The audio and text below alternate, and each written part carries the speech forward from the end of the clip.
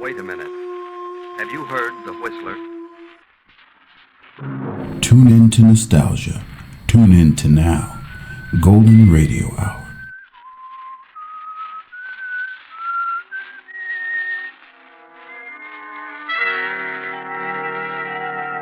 I'm the Whistler.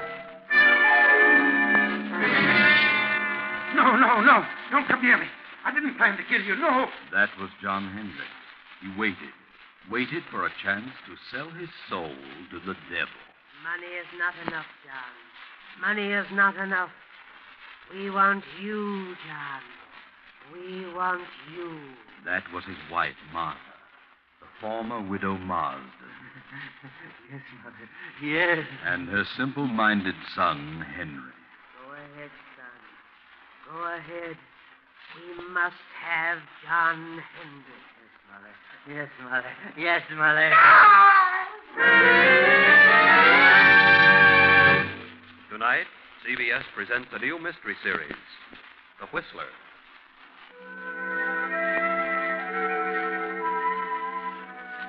And I, the Whistler, know many things, for I walk by night. I know many strange tales, many secrets hidden in the hearts of men and women who have stepped into the shadows. I know the nameless terrors of which they dare not speak. And so I tell you tonight the strange story of retribution. Gaze up this muddy, rain-splattered road. A small, lonely stone building appears against the lightning-streaked sky. The dismal courthouse of a southern village. The village of Marsdenburg. It is nearly midnight. A trial is in progress. A murder trial. John Hendricks is on trial for his life. The state versus Hendricks. Killed his wife and stepson. He killed his wife and her simple-minded son, Henry, for the $10,000 in cash she kept in her big house on the outskirts of town. Open the door.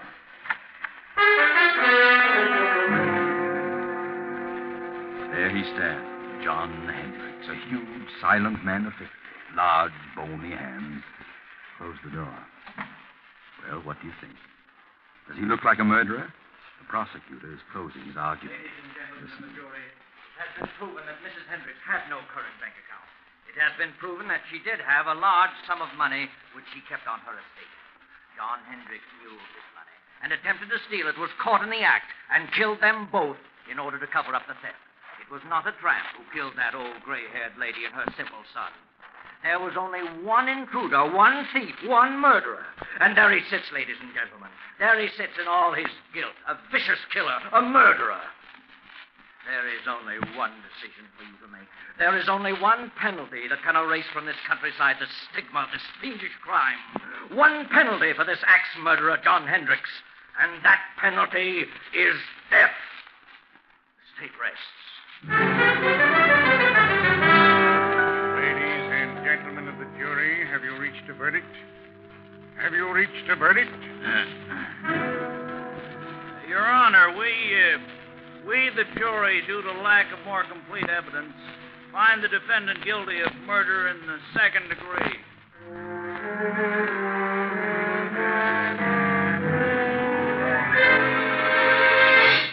Second degree. Cheated death. You'll get life. Surprised? Of course you are. But it had to be. Yes, it had to be. I know. John Hendricks, stand up. Yes, John, stand up. Face the court. Watch him now. He's on the speak. John Hendricks, I wish to state that I am not in accord with the findings of this jury. However, there's nothing for me to do but sentence you to the state penitentiary for the remainder of your natural life.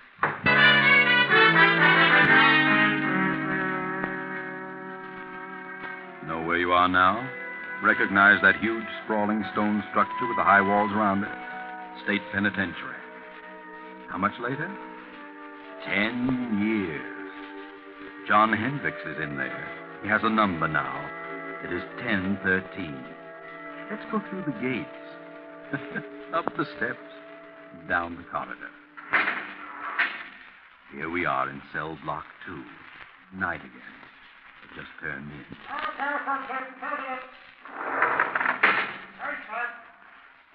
This has been going on for 10 years for John Hendricks, 1013, and his cellmate Bill, 1014. Bill, 1014, is a gangster, or rather, he was. But he's changed during the 5 years he's been here. Bill has decided to go straight if he ever gets out, which is very doubtful. But he holds no resentment, has become more or less happy. Bill started reading here, philosophy and so forth. He's changed. But what about John Hendricks? Oh, no. Not Hendricks. Because he has a plan. He has a purpose. Move closer to the cell door and listen. All I got to say, Bill, is I think you're crazy enough to make the try with me. That's a matter of opinion, John. But it'll be simple. I got everything all set. It's all fixed. Not a chance of a slip-up. All fixed? Who with? Well, a friend of mine. Oh, I see. Crooked guard. No, he ain't a guard. Don't tell me you got it fixed with a warden. What difference does it make who it is so long as the whole thing is set and fixed? Well, you've got to have some help, inside or out. Oh, Hendricks, I think you're nuts. You're stir crazy. I'm getting out of this place. I got a reason, a good reason. I got something waiting for me outside, something I can enjoy, something that belongs to me. I'm the only one that knows where it is, and I'm going out. You're in here for a good long time, brother, and if you don't want to go with me, you can stay and rot. Look, Hendricks, I still think you're nuts. All right, what of it? I got the right dope, ain't I? And it'll work. Suppose it does. Suppose you find this money hidden away on the old lady's estate. What good will it do you? You killed her and her son to get it, didn't you? That's a lie. I didn't. Didn't kill anybody. I say you did. It ain't true, not a word of it. But I know where the money is. Okay, you can break out. You can have the money, but... Well, I've done a lot of reading and thinking since I've been here. Ah, you gone soft. Maybe so. But I know this much now. If I ever do get out, I'll do things a lot different. Believe me, Hendricks, I'll tread the straight and narrow. I've done a lot of things that I'm sure sorry for now. I can't undo them. But I won't do them again. No, sir, I'll do things different. Not the way I did them before. Ah, you just got religion, but it won't get you out. Maybe not, but I'm resigned. I got exactly what's coming to me. And believe me, Hendricks, so will you. So will you. If you break out, they'll have you back one way or another. You watch and see. Well, I'm going, so you watch and see. Watch and see.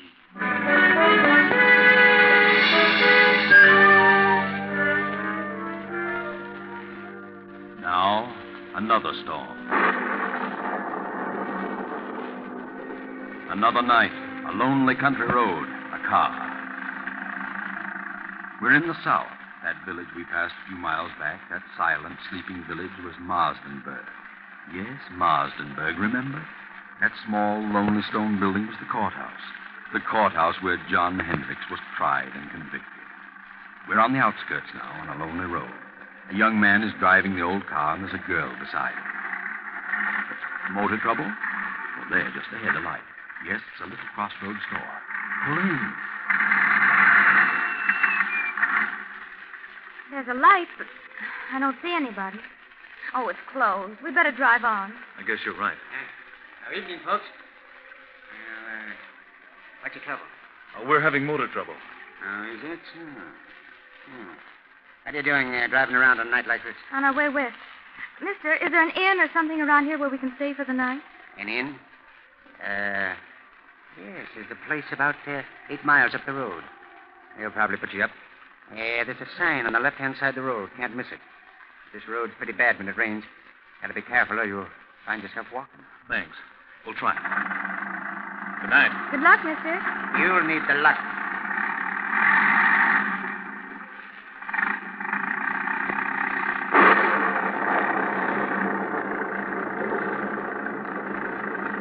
The storm is increasing now.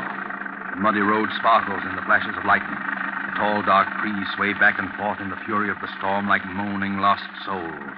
The little car lurches and bounces in its fight to keep the center of the highway. 2 miles, 3 miles, 4, maybe 5, and look, there it is, straight ahead. On the right side of the road, a blue light. Ah, yes, that's it. Wait, George. Did the old man say on the right side or the left side of the road? George, what's wrong? I don't know. The distributor must have gotten wet. Look, George. What? That blue light we saw, it's gone. Where is it? We must have passed it. Well, we couldn't have. I was looking right at it. It seemed as though it just disappeared in the thin air. I'd better turn in here. This motor won't last much longer. Just so. I can't see a thing. No, Can you? it's certainly a desolate-looking place. There must be a house back in there.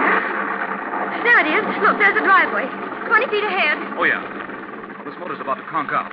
We'd better drive in and see what we can find. Yes. Drive in, George. You'll find something. That's right. Through the gate. Make the curve. Hurry. There goes a motor. A little more. Now. Oh, we just made it. Thank heaven. Yes, that's right. Always thank heaven at a time like this. All right. Get out and go up on the porch. Now, let me help you. I'm all right. What do we do with the bags? We'll leave them here in the car till we find out if there's anyone here. Come on.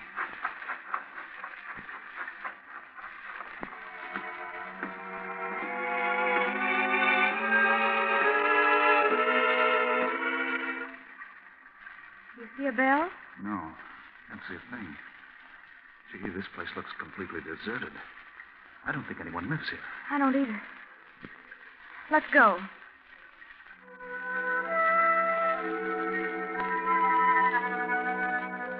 You're listening to The Whistler. We pause momentarily for station identification. This is the Columbia Broadcasting System.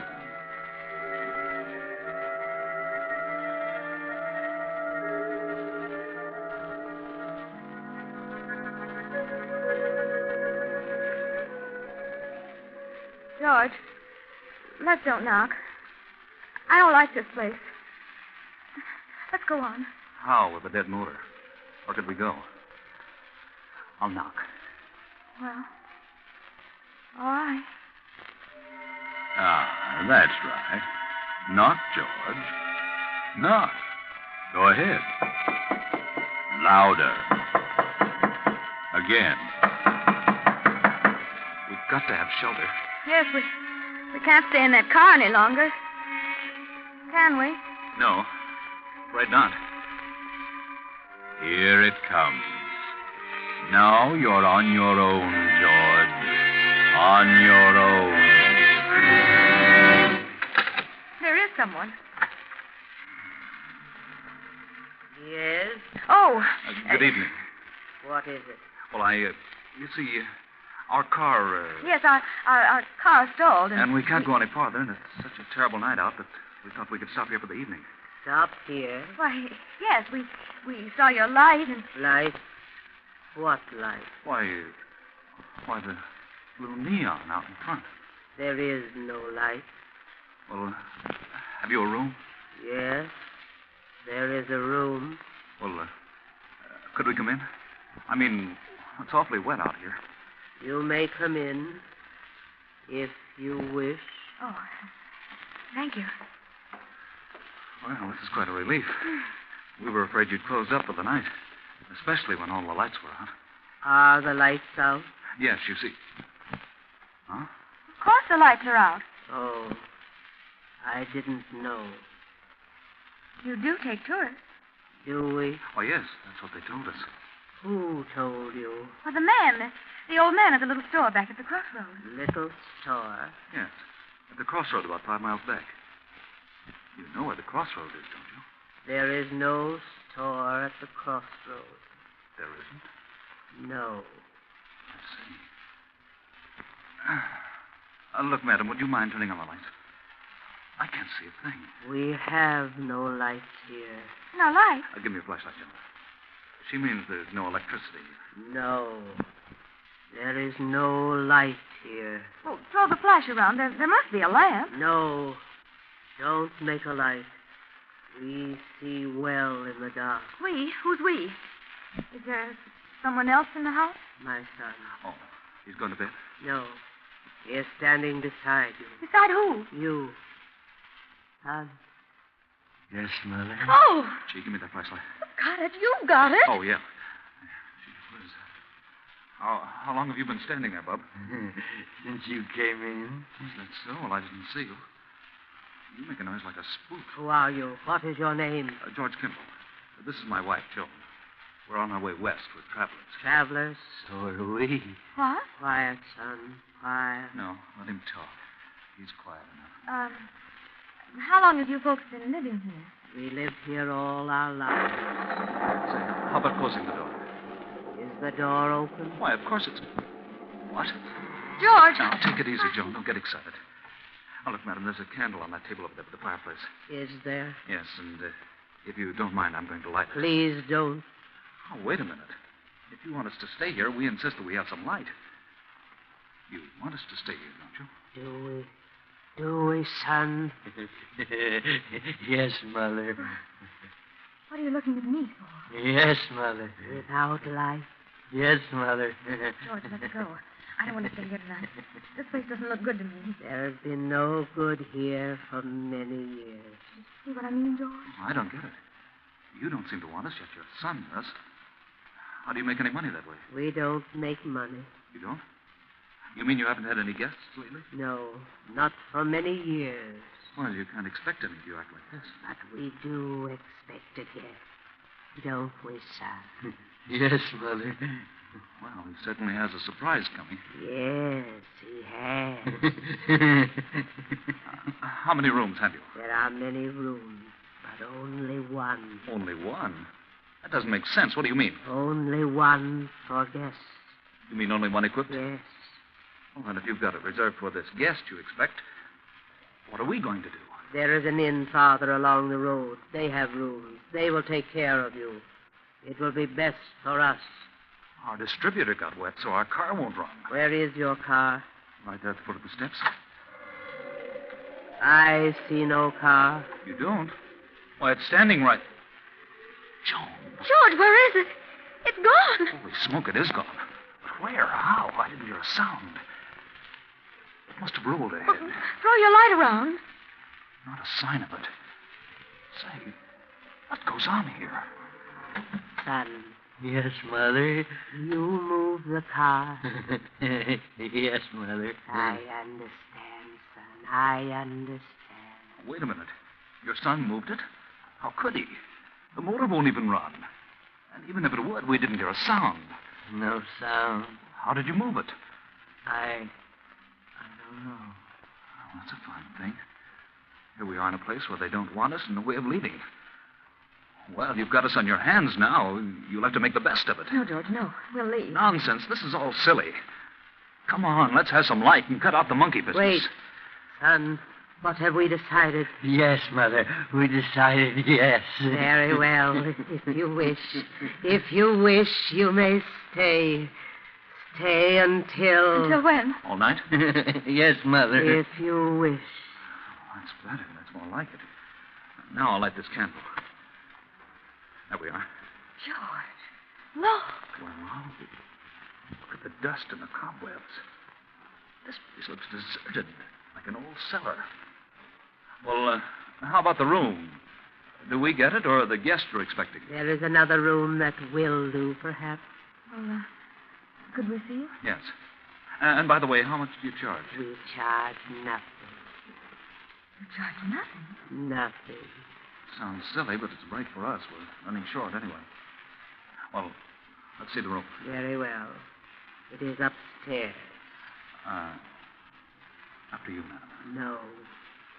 You go first. Very well. Come on, Joe. Bring that other candle. Come, son. Follow me. Yes, Mother. I never saw so much dust. Well, they must like it. You know, nice clean dust. That room at the head of the stairs. Why, this room was well furnished. Is this the room reserved for your expected guest? No. But you said you had only one room furnished. Who sleeps here? I stay here now. I see. Or do I? It's a nice, soft bed. It was always comfortable. We'll leave you now. Come, son. We must leave them alone now. Yes, Mother. Leave them alone. Good night. Good night. You will lock your door? Huh? Oh, yes. We'll lock it. Goodbye. Say, did she say good night or goodbye? I don't know. I thought she said... She did say goodbye. Golly, what a screwy outfit. I wish we hadn't had car trouble. That's what we get for trying to drive in the storm. How much money have we left? Not much. Just enough to get to Los Angeles the way I figure. Once I get there, I know there'll be a job for me. We'll make it, don't worry. You'll see me in a nice job in Hollywood. I'm not worried about seeing you in Hollywood. No? No. I'm just worried about seeing you in the morning.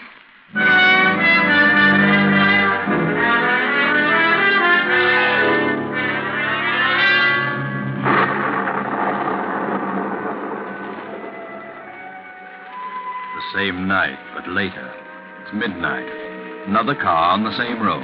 You know who it is. It's John Hendricks. You know where he's going. He turns in at our deserted mansion, up the driveway, and stops. He steps out. Slips up the steps, opens the door, and throws his flash about the dusty room. Cobwebs glisten in the beam. A few moments, and the light comes to rest on the fireplace.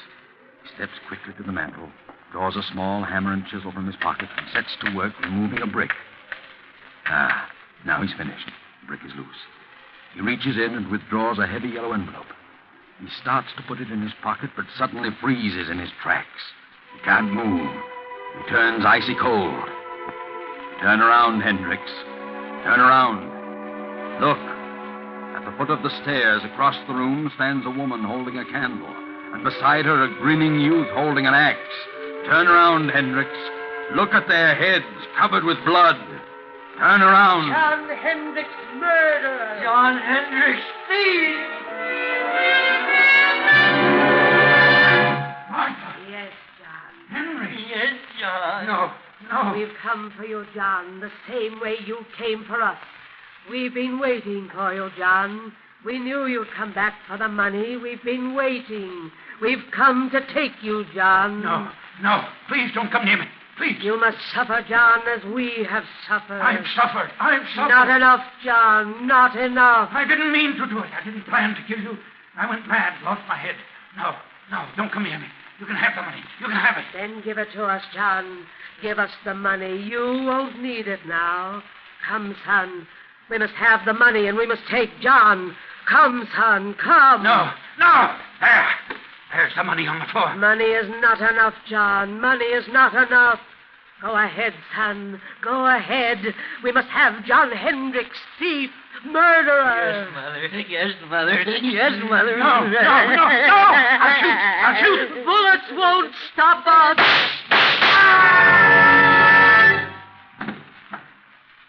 Good Lord, George. What was that? I heard a scream. Downstairs. So did I. And shots. I'll open the door. It must have been downstairs. I don't see a thing. Here's your flashlight. Great Scott. Look. A man down there on the floor. Come on.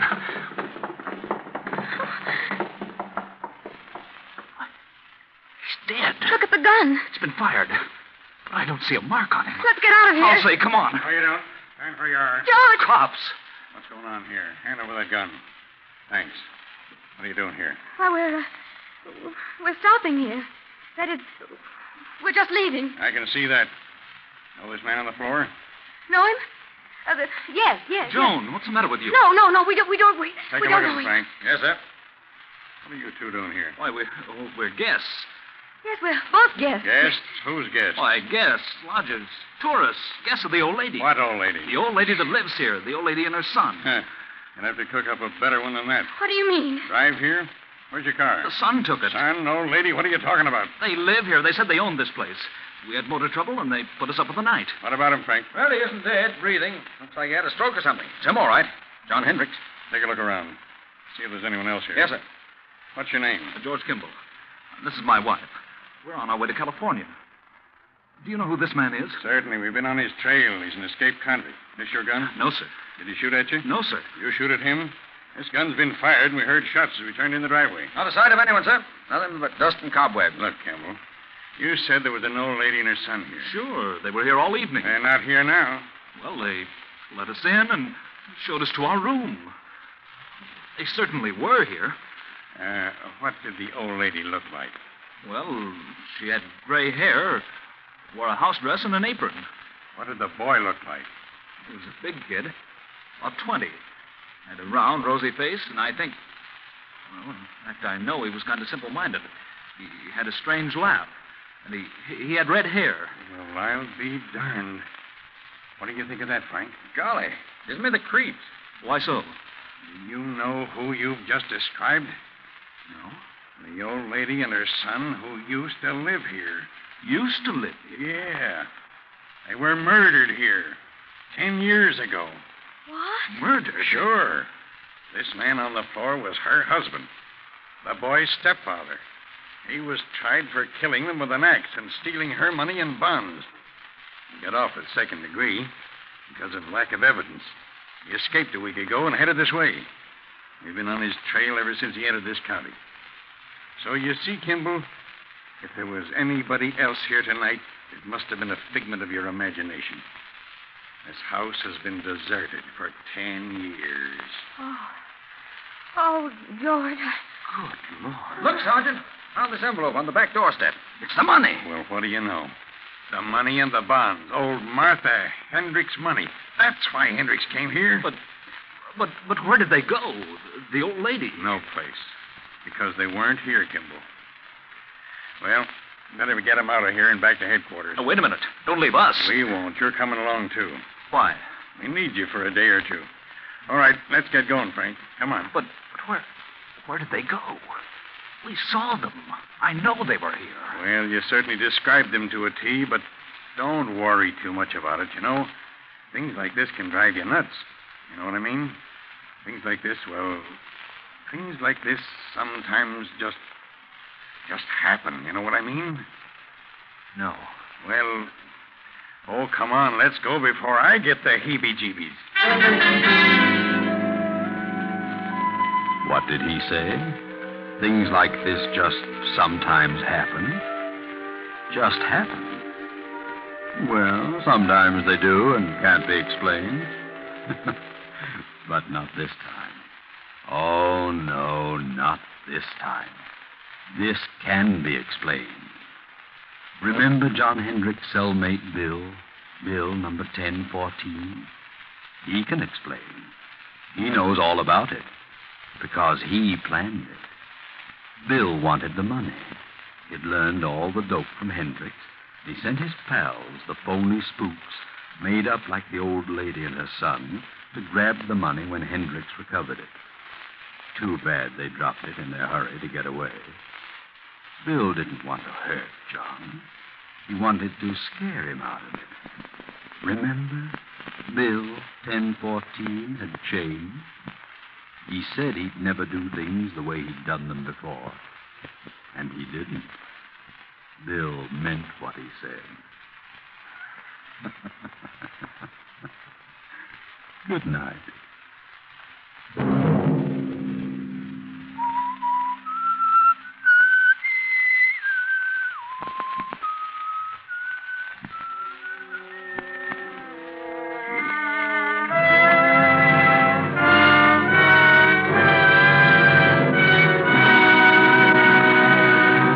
If this came upon you unaware and you listened, we've served our purpose. The Whistler, with original music composed and conducted by Wilbur Hatch, is written and directed by J. Donald Wilson and originates from Columbia Square in Hollywood. Next week, same time, The Whistler returns. This is the Columbia Broadcasting System.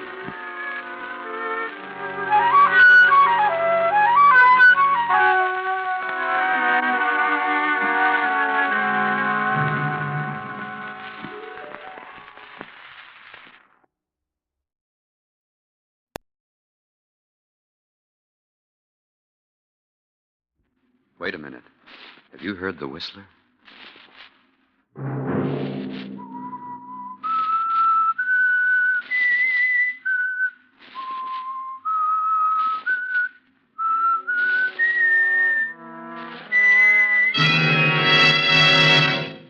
I'm the Whistler. If you could look upon Charlie as I do, you'd realize he's inanimate, dead, with no power to harm. That was old Peter Medford, the jungle explorer, now confined to a wheelchair with paralysis. I would suggest that you leave this place at once, Miss Medford. At once. That was Clay Alden, Peter Medford's secretary. And this is Marie, Peter Medford's young niece. No, no, no. It's no dream. It's here. Here in my room.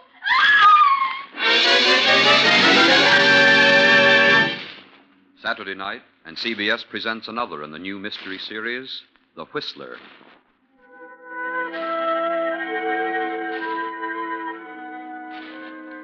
And I, the Whistler, know many things, for I walk by night. I know many strange tales, many secrets hidden in the hearts of men and women who have stepped into the shadows. I know the nameless terrors of which they dare not speak. And so I tell you tonight the strange mystery of the shrunken head.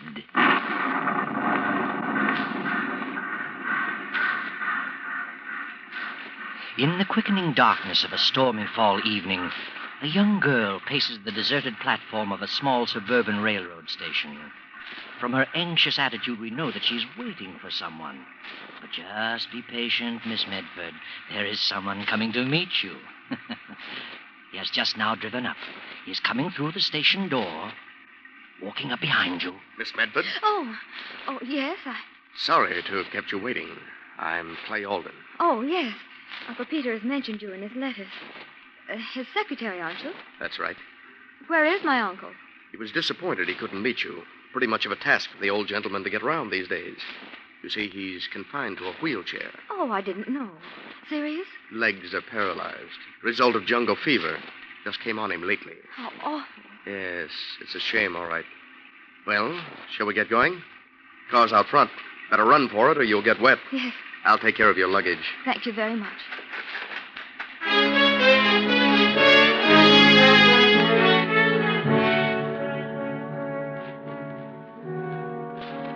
Rather a disappointing reception, Marie Medford, wouldn't you think? You have come over 2,000 miles all by yourself just to see the only living relative you have in the world. And then you are met by a stranger. The car turns up the tree-lined driveway. This, Marie, is what is known in this countryside as Medford Manor. Yes, Medford Manor. It's all that the name implies, a gloomy pile of a structure, even made gloomier by the blackness of the night and the driving rain. Oh, someone has heard the car approach. The door is open. It's the butler, Victor. Well, Marie, are you going in? What a pity you don't know what I do. You'd never cross that threshold if you did. Too late now. Your luggage is being brought in. The young man and the butler stand beside you. The door closes. Victor? Yes? Take Miss Medford's luggage upstairs to the south corner bedroom. The south corner bedroom, sir? Certainly. Why not? Very good, sir. Any further instructions? No. Oh, has Mr. Medford retired yet? Not yet, sir. He's in his study. I just gave him his warm milk. He may have dozed off, sir. All right. Thank you, Victor. Yes, sir. Thank you, sir. Would you care to follow Victor to your room, Miss Medford? I'd like to see my uncle now, if I could, please. Very well. Come this way. Here we are. I'll speak to him. Wait here, please. Well, Marie, how do you like it? You get a feeling of something not as it should be? Strange fellow, this Clay.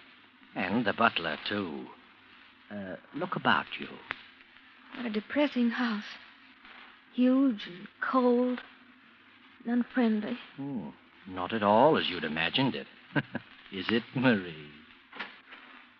Your Your uncle will see you now. Thank you. Marie, my dear child, come in, come in, come in. Uncle.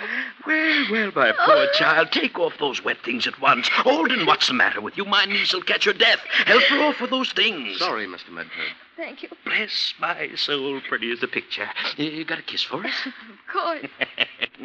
That's it. Now you sit down here beside me. I'm sorry I couldn't meet you, my dear, but I'm afraid the ravages of old age and malaria have finally caught up with me. My one comfort is this wheelchair. Getting onto it, though, you should see me wheeling all over the house. The only thing that baffles me is the stairs. My life is now confined to the first floor only. Oh, pretty bad trip, wasn't it? Seemed endless. Well, you're here now, thank goodness.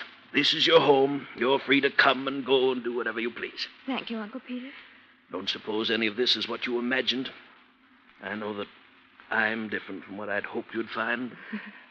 Tell me, Uncle Peter, do you think you'd have recognized me if you hadn't known I was coming? Recognize you? Why, of course. You have the family of Medford written all over you. No mistaking you, my dear. Well, Alden, what are you standing there for? What are you staring at? Oh, waiting to see if you need anything for this. No, that's all. I'll ring for you if I need you. Yes, sir.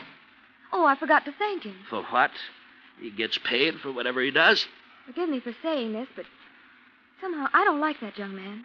Was he rude to you? Oh, no, not actually. But he seems to resent my being here. And the butler, he seems resentful, too. I feel as though I don't belong. Oh, they're harmless enough. But getting back to you, I was so sorry I was in South America at the time it happened. Must have been pretty ghastly for you, my child. Like a nightmare, Uncle Peter. I'm not myself yet. I should think not. An only child losing both parents so suddenly and so horribly. Maybe it was a good thing it was sudden. It had to happen at all. One spectator at the crash said that they never knew what happened. Now, you mustn't talk about it. All that's behind you. A new life from now on, Of course. And that's the way I want to look at it, Uncle Peter. And I'd like to get something to do. What? Oh, now. Oh, yes, really, I would. I want to be active if I can. I'm quite capable. I'd really like to get a job, Uncle Peter. Well, bless my soul. Secretarial work or anything. Well, that might not be a bad idea. Keep you from brooding. We'll see what we can do. And now I have a little surprise for you. You haven't seen my collection. No, I haven't. Mother and Father often talked about it. Well, if you'll just open that door over there, I'll show some of it to you. Oh, this one? That's right. You'll find a light switch just inside. Why, it's a regular museum. All these glass cases. Over here, my dear. Now, look at these. Well, what do you think of them? Well, they're horrible, Uncle Peter. They look like tiny human heads. Well, that's exactly what they are. Life-size at one time, but isn't it remarkable the way they shrink them down? Look at this one. See his little features? Perfect in every detail. He's my favorite. Interesting history about him. He was once a white man. Oh. Forced down in the South American jungle when his plane cracked up. The headhunters got hold of him, and there he is. His name is Charlie. I'd like to see him closer. I can unlock the case. No, please. Do you mind if I don't look anymore? Oh, dear, I keep forgetting people are sometimes shocked by these things. I see them only through a collector's eyes. Oh, well, you'll have lots of time to look over my jungle paraphernalia. Meanwhile, perhaps you'd better get some rest. Would you like Victor to get you something to eat? No, thank you, Uncle Peter. But I am rather tired. I think I'll say good night to you. Know your way about, do you? Yes, I'll find my room. Good night, Uncle Peter. Good night, my sweet child. I'll see you in the morning.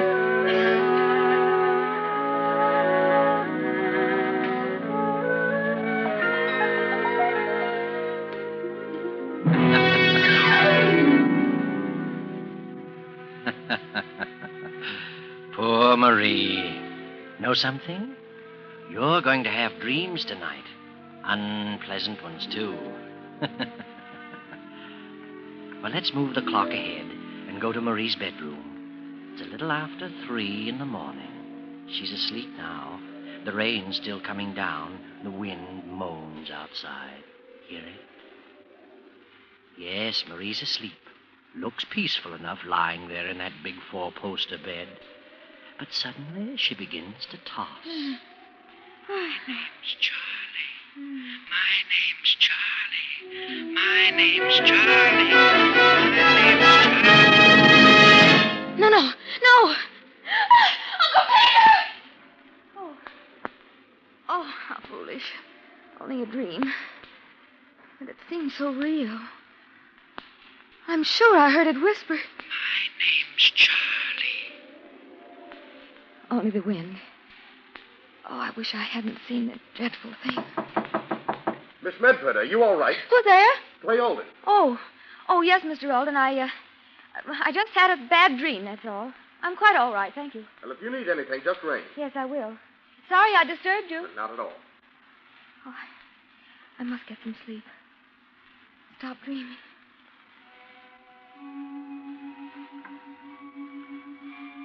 But little sleep for you, Marie. The moments tick by with dreadful slowness. Fearing to close her eyes, she lies staring at the roof of her bed, lying in agony for the moment when that hideous little head will again come floating in through space.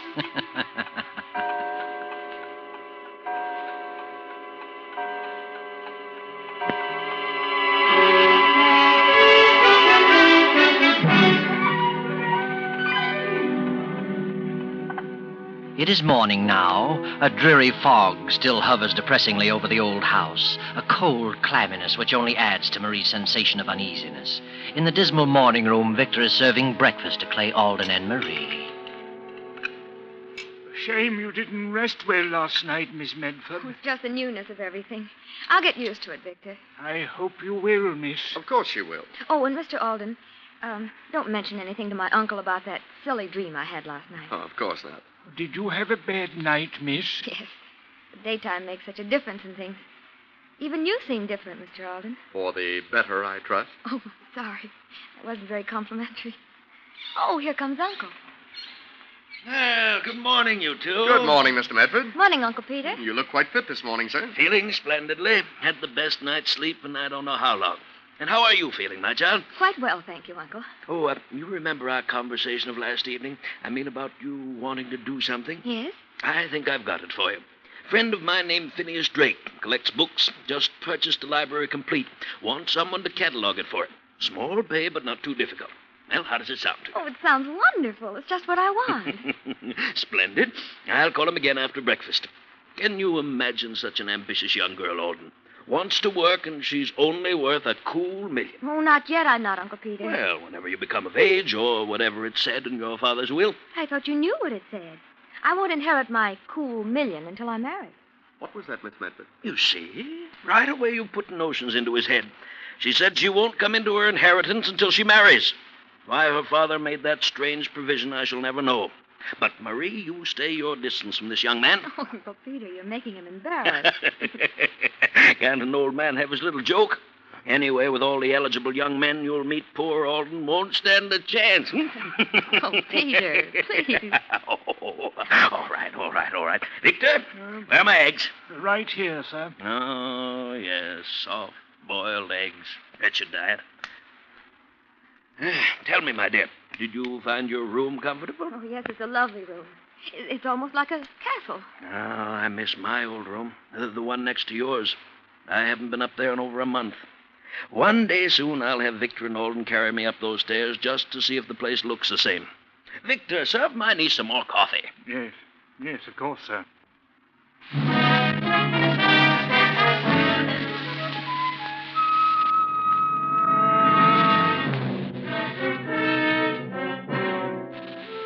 So, Marie, you're going to have something to do, eh? Well, you're an intelligent girl. Should do well at your new assignment. It's harder work than you thought, though. Hours of scanning small print and copying down the individual histories of countless books.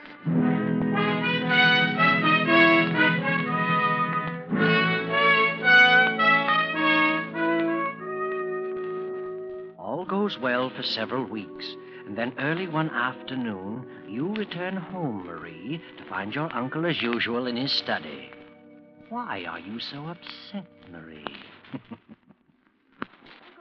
Marie! Well, you're home early. You're not finished already. Finished as far as Mr. Phineas Drake is concerned. I can't understand it. I've done my work well.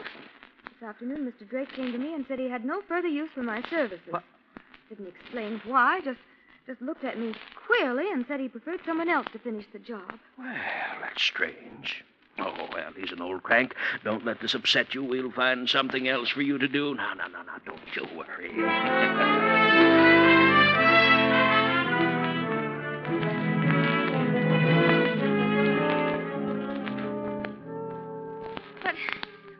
What's wrong with my work, Mr. Palando?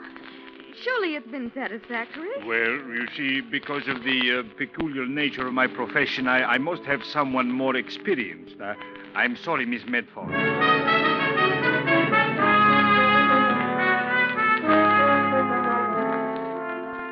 But I didn't, Professor Hanley. I did exactly as you instructed. What on earth is wrong? You'll excuse me, Miss Medford, but, well, your ability as an assistant has not come up to standard.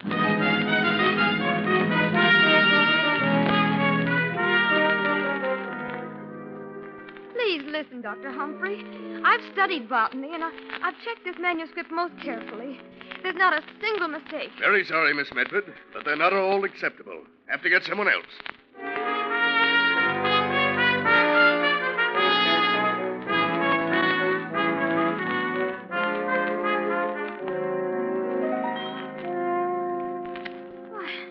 I just can't understand it, Uncle Peter. Is there something wrong with me? Well, I shall certainly call Dr. Humphrey right away. Oh, no, I'd rather you didn't. But it was only the other day he telephoned me and said what an efficient secretary he thought you were. Something wrong somewhere. You know, Marie, I think I'd give up this idea of wanting to work. I haven't mentioned it to you, but you're really not looking your best lately. Well, to tell the truth, Uncle, I haven't been sleeping well. I have the most frightening nightmares. In fact, it's the same dream every night. Well, that's odd. What's the dream about? Well, I keep seeing that little head. The one you said was called Charlie. Oh, dear, I suppose I made a mistake showing that to you on your first night.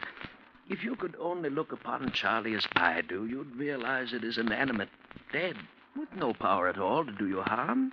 You'll build up a phobia about that head. Now, the thing to do is to destroy that fear by facing it.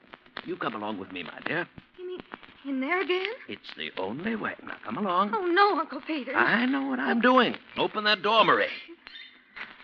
I'm going to make you realize how foolish you've been. Over here, my dear. Oh, I know you think I'm being cruel, but I know my psychology. Why, that's strange. What is it, Uncle Peter? Why, somebody's broken into this case. Ring for Victor and get Alden here at once. Is something missing? Somebody has deliberately taken that head.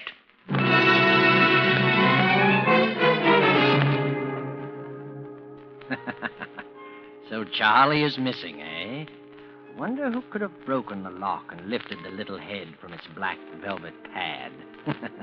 I wonder. But now, several nights have passed, and still the head called Charlie has not reappeared. Marie has just taken a sedative her Uncle Peter gave her and is now lying on her bed, tossing fretfully, praying for sleep. Sleep, Marie. Tonight? Oh, dear heaven. No dreams tonight. Let me get some sleep. My name's Charlie. No. My name's Charlie. No. My name's Charlie. No. Yes, Marie. Open your eyes and look at me. No. You're No. holding me in your hands, Marie.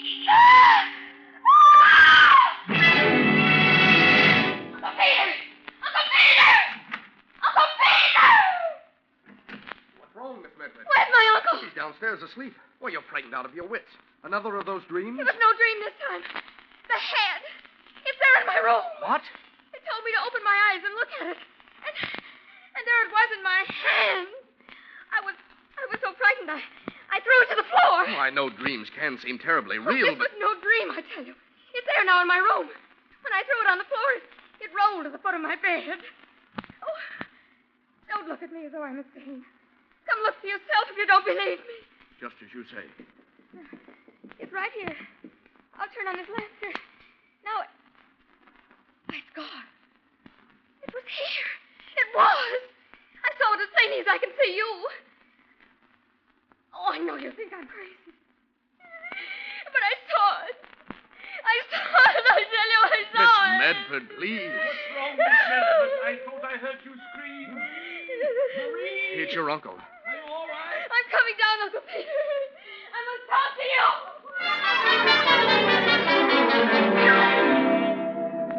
Now, you must get hold of yourself, my dear. Oh, you won't think I'm crazy. But I really did see it. I touched it. And it was nestled like an orange in my hand. I woke up and threw it on the floor. And when Mr. Alden and I came back to the room, it was gone. Oh, you don't believe I actually saw it. Do you? Now, compose yourself, child. I want to ask you some questions. First of all, in this dream, do you hear a voice of any kind? Yes. A voice that whispers, "My name's Charlie," over and over. But tonight it said something different. Now, you needn't go on, my dear. I had hoped and prayed with all my heart that this wouldn't happen to you. But I'm afraid it has. What are you trying to tell me, Uncle Pete? You've heard me go on about the fine old Medford stock. Well, it so happens our branch isn't so fine. There's been something wrong with us. You mean insanity? Oh, but if there is insanity in the family, why haven't I heard of it before? Because, my dear, it's the Medford secret. Oh. Uncle Peter, I'm frightened. Whatever you do, Marie, you must not let go of yourself. But it's not easy being told you're mad. Uncle Peter, if I am afflicted, then all those people must have known. That's why they discharged me. But how did they know? What did I do that would give evidence? Perhaps you do things you're not aware of. Maybe I do. Seems the only logical answer. Oh, Uncle Pete, what's to become of me? Now, we'll work this out together, my dear child. No one will ever know. You can depend upon me. I won't leave you. From tonight on, I shall be taken upstairs, and I'll stay near you. Knowing that which afflicts us gives us a weapon with which to fight it. Just you rely upon me, my dear. Uncle Pete. Oh, Uncle Pete.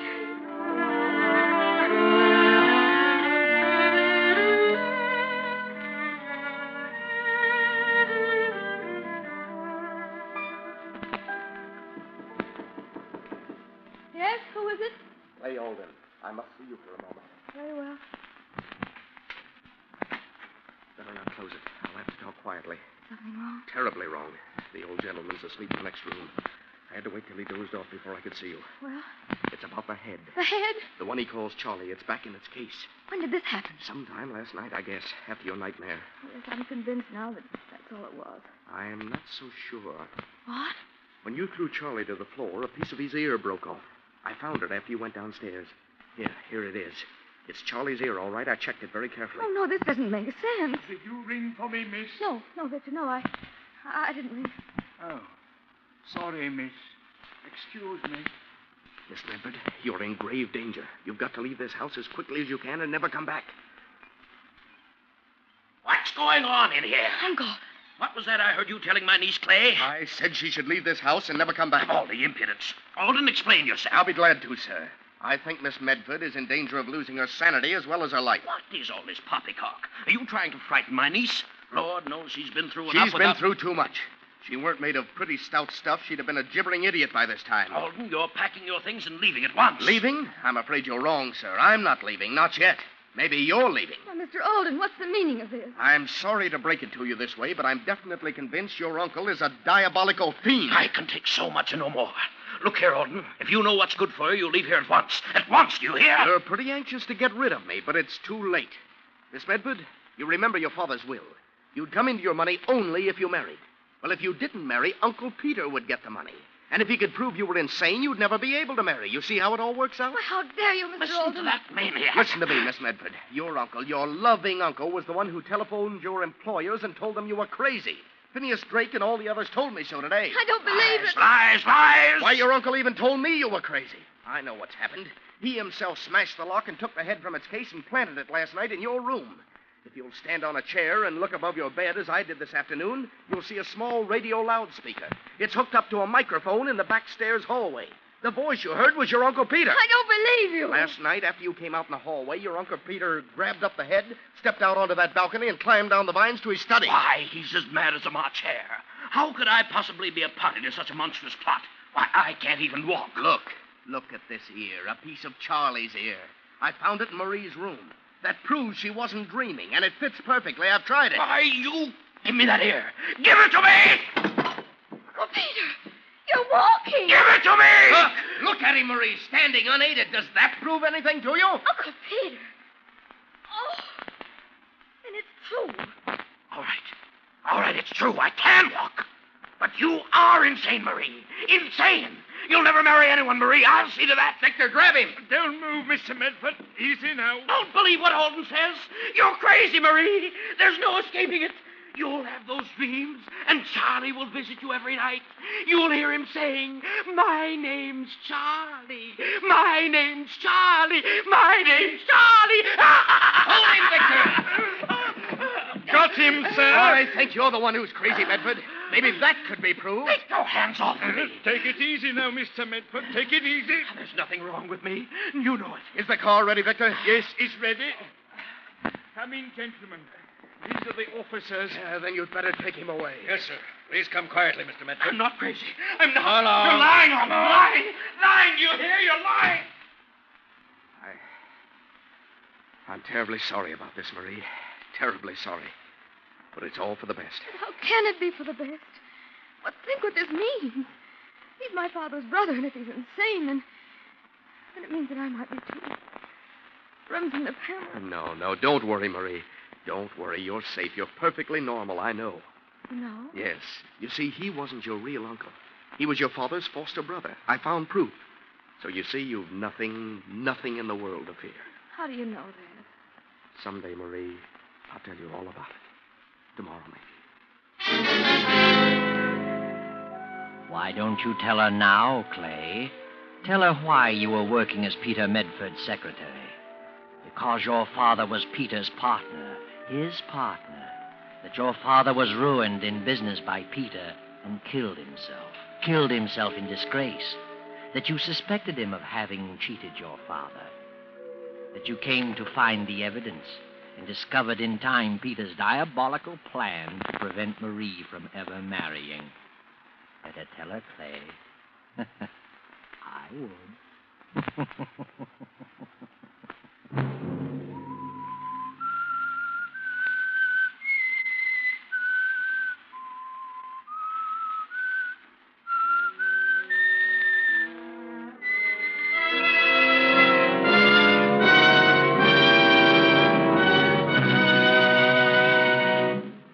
CBS has presented The Whistler.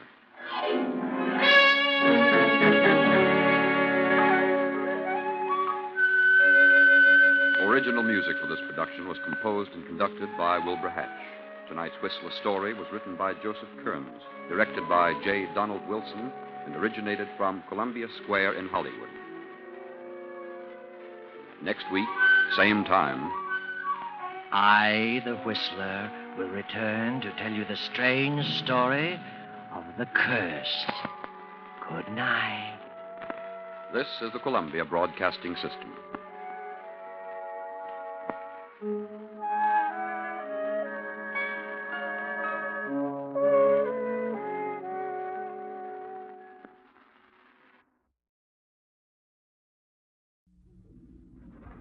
Have you heard The Whistler?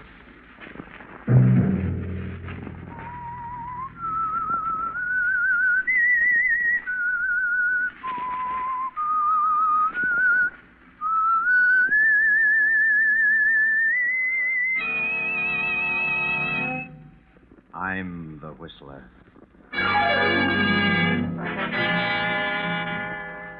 must kill Henry. I must kill Henry. That was Ambrose Brent, official of an airplane plant. He found strange notes in the night. You better get away, Ambrose. Take a good long rest. The sooner the better. That was Henry Pierce, Ambrose's partner. He was growing fearful of Ambrose. Get this prescription filled, Ambrose. It'll make you sleep. And you'd better get away. And that was Ambrose's friend, Dr. Fenwick. And this is Ambrose's wife, Doris. What's happened, Ambrose? Look at me. What have you done? Another Saturday night, and again CBS presents The Whistler.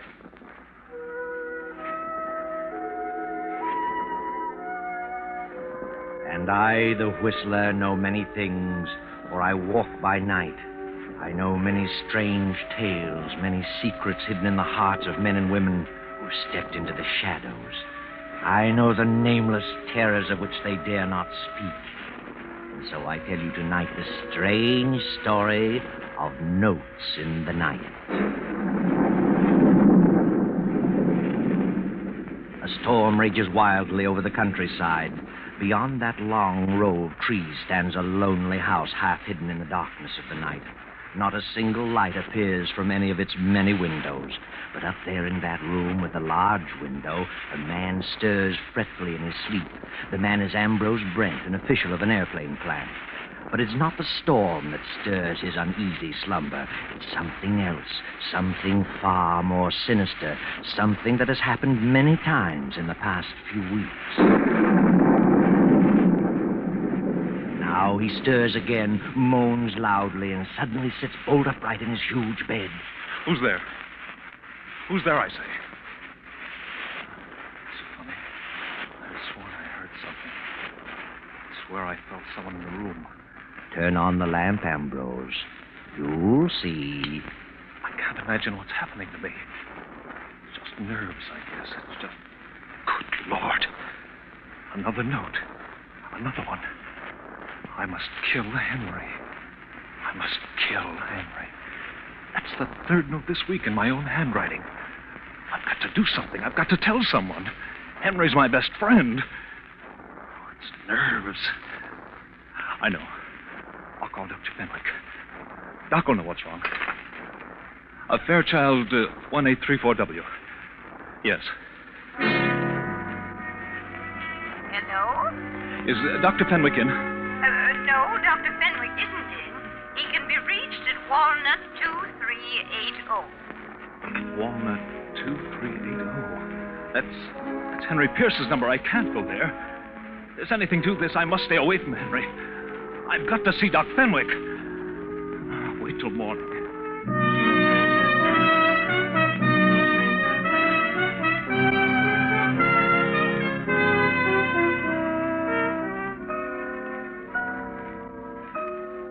Well, hello, Ambrose. Sit down. What's wrong? Doc, I've got to talk with you. Oh, of course, Ambrose. Why not? What's up? Something's wrong with me. Terribly wrong. Oh, yeah? Read this note. No? I must kill Henry. Henry? I must kill Henry? I don't get it. What has this to do with your trouble? I wrote it. You did? Well, really? And why did you write it? I don't know. I don't remember writing it, but I know it's in my own writing. And that's it. Who's Henry? Henry Pierce. Who else? Have you been drinking, Ambrose? Not a drop, I swear. Well, look, old boy, you'd best sit down. That's better. Now, when did you write this? I don't know. I found 6 notes just like that. 6? Where? On the nightstand beside my bed. Are you sure it's your writing? Well, doesn't it look like it? Yeah, certainly does. Tell me, how many hours have you been putting in at the plant lately? Oh, too many. I'd better give you a thorough going over, Ambrose. But why should I write such notes? I don't know. Mine plays queer tricks on us sometimes under undue strain. You'd better slow down. That's my best prescription. Take it easy. Get out of town as soon as possible. Yes. Yes, I guess you're right. And I'll give you something for your nerves. Thanks. Doctor, you don't think I'm losing my mind, do you? No, Ambrose. You're just terribly upset, that's all. Here. Here's your prescription. You better get it filled tonight. Thanks. I'll leave Saturday. You don't think there's anything wrong with me? Mentally, I mean. If you're in town after Saturday night, I'll drag you out with my own two hands. Good night, Doctor. Good night, Ambrose. Sleep tight. And don't think about anything.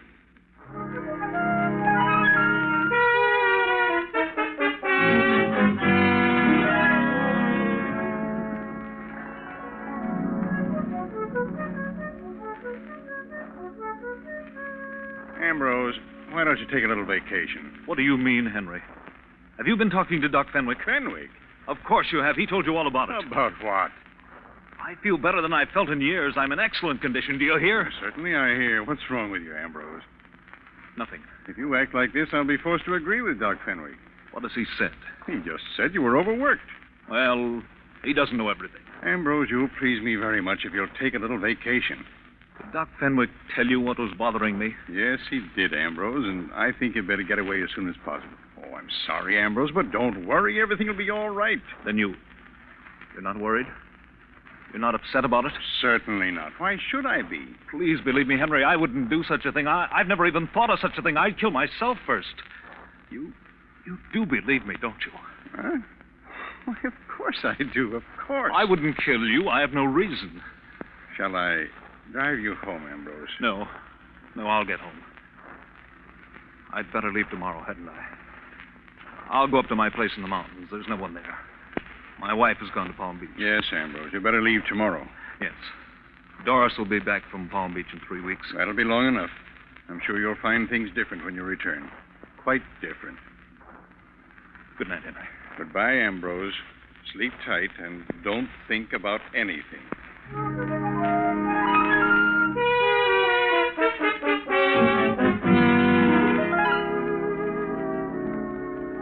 Ambrose goes home and to bed.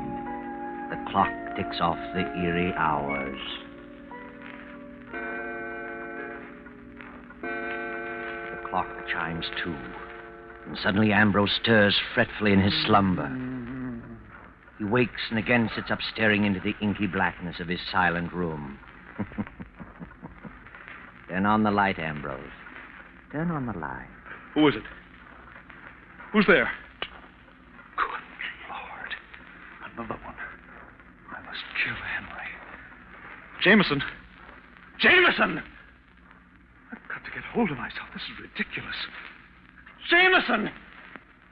I'm losing my mind. I must be. Did you call me, sir? Yes. Yes, I called you. I thought I heard a scream. A scream? No, What time is it? It's long after midnight, sir. It's 2 o'clock. 2 o'clock? Oh. Pack my bag. Order my plane to be ready in 30 minutes. Where are you going, sir? It doesn't matter. Yes, sir. I've got to get away. I've got to. 2:15.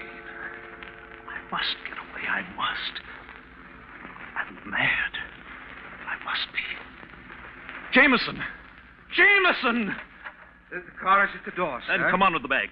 Where are you going, sir? I don't know where I'm going, Jameson. Understand? Yes, sir. I understand. Good night, Jameson. Goodbye, sir.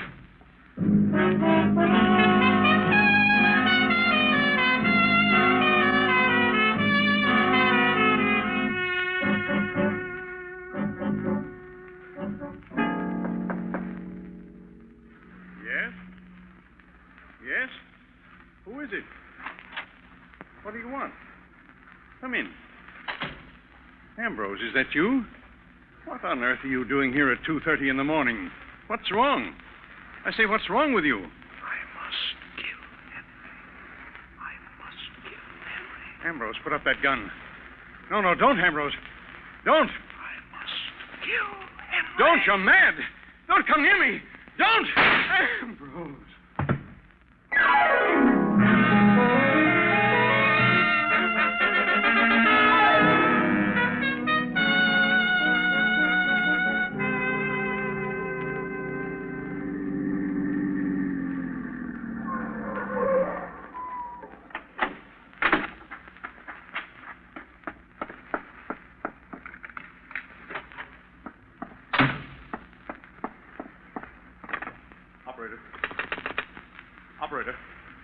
I want Dr. Fenwick in New York.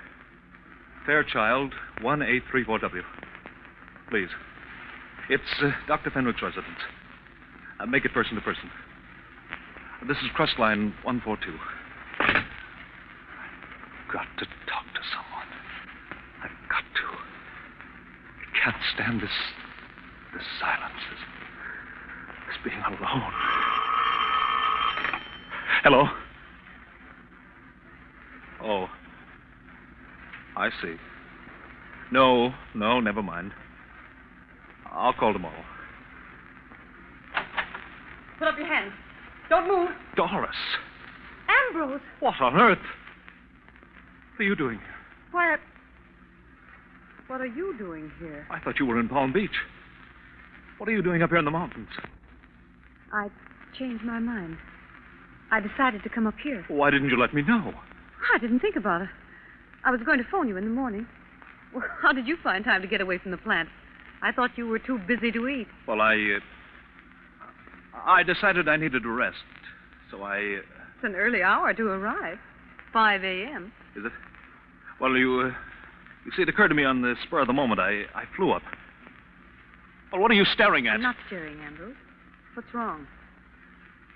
What's happened? Nothing. I came up here because... Because what? What are you talking about, Ambrose? Are you ill? Yes. Yes, that's it. I'm ill, very ill. Yes. Get the doctor. What doctor?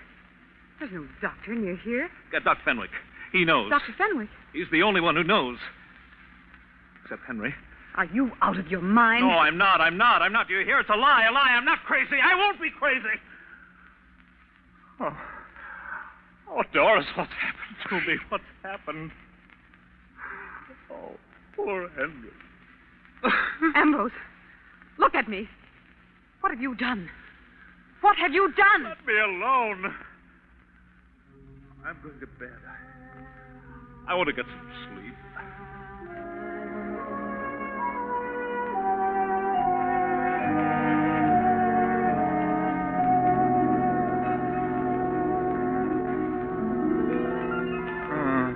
I've done nothing.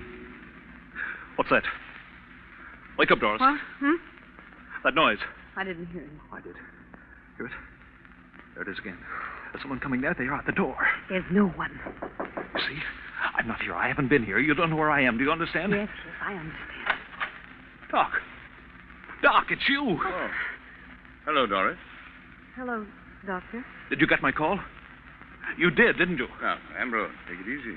Everything's going to be all right. Don't get excited. All right? What do you mean? You've got a 50-1 chance to pull out of it. Pull out? Certainly. I know you're mentally upset. You have been for weeks. I'll swear to that. I have records. I'll appear on your side. You'll get out of it. Out of it? Out of what? You're not a killer. Killer? What did you say? What did you say? I said you weren't a killer. I understand your case perfectly. Henry is dead? Yes. I'm sorry to say Henry is dead. He died about 2:30 in the morning, as closely as can be determined. From all indications, the police think he committed suicide. But he didn't.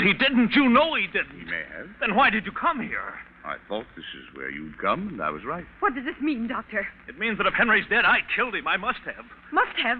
Are you positive? Yes, who else could it be? I've written notes to myself for weeks. This Doc knows. He knows all about it. Do you? Yes, but I didn't think it would come to this.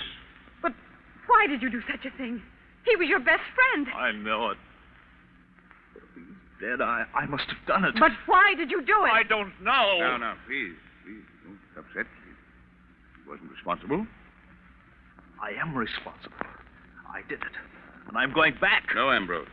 Stay here till I send for you. I'll have a talk with you. No. I'm going back this morning. I can't believe such a thing. Doris, why do you look at me like that? Please. I don't know why I did it. Oh, Doris, don't you believe me? I don't know. I don't know. Tell her, Doc. Tell her.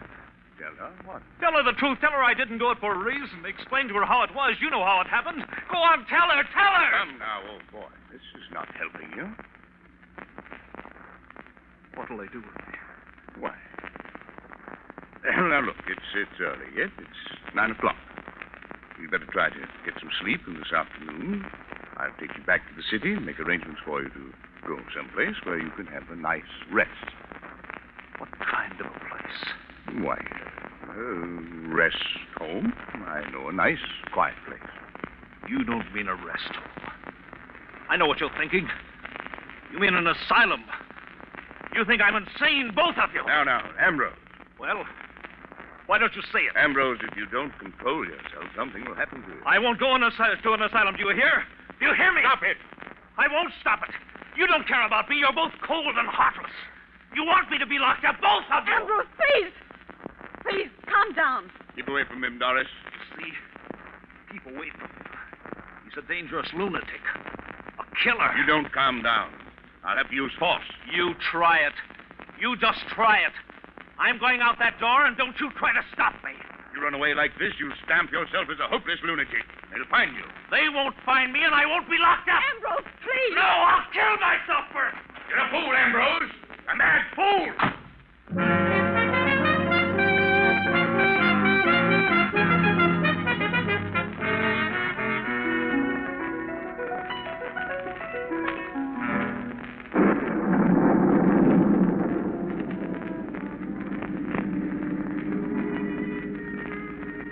Now you've done it, Ambrose.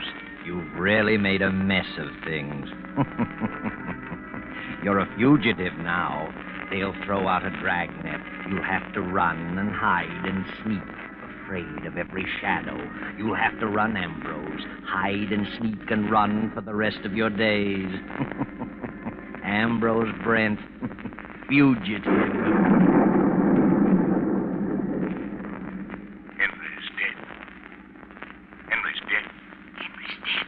Ambrose Brent, fugitive. Ambrose Brent, 5 feet 8. 150 pounds. Brown hair. Blue eyes. Wanted for murder.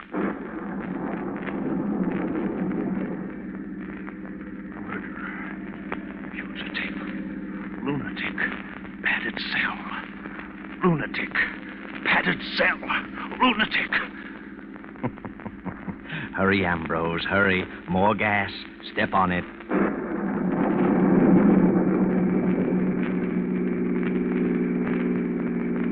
What's that? A sign, Ambrose, and a red flag swinging in the road. 2 men in black rubber coats. Too late to turn around now. What's your hurry, mister? Driving pretty fast for a storm like this, ain't you? Who are you? What do you want? State police. What are you stopping me for? We're stopping everybody. Why? We're looking for someone. Looking for someone? Who? A fugitive. A murderer? We didn't say what he'd done. Let's have a look at your driver's license. Driver's license? Why, that's funny. I must have... left it in your other suit, huh? Step out. Let's have a look at you. Hey, you come back here! What's eating him? He must be nuts. Well, I could have plugged him, but I just shot in the air. Just as well. He wasn't Mike Coretti. Mike could make 2 of him.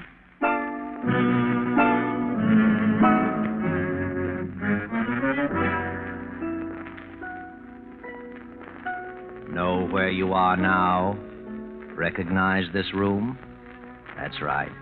It's the room of death, where Henry was murdered the night before. His body has been removed, but the pad on his desk is still there, smeared with a large brown stain. There are 5 people in the room: Dr. Fenwick and Doris Brent, Jameson the Brent's butler, Inspector Fields, and Carnes of the District Attorney's office. The inspector is speaking. District Attorney Carnes had an appointment with Henry Pierce. It was he who discovered the body this morning. Pierce had been dead about 7 hours. Right, Mr. Carnes? That's right, Inspector Fields. We attempted to reach Mr. Brent and were told by Jameson, the butler, that he left town at 2 in the morning. He told us about the place in the mountains, and there we reached you, Mrs. Brent. You've no idea where your husband is, Mrs. Brent? Not the slightest. Your butler said you had gone to Palm Beach. Yes, I started for Palm Beach, but I changed my mind and went to the mountains. And your husband came there last night? Yes, it was about 5 in the morning. 9 o'clock. I flew up to the cabin and got there a few minutes before 9. Why did you go there, Doctor? Well, I advised Ambrose to take a rest. He's been working too hard and was heading for a nervous breakdown. When I learned of Henry's death, I went to tell him about it. Doctor, you visited Henry Pierce here last evening. I did. He phoned me to come over. I got here about 11. He'd made a new will and wanted me to witness it and asked if I would serve as executor. I read it and signed it. I see. In whose favor was the will drawn? Well, the old will left everything to Ambrose. Henry had no living relative. But because of Ambrose's mental condition, he decided to leave everything to Doris, Mrs. Brent. That's correct. I found the will on the desk. Was Ambrose Brent your patient? Yes, of course. What was his trouble? Too much work. He had a great responsibility. Did you think he was losing his mind? No. Did he think so?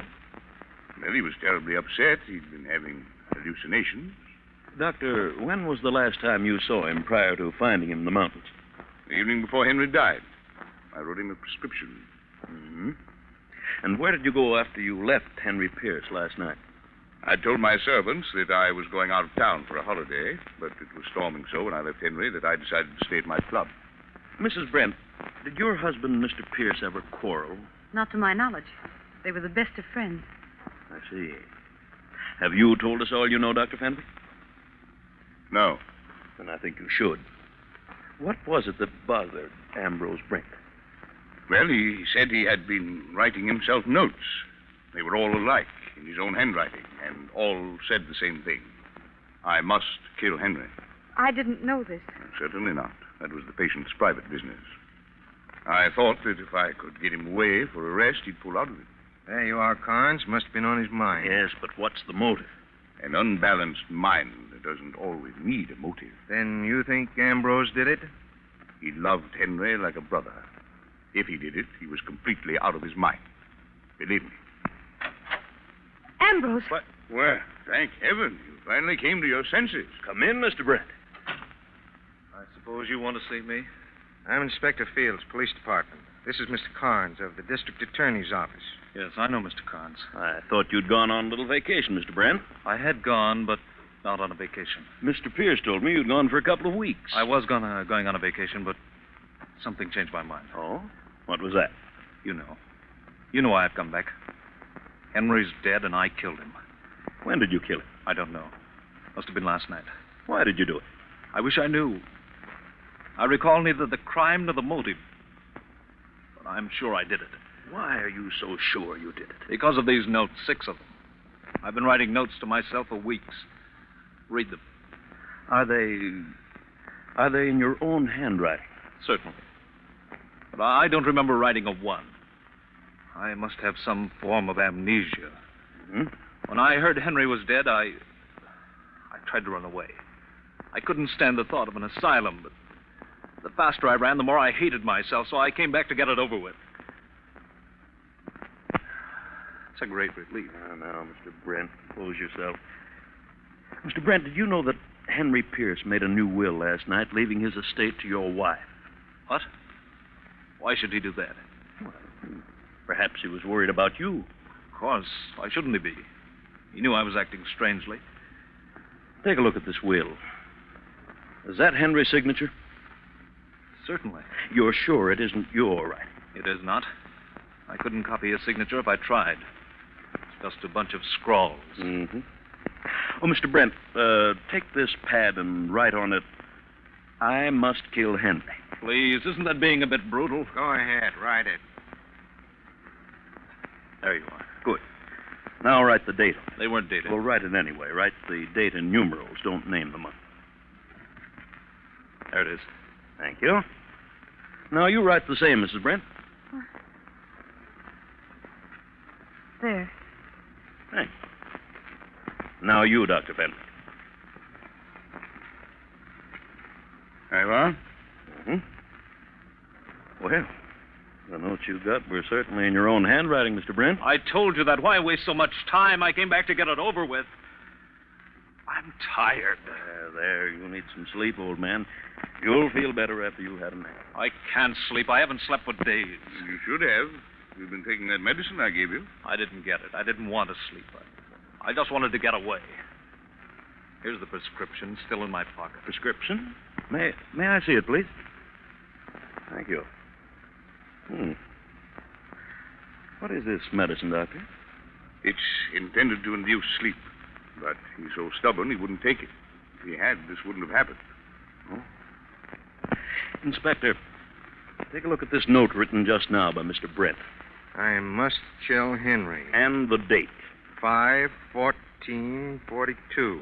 May the 14th, 1942. Now, Mrs. Brent's note. I must kill Henry. 5/14/42. The same. Mm-hmm. And now Dr. Fenwick's. I must kill Henry. 14/5/42. Now read the date on the will. 14/5/42. What does that mean? There aren't 14 months. And now look at the date on this prescription. 14/5/42. Well, I'll be darned. What does it mean? It means that Dr. Fenwick was educated in Europe, where they indicate the day of the month first, then the month. The 14th day of the 5th month. What? Well, you're crazy. Are you accusing me of this? It means that the doctor, not Henry, wrote this will, and if he wrote the will, he must have killed Henry Pierce. And if he killed Henry, he must have had a motive. And I've guessed that motive. You're out of your mind. What motive would I have? You also wrote those notes and left them for Ambrose to find. You're an expert at handwriting, Dr. Fenwick. You figured that Ambrose would be declared insane, and Henry's as well as Ambrose's property would go to Doris with you as executor in complete control. I don't believe it. Ridiculous. And this is what I hate to say at this moment, but I think it's true. Dr. Fenwick, tell him about you and Mrs. Brent. That's a lie. Tell him, Doctor. That's what's back of the whole thing. You're stuck. You might as well tell him. All right. All right, I wrote the will. I wrote the notes. I am in love with Doris. I have been for years. She was in love with me. Doris. I'm sorry, Andy. But she had nothing to do with Henry's death. Not a thing. I came here that night disguised as Ambrose. Henry didn't hear my voice. I only whispered. He thought it was you. That's all. Sorry, Doris. Stop it! Good Lord. Well, the doctor is dead.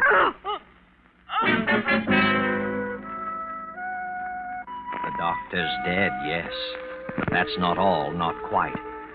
There's something troubling the inspector, and you, Ambrose, and you too, Doris. How was it that Mr. Carnes first got wise to the doctor? How did the doctor slip up? How did he show his hand? I know. And so does District Attorney Carnes.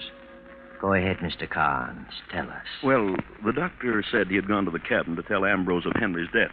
He arrived at the cabin at 9 a.m. I didn't discover the body till 10 a.m. and gave strict orders that it was not to be announced until we'd inspected everything thoroughly. Therefore, the only way the doctor could have known about the murder was to have been present when it happened. So you see, the doctor didn't go to the cabin to inform Ambrose. He went there to meet Doris. And when he was surprised by Ambrose, he used the death of Henry as an excuse for his coming.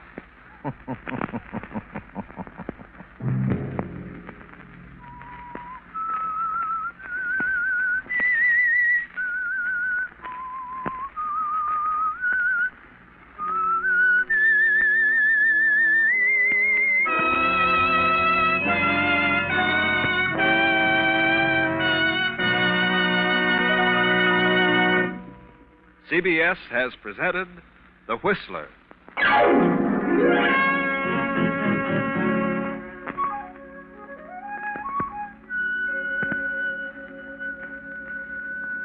Original music for this production was composed and conducted by Wilbur Hatch.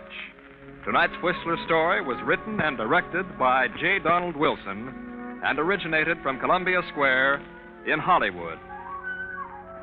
Next week, same time, I, the Whistler, will return to tell you the incredible story of the Draught of Death. Good night. This is the Columbia Broadcasting System.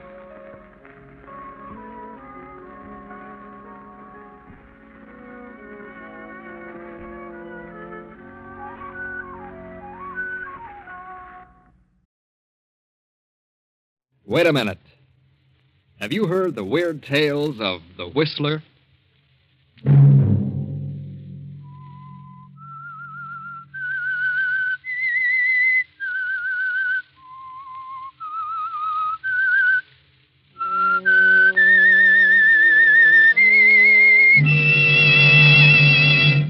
I'm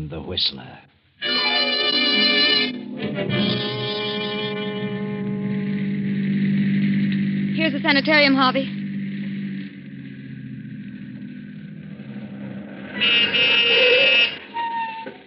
Is he still unconscious? Yes. Here comes the attendant. We're all ready for him, Mrs. Jackson. Take his feet, Harold. Oh, had to tie him, eh? Yes, I had to give him a good one on the chin. You'll have to watch him. He may try to get away when he comes to. Don't worry, we've got a lot of tough cases here. Don't let him know who brought him here. And don't let him know I had anything to do with it. Leave everything to us. It's a 2-hour drive back to the city, Donna. Yes, sir. Well, I'll phone you tomorrow. Good. If anything happens, we'll call you. Thank you. Good night.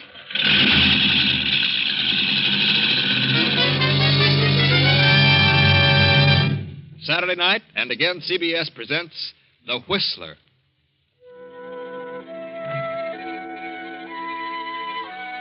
I, the Whistler, know many things, for I walk by night. I know many strange tales. I know many secrets hidden in the hearts of men and women who have stepped into the shadows. And so I tell you tonight the mysterious tale of Death Has a Thirst. The long black car with a handsome man at the wheel and the woman beside him returns to the highway and speeds on through the night. The man and woman sit staring ahead, lost in thought. The man is Harvey Davis. The woman, Mrs. Victor Jackson, wife of the unconscious man recently deposited at the sanitarium. I'm sorry I dragged you into this, Harvey. But I had to have some help, and I knew I could depend on you. It's all right, Donna. I only hope it'll do some good. Victor never drank a drop while we were in school. He didn't drink when we were first married. But after his father died and Victor took over the business, he started. It's a huge concern, and I guess he just couldn't take it. He's always had an inferiority complex. But the thing that hurts me most is that the drinking has completely changed him. Why, he's suspicious of every move I make. He accuses me of the most disgraceful things. Accuses me of lying to him about everything and of being in love with other men. Oh, countless things. Other men? What men? Any man I speak to. Even you, Harvey. Me? Well, after all, if he's going to be suspicious of any man, it would logically be me. Why? You've brought most of your troubles to me. He knows that. I'm as good a victim as any. He knows I'm terribly fond of you. Are you, Harvey? From the first day I met you, I said, here's a woman, a strong woman. Maybe she'll develop some backbone in my willy-nilly friend, Victor. That's very nicely put, Harvey. Let's hope this sanitarium does him some good. If it doesn't, I don't know what I'll do. Don't worry, Donna. Just remember, I'll do anything for you. Thank you, Harvey.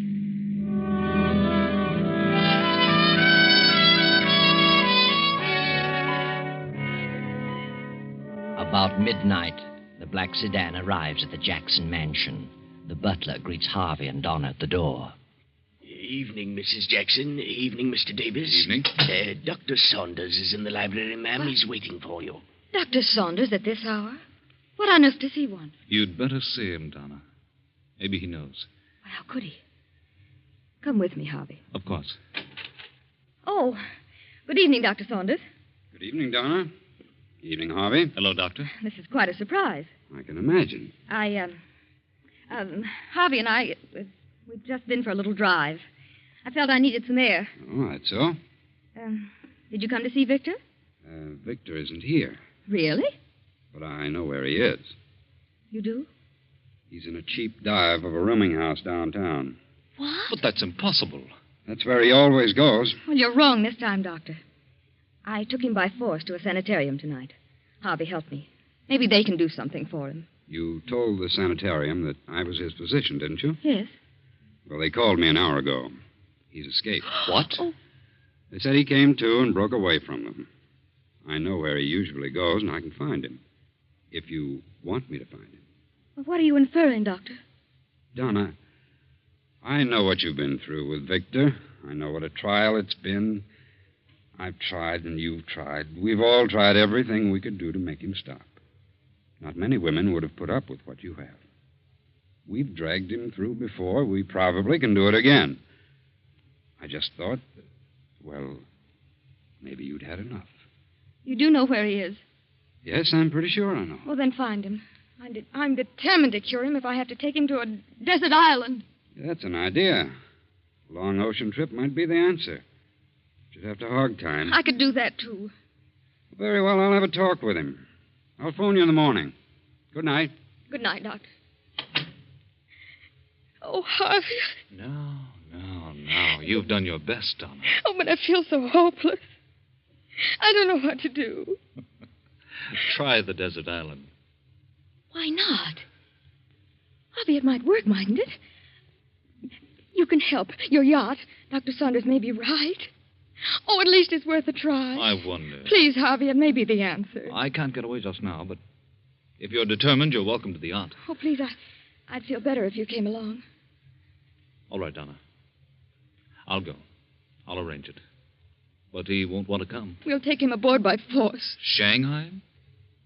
Well, all right. Just let me know when you find him, and I'll arrange everything.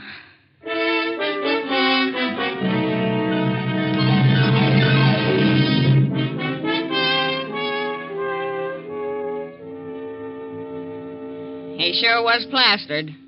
Well, I'll leave you alone with him, Doctor. Thanks. That high pole will bring him out of this. Victor. Victor.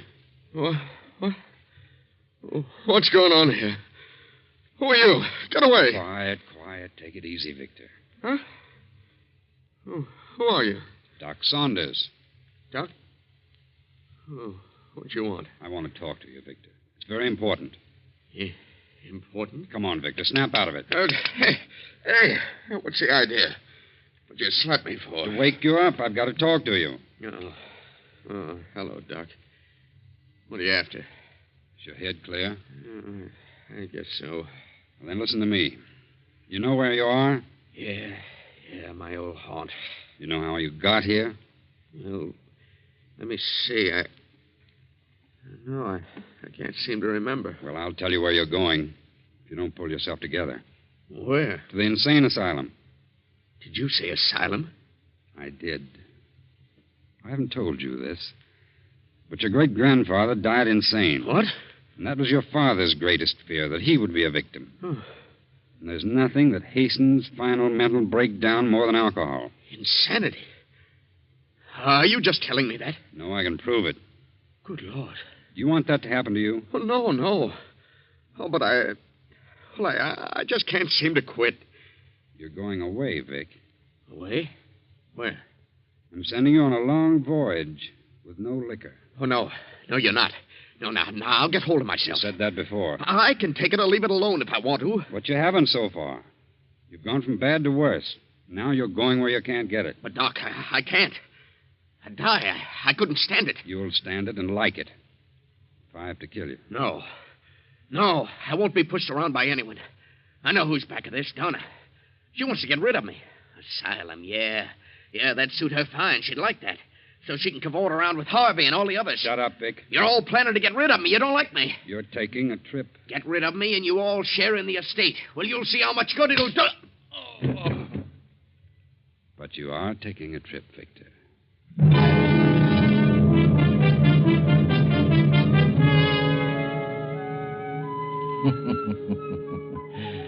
And now, here you are, Victor. Several hundred miles at sea. And worried, too, aren't you, Victor? That talk about insanity really upsets you. You believe it, too, don't you? What's this? Where am I? Donna. Do you feel better? What is this? It's moving. I feel dizzy. I don't think you're dizzy. We're on a boat, darling. What boat? We're on a boat in the middle of the ocean. A boat? Doc Saunders. That's what he said. A voyage. It's his idea. Oh, now, Victor, everything's going to be all right. I know what you're planning to do. You're planning to kill me. You want to get rid of me. Want me to die. You won't die. Whose boat is this? Harvey's yacht. Harvey. Now I know it's a plot. Now I know what it's all about. You and Harvey, that's it. Please don't be ridiculous, Victor. Harvey consented to let me have the yacht. Is he on board? Yes. Of course. You and Harvey and me a prisoner. What a perfect setup. You don't mean that, Victor. I've been suspicious of you two all along. Who else is on board? Nobody but the captain and the crew of 4. And Harvey and the doctor. Where are you taking me? We're just cruising. Just cruising. Till you find the right spot. Right spot for what? To dump me overboard. No one will ever know, will they? And you'll say I jumped over. I was washed over the side. Oh, Victor, what has happened to you? You're like a stranger to me. I just don't know you. It doesn't seem possible that you're the man I married. My darling, what's happened to you? Don't you know? If I only did. Why, I'm crazy. Insane. Surely you knew that. My great-grandfather was insane, and my grandfather, and undoubtedly my father, so why not me? You're talking nonsense. No. Hasn't Doc Saunders told you what he knows? I know. Oh, come now. You three are closer than that. Stop talking such nonsense. I won't listen. I'm getting out of this cabin. I can't stand to be cooped up like No, this. please stay here for a while, Victor. Please. Here, I brought you some milk. Please drink it. Milk? Ah. Got a funny color to it. And it smells strange. What's in it? Arsenic? It's just plain milk, Victor. Now drink it. Do you like milk, Donna? Yes, I love milk. Then drink it yourself. Victor! Oh, all over my dress. You're trying to poison me, that's it. Now get out of here. Get out. Oh, Victor, please, darling. Get out!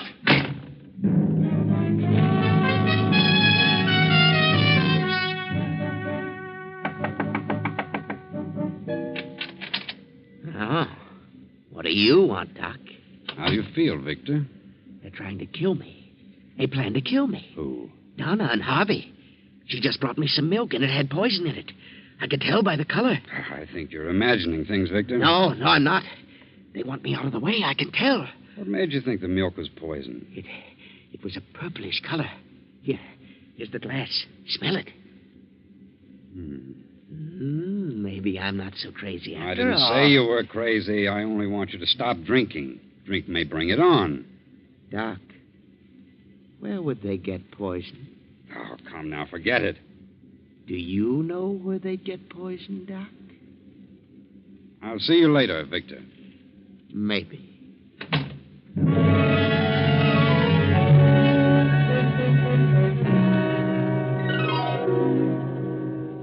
Did you send for me, Doctor? Yes. Did you take some milk to Victor? Yes, I did. What'd you put in it? Why should I put anything in it? Victor thinks you did. You should know me better than that, Doctor. You did put something in it. Oh, yes, I did. Some of that red liquid to make him quiet. Oh, yes, of course. That's what it was.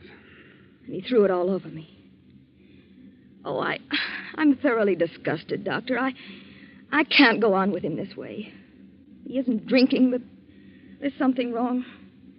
I decided to give it up as a bad job. I'm going to get a divorce. Divorce? I'm afraid it's too late for that, Donna. Too late? Why, what do you mean? Well, there's something I haven't told you. I've been hoping it wouldn't be necessary. But after today, I've given up all hope. Why can't I get a divorce? You can't get a divorce from an insane person. Insane? Good heavens. There's been a secret in Victor's family for several generations. Not even Victor knew it. It touched his father ever so lightly, but Victor has all the symptoms. And the liquor has hastened the crack up. I couldn't be certain as long as he was drinking. But today, I realized the truth. Why, I'm bewildered. I've never been so shocked in my life. I wish you hadn't told me. I'm sorry, Donna. I wanted you to be on your guard. He has some strange hallucination about you and Harvey. He thinks you're planning to do away with him. Do away with him? Oh, but that's ridiculous. I've never had such a thought. Never. Oh, but now I am frightened. Doctor, what about Alice? Your daughter's only 8 years old. There are no symptoms, and it may miss her entirely. But think what this will mean. If this gets out about Victor, why, it may ruin her whole life. I understand that. That must never happen. It must remain a secret. That'll be difficult. It's going to be hard to handle when that craving returns. Yes, he will. I'll think of something. I'll find a way. Doctor, come quickly. It's Harvey Davis. What's wrong, Captain? Found him in his bunk with a cord around his neck. Good heavens. Quiet, Donna. Come along.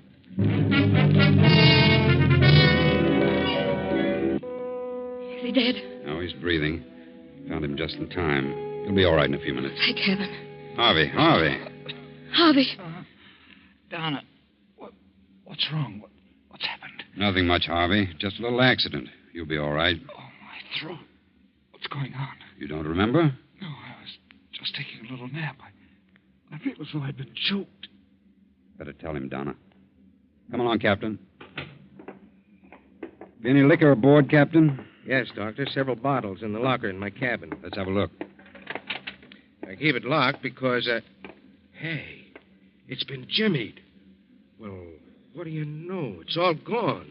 I expected that. I'll skin those men alive. Don't blame the men, Captain. What do you mean? What the devil is that? We've hit something. Come on. Captain! What is it, man? What's wrong with you? The boilers blew up. We must have hit a reef. All three of the men of the crew were down there. We've got to abandon. I'm hurt bad, Captain. He's dead. See to the lifeboat. Round up the others. I'll go below. Yes, Captain. Murphy! Jones! Murphy! Are you there? Good Lord, what a mess. I can't imagine.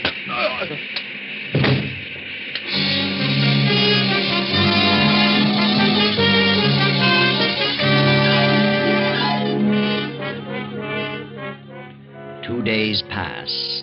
The sun beats down relentlessly on the 5 survivors in the open boat.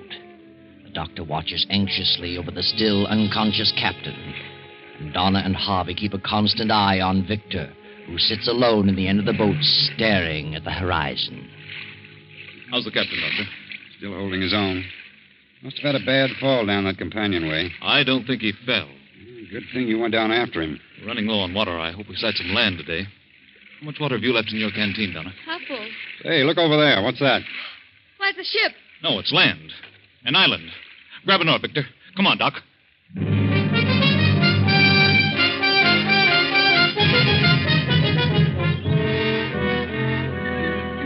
Well, I've looked all around. The place is as barren of food and water as the Sahara Desert.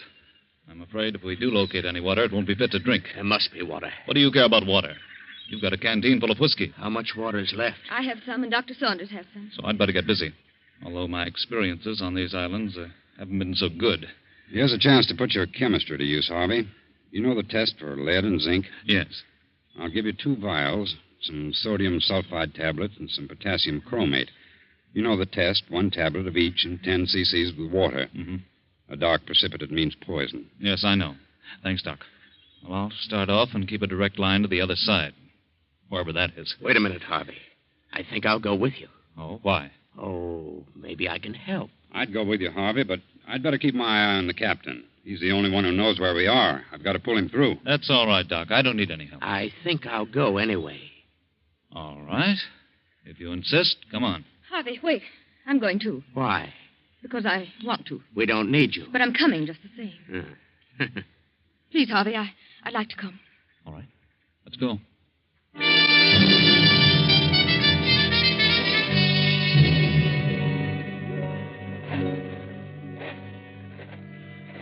It's certainly hot. How do you feel, Donna? All right. How far have we come? Oh, 10 miles, I should say. This is a pretty big island at that. And nothing but desert. Are you sure those last 2 water holes were poisoned? Certainly. Look good to me. I'm getting mighty thirsty. Better quit drinking that whiskey. It'll only make you thirstier. Harvey, can I have a little water? I'm sorry, Donna, but you'll have to suffer it as long as you can. Please wait. You suppose we'll ever get out of here? I don't know. Oh, it's all my fault. What a shame to get you into such a mess. Please forgive me, Harvey. There's nothing to forgive, Donna. I'd do it again 100 times over. For you. Would you, Harvey? Yes. Poor Victor, what a sad thing. No one must ever know, Harvey. Promise me if we get out of this. Promise me you'll never let anyone know. No one will ever learn from me. I got him! I got him! What on earth? Harvey, he's got a gun. Where'd he get it? Come on. I got him. Look, a lizard.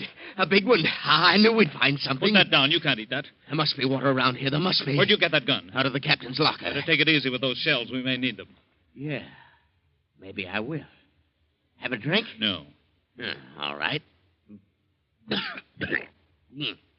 I'd sure like some water. How about it? There's just enough for one of us to get back. And if only one goes back, it'll be Donna. Donna? How chivalrous. Who's got the water? I have. Come on. Let's keep moving. There's water around here. There must be. And I'm going to find it. Donna, if we don't find water, he's going to start pleading for what you have. No matter how much he raves or pleads, don't give it to him. Even if he threatens us with a gun. Tell him you drank it all. I want you to have the best break out of this. Thanks, Harvey. I appreciate that. I found it. Water. I found water. Hurry, Donna, hurry.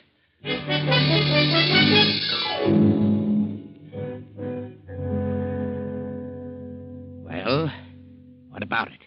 What's the test show? Just like all the rest. It's full of lead and zinc and heaven knows what else. Poison, huh? Worse yet. How about some of that water? What water? In Donna's canteen. There isn't any more. Who drank it? I did. You both did. You left none for me. You've got your whiskey. I can't drink whiskey all the time. Done pretty well on it for several years. I've got to have some water. Harvey warned you. Harvey. Is that all you think about, Harvey? You should have married Harvey. Perhaps you're right about that. Are you sure that water's poison? I'm not drinking it, and I'm thirsty too. Maybe you're just waiting. For what? I don't know. But I can imagine a few things. We'd better stop here for the night. Are you very tired, Donna? Awfully. Better try and get some sleep. Where are you going, Victor? Just going to look around. May find something. I'm hungry. I'm going to build a fire with this brush. Don't get too far away. I'll be around. Don't worry. Keep a close watch on your canteen, Donna. I have an idea what he's up to. I'll try not to sleep, but I'm dead tired. I'll do my best, Harvey. If he goes to sleep, I'll try to get that gun away from him. Good night, Donna. Good night, Harvey.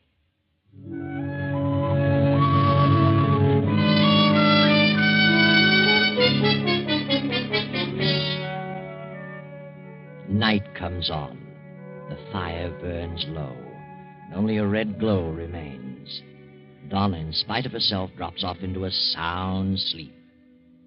Victor stirs from his place 20 feet away, looks about him, and crawls silently toward the sleeping Donna. Put it down, Victor. I want some water. There isn't any more. I think there is. You heard what I said. You're lying. You have got some. Victor, what is it? You've got some water and you won't give me any. Harvey. I'm wise to you. You don't want me to have any. You want me to die. You're in love with each other. You're drunk. What if I am in love with Harvey? What of it? Donna. You want me out of the way. Neither of you's very thirsty, no. Because you had some water. And you got it out of that pool. You're lying to me. It's good water. You're crazy. You sneaked it out of there while I was asleep. You tried to make me think it was poison. I ought to shoot you both. All right, Victor, if you're so positive. Go on down and drink out of the pool. Oh, that gives me an idea. I'll just find out if that water's poisoned. Go drink some of it, Harvey. Certainly not. I'll give you 30 seconds. It's poison, Victor. Go ahead, drink, or I'll shoot. No, don't do it, Harvey. Then supposing you drink some, Donna. Very well, I will. Victor, it'll kill her. Donna, wait. I'll drink it. You're a fool, Victor. But come along. This is going to be very interesting. Not as much as you think. Get off of me! I'll kill you! Oh. Maybe that'll hold you, Harvey. Oh, Harvey. I'm all right, Donna. It just hit my shoulder. I hope you're satisfied now that it is poison, Victor. Maybe. But you two are getting water from someplace. All right. Hand over that canteen, Donna. Please, Victor. That's for Donna. I'll take care of it for all of us. And if either of you make a move toward me, I'll shoot both of you. Good night. And sleep tight, both of you.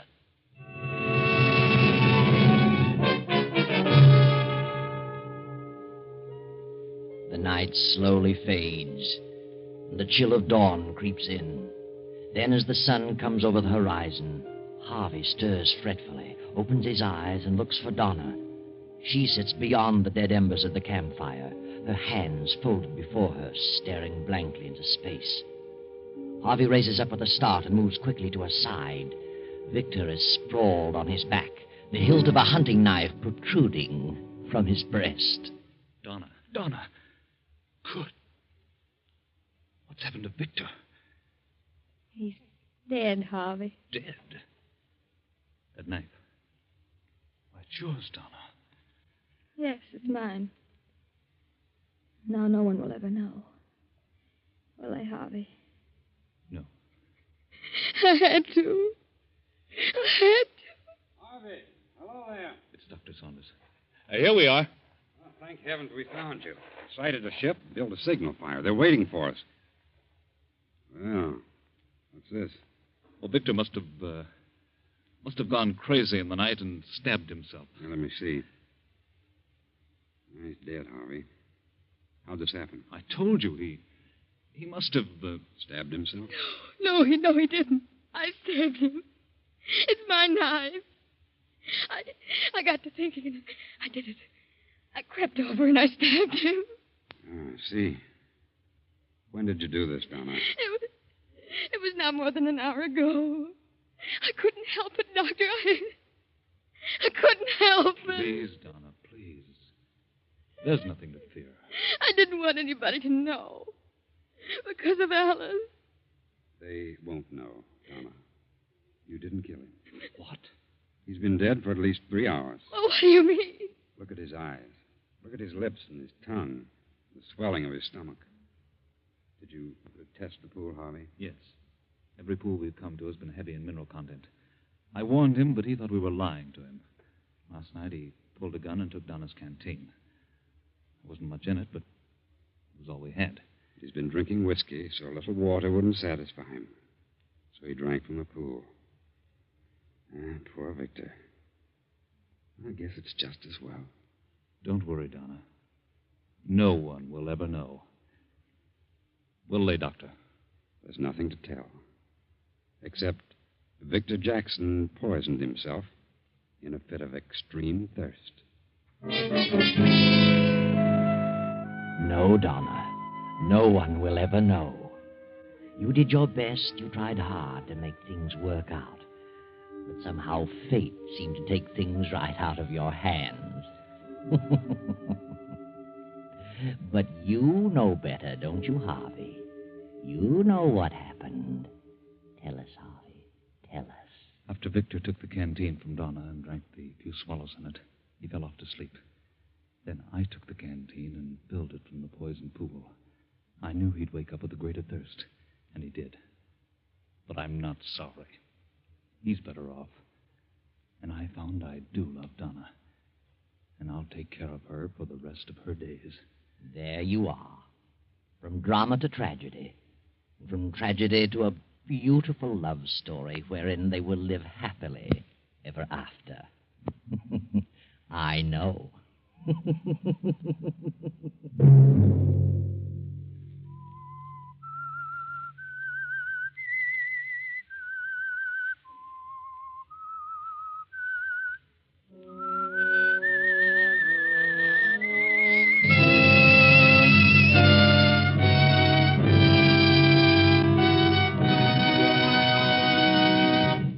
CBS has presented The Whistler.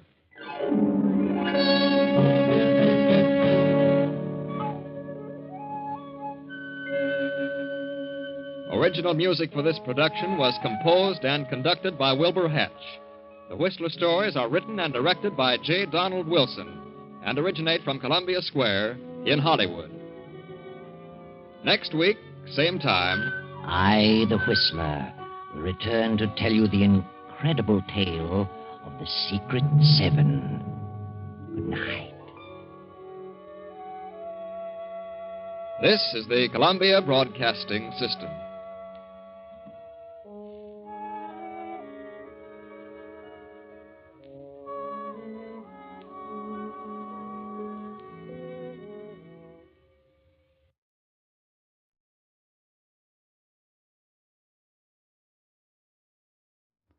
Have you heard the weird tales of the Whistler?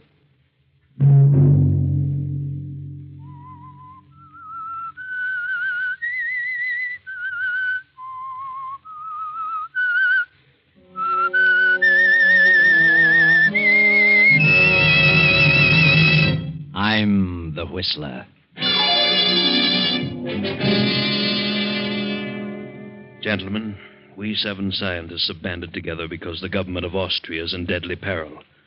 We have evidence that Austria is being dangerously undermined by the Nazis, and that nothing is being done from the standpoint of the law to prevent it. We have therefore resolved to take measures into our own hands and prevent this chaos. At our next meeting, we shall present the names of those in high places who attempt to divide and conquer, and shall decide then as to what action shall be taken against them. And such was the organization in which Hans Minkler, the young, mild-mannered biologist of Vienna, suddenly found himself a member. Hans Minkler, whose whole life was dedicated to the preservation and the saving of human life. Hans Minkler, referred to by his classmates as the man who couldn't kill a fly. Saturday night, and again CBS presents The Whistler.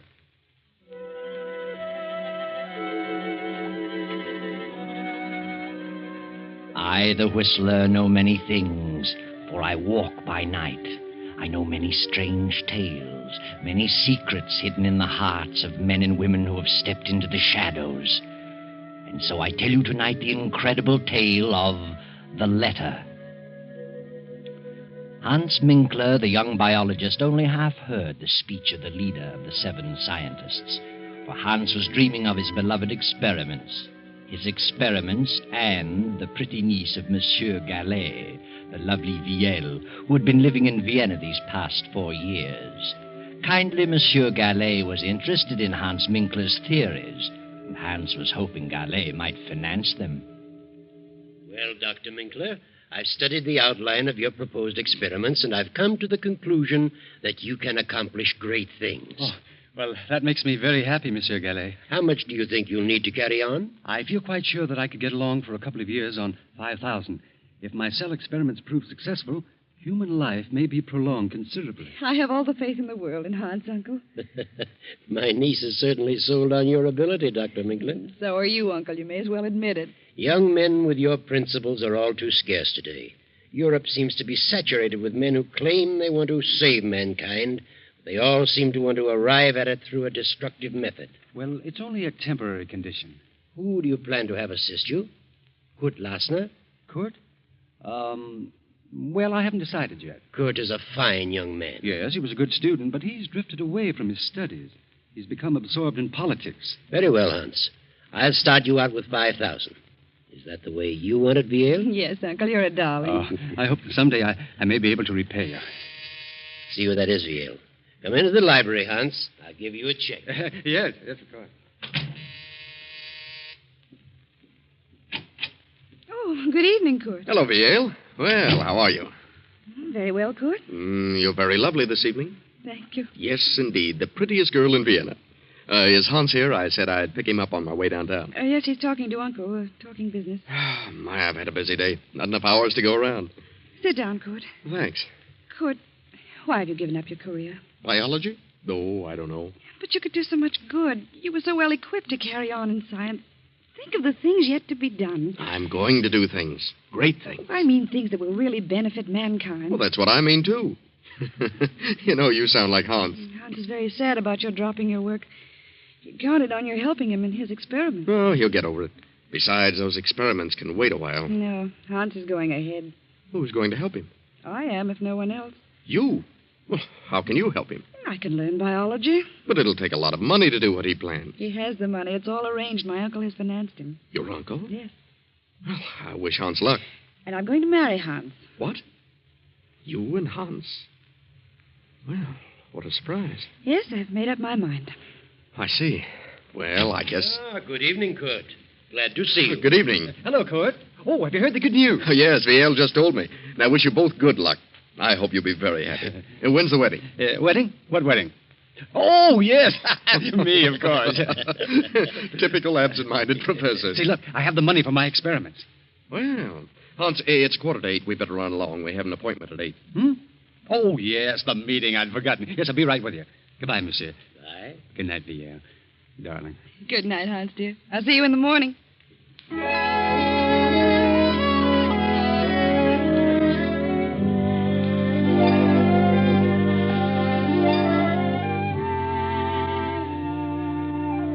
So Hans Minkler reluctantly attends his second meeting, and with Kurt Lassner joins the 5 scientists in the darkened room. The single low lamp on the table casts their shadows on the wall. The leader is speaking again. Gentlemen, we have learned who these 5th columnists are. So it is our duty as loyal citizens to take action against these men. We have learned who the leader is, and naturally he must be the first one to go. In this envelope I have his name. We will now draw lots to select the one among us to carry out instructions which will be read later. Are you ready with the straws, Kurt Lassner? Ready, sir. This is an old and simple method, but since there are only 7 of us, it will suffice. Proceed, Kurt. Yes. 1, 2, 3, 4, 5, 6, 7. All of us have drawn, sir. Good. Here's the envelope containing the name of our victim. Who has the short straw? Well, I guess I have. Hans Minkler. Here's the envelope. But before you open it, we must tell you what the committee has decided to do about this man. He is to die. Die? And that task has fallen to you. You mean this man is to be murdered? Exactly. What? You don't know me, gentlemen.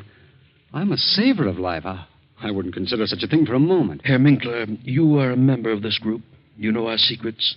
It will be best for us and for you if you completely forget your scruples. Oh, but I can't belong to a society with such diabolical purposes. Why, I didn't realize what this was all about.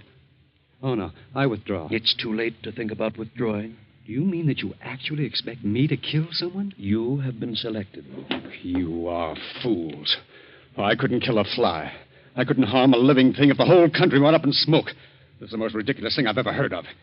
You're not scientists. You're a band of madmen. Fiends. Sit down, Hans Minkler. We're not a band of madmen, and we are not fiends. We are loyal patriots of Austria who are determined to save our country. Any one of us might have drawn that straw. Well, I don't want to be a party to such a plan. I'll not commit murder. Unfortunately, you know too much about us now to pull out. And suppose I refuse? Then you will accomplish nothing. Not only will we eradicate our selected victim, but we'll see to it that you are eradicated with him. Who is this victim? Open the envelope. Very well. What? Why, you are insane. The whole lot of you. Monsieur Gallet is the soul of honor. Monsieur Gallet is one of the most honest men I've ever met. Monsieur Gallet is the leader of the Nazi party. I don't believe it. Why, I'm to marry his niece. Did you say Monsieur Gallet? Yes, you know that's ridiculous, Court. He'd never do such a thing. Gallet is the leader. We have proof. He also has a very lovely niece. And I'm sure you'd want nothing to happen to her. Would you, Herr Minkler? No. No, I wouldn't. But you must give me time. Time to think. There is nothing to think about. It has been decided. Gallet must be exterminated within 12 hours. Very well. And there's nothing else for me to do. Good night, gentlemen. Good night, Herr Minkler. And remember, if you don't accomplish this task within 12 hours, we will be forced to take care of you. And if we can't find you, we will find the girl.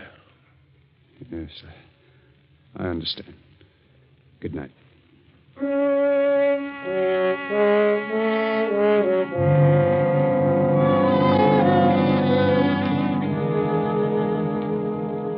Well, Hans, what are you going to do about it?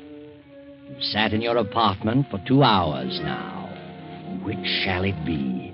3 lives are at stake. The uncle's and yours and VL's.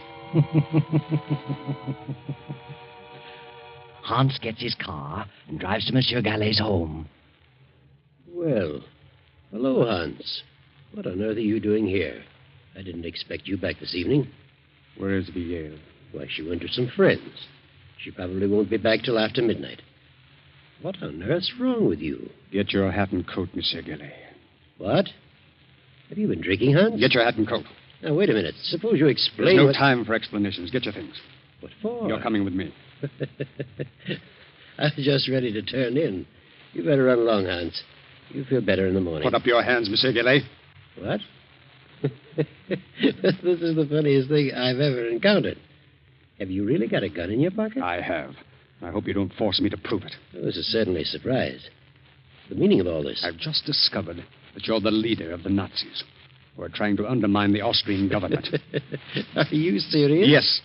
Who told you such a thing? There's an organization which is determined to eradicate all Nazis one by one, and you are the leader. Read this. It says leader Paul Gallet. Death. This is the maddest thing I've ever heard of. I've been highly active in anti-Nazi work. They say that's merely a cover-up. Are you a member of this secret organization? Yes. You've been selected to kill me? Yes. It's unbelievable that you, Hans Minkler, could be mixed up in such a thing. I think you're being hoodwinked. I am an anti-Nazi. If you plan to kill me, you must belong to the Nazi organization. Get your things and come along. What do you intend to do with me? That's all planned. Come along. Very well. No, you. Give me that gun. You fool. No, don't.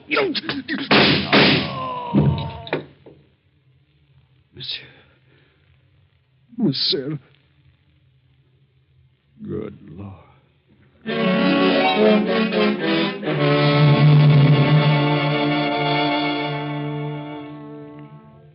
Hans stands staring at the body of Monsieur Gallet for a few moments. Then, in a daze, he turns out the lights, closes the library door, and returns to his apartment. For the remainder of the night, he sits at his desk staring into the darkness, lost in thought. And then morning comes, and Viel at her home opens the library door and...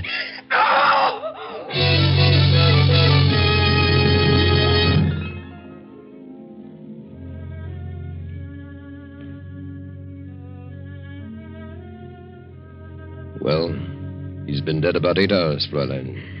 Who on earth would do such a thing?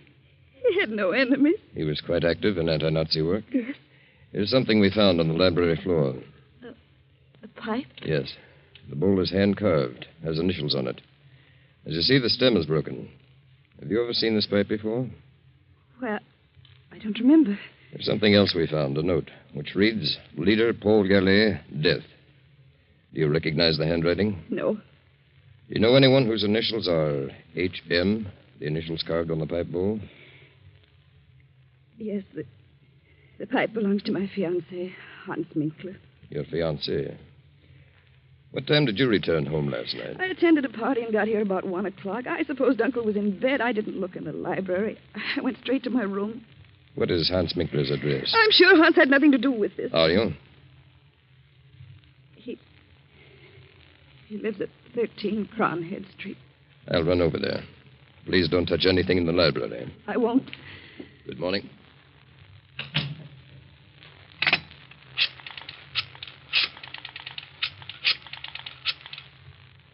Kurt, something terrible's happened. Uncle was murdered last night.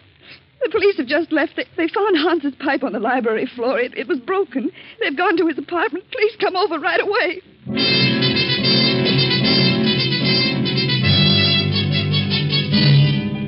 Hello, Hans.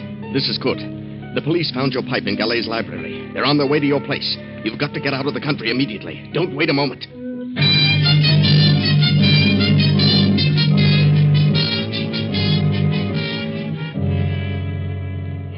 Oh, Kurt. Kurt is terrible. Now, control yourself, Ian. Oh, Kurt, I can't imagine why anyone would do such a thing. Kurt, do you know where Hans is? Well, I suppose he's at his apartment. Hasn't he called you this morning? He usually does, but he hasn't. They found Hans's broken pipe near Uncle's body. Kurt, I must warn Hans. I must let him know what's happened. Hans' pipe, huh? Yeah, that's bad. By all means, phone him at once. Will you call him? Of course. It's Kronigstadt 4347. Right.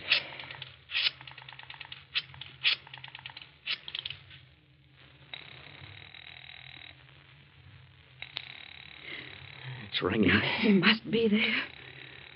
He would have answered by now. Where could he be? I haven't the slightest idea. But he always calls me before this. Kurt, it isn't possible. It can't be. Now, just try to control yourself, Yale. Oh, see who it is, Kurt. Special delivery. Sign here, please. Well, thank you. Who's it for? For you. Kurt. It's from Hans. Good heavens, read it. Leaving Vienna on important business. Contact me at 16 Rue de Roche, Paris, under name of Pierre Cabot, H.M. Well, I don't understand it. What does he mean? What important business?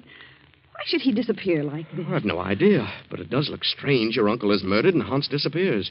Oh, but what motive could he have had? But they found his pipe near Uncle's body. You know Hans had nothing to do with it. I'll admit he's always been rather peculiar, never seemed to let loose, always seemed to be on his guard, but I can think of no reason for this. What could this important business be? He never told me of it.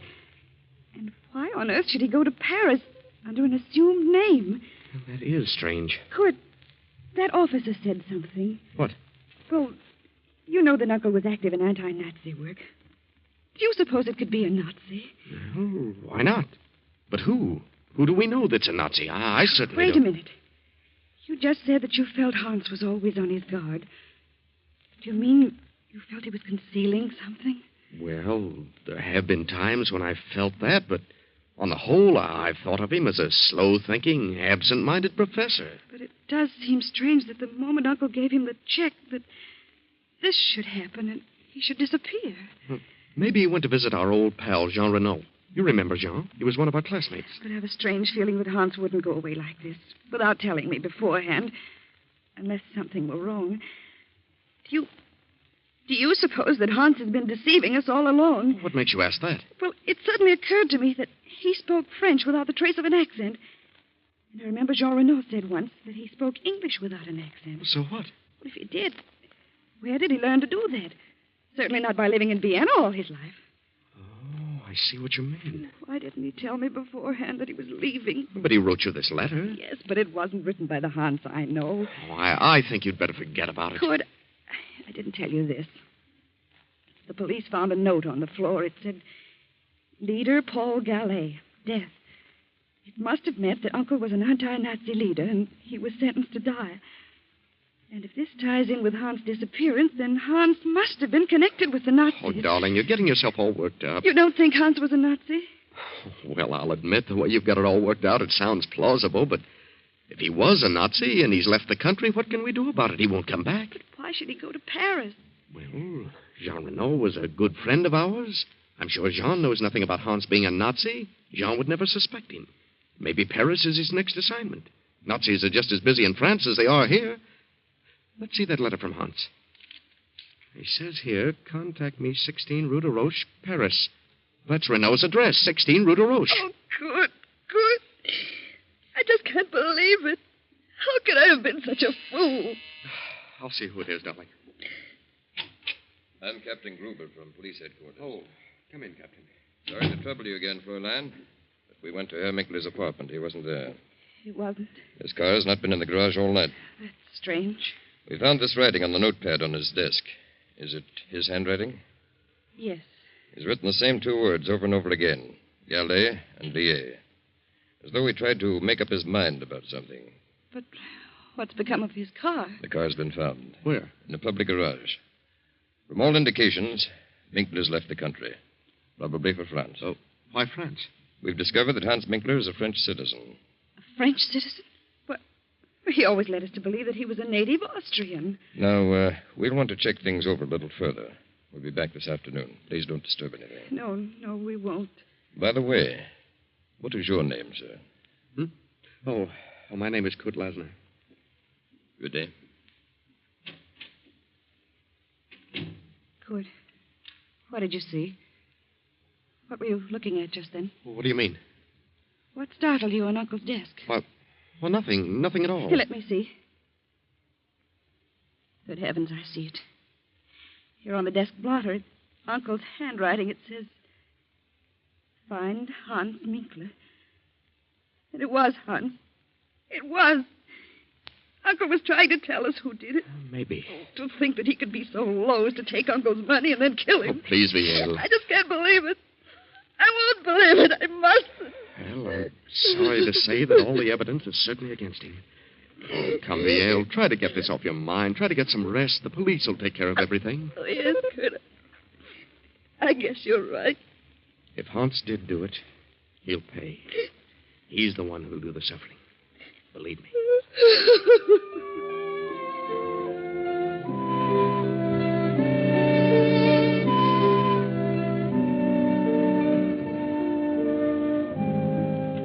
But during the night, the Nazi hordes rolled swiftly into Austria.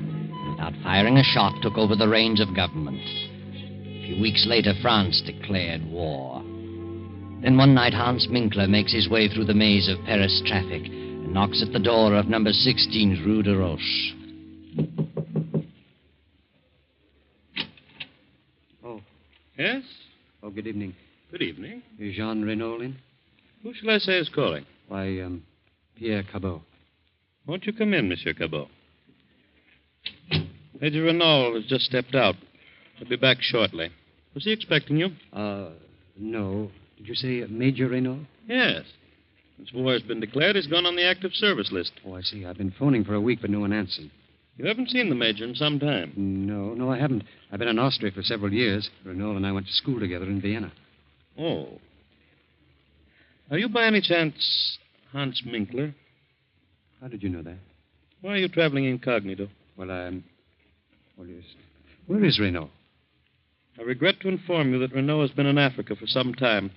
He's due back in a few weeks, however. Did you know Monsieur Gallet in Vienna? Yes. Who are you?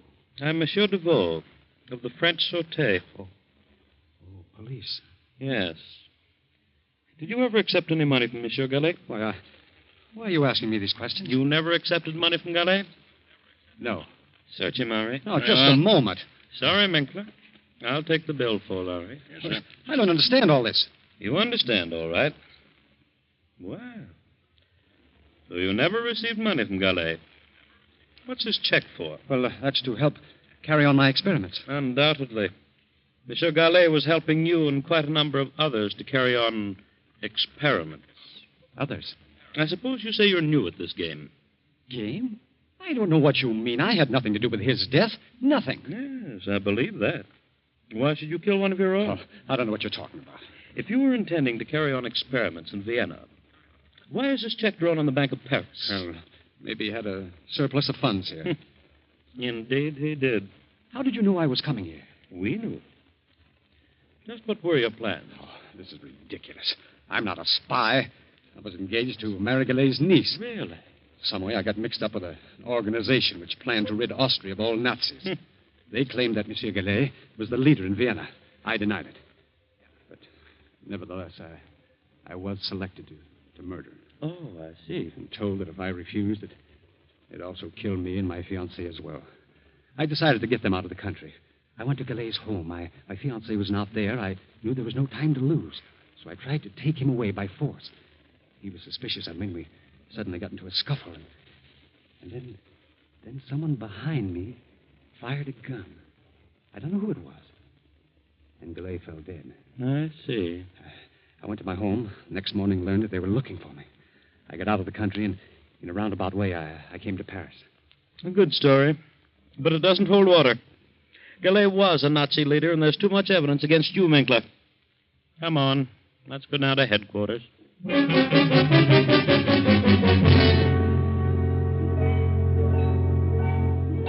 2 weeks later, Jean Renault returns to Paris. Then, 6 weeks after Austria surrenders, Kurt and Viel escape from the Nazis and make their way to Paris. Jean Renault meets Kurt on the street and asks him to bring Viel to visit him at 16 Rue de Roche. Come in, Kurt. Well, Viel. It's been a long time. How are you? Excellent, thank you. So you two are married. Well, my congratulations. Though I didn't expect it to work out quite this way. No? Why not? Well, I always had an idea that you might marry Hans Minkler. Well, one never knows. No, Kurt. One never does. By the way, have you seen Hans? He's in Paris, been here for several weeks. Has he? Yes. Don't tell me you haven't seen him. Well, he told us he was coming to visit you. Oh, yes. He's in Paris. I wasn't here when he arrived. He left several notes. I found them when I returned. But do you know where he is now? Yes. Would you like to see him? Yes, I would. Hans is dead. Dead? What? Dead? Yes. He was executed as a Nazi spy. A Nazi spy? Yes. I got here too late to help him. They had conclusive evidence against him. Why, that's ridiculous. Hans is dead, nevertheless. But what happened? Well, it seems Hans got into some trouble in Vienna and came to Paris to see me. In some way, the Sûreté here was informed that he was a Nazi, was coming here to carry on. But who on earth would accuse Hans of such a thing? I wonder. But they received a letter from Vienna accusing Hans. The Sûreté found a check on him from a high Nazi official. There was nothing that could save him. A check from a high Nazi official? Who was the official? Paul Gallet, Viel's uncle. What? Didn't you know about your uncle? I don't believe it. Whether you do or not, he was a Nazi. The Secret Service has known it for years. He may or may not have given the check to Hans for Nazi purposes. But the evidence was against Hans. Then the letter came to the Sûreté saying Hans was a Nazi agent. They found him here, arrested him. That's all there was to it. But who would write such a letter? Hans had no enemies. Would you like to read the letter? Yes. Here it is. Hans Minkler, under alias of Pierre Capot, has given evidence of being a Nazi spy. Locate him at 16 Rue de Roche, Paris. And that's all that was necessary. How awful. I can't imagine such a thing. Notice the handwriting, Kurt. What? Ah, yes. Viel, this is your handwriting. It is not. I'm positive. You wrote this. No. Don't lie to me. I know your writing. You wrote this letter. All right. All right, I did. I was convinced that he'd deceived me. I was convinced he killed Uncle. Yes, I wrote it. How could you? Oh, I never dreamed Uncle was a Nazi. I thought Hans was a Nazi. I was determined to make him suffer. You believe me, don't you? Yes, Viel. I believe you. But I'm awfully, awfully sorry for you. Oh, poor Hans. Poor Hans. Oh, I'll never forgive myself. Yes, Viel. What a terrible injustice you have done. But someday, perhaps you'll learn what really happened to your uncle. It wasn't Hans who killed him. Hans didn't even have a gun, just a pipe. But Hans wanted to get him safely out of the country. And Kurt knew that Hans would never go through with the order of the Secret Seven. So he followed Hans. And when he saw what was happening, he shot Gallet and disappeared and let you think Hans did it. Because Kurt was in love with you, too, Viel.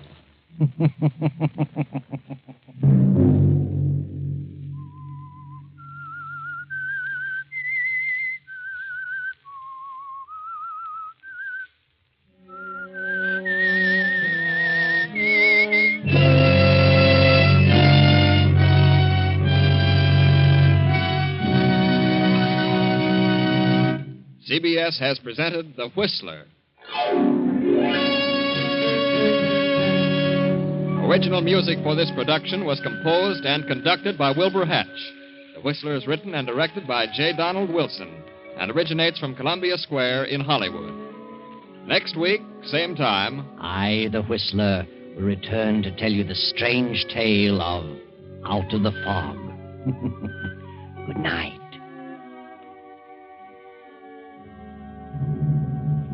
This is the Columbia Broadcasting System.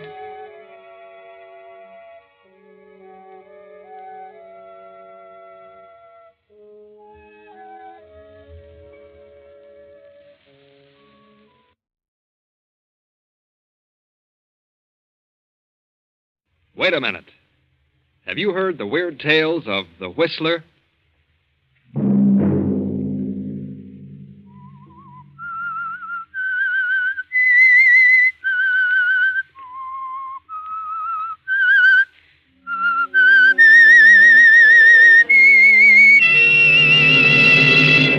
I'm the Whistler.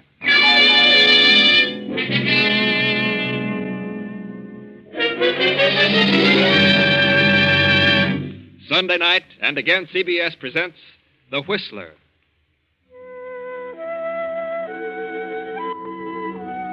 I, the Whistler, know many things, for I walk by night. I know many strange tales, many secrets hidden in the hearts of men and women who have stepped into the shadows. I know the nameless terrors of which they dare not speak. And so I tell you the amazing story of House of Greed. A taxicab rolls through the night and comes to a stop before a brownstone mansion on West 52nd Street.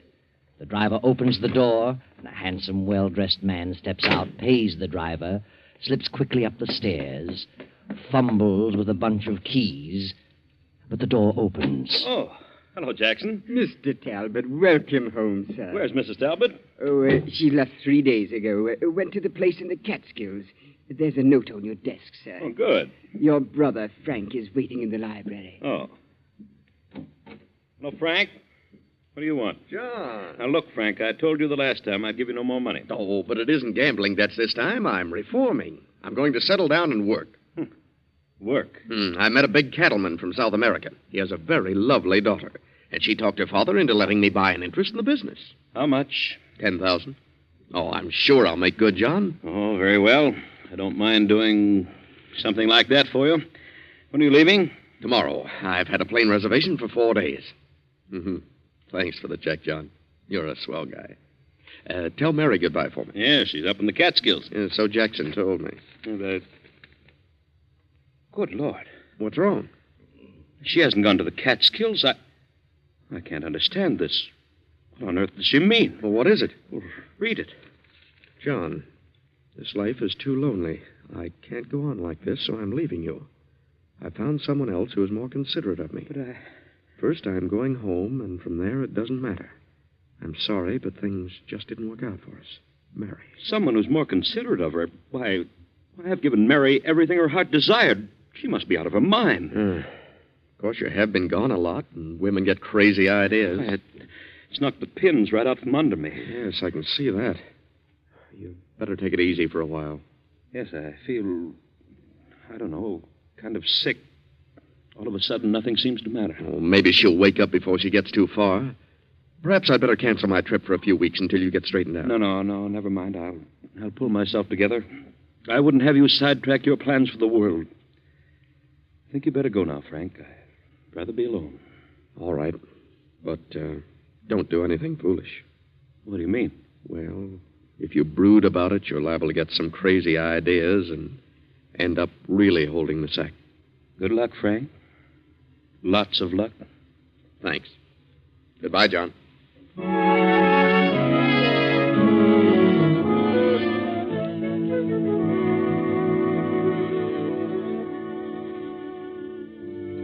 John sits for the remainder of the night staring over the top of his desk. The next morning, he closes the house and starts on Mary's trail, which takes him to London, Paris, Berlin, all over Europe, but to no avail. Finally, he drops his active interest in his business and goes to live in his country estate. Then one day, 14 years later, he finds himself on a honeymoon. He has married a widow named Helga. Well, John, dear, we got away without too much trouble. Well, it does seem a bit silly, rice and honeymoons at our age. Our age? Well, you sound as though we're a couple of old grannies. I'm 36 and you're 45, and I certainly don't feel old. Why, of course you're not, Helga.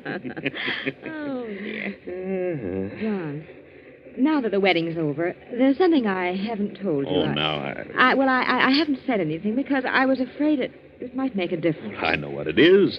You have a son. How did you know? I wondered when you were going to mention it. Oh, well, he finishes school this year. It's been quite a struggle putting him through college, but he's very bright. Paul has studied hard and managed to cram 2 years into one. Could he spend the summer with us? Why, of course. Oh, John, you're a darling. I should be able to find a place for him in the business. Oh, ask him to come down to our place in the country. Oh, thanks, John. You're wonderful.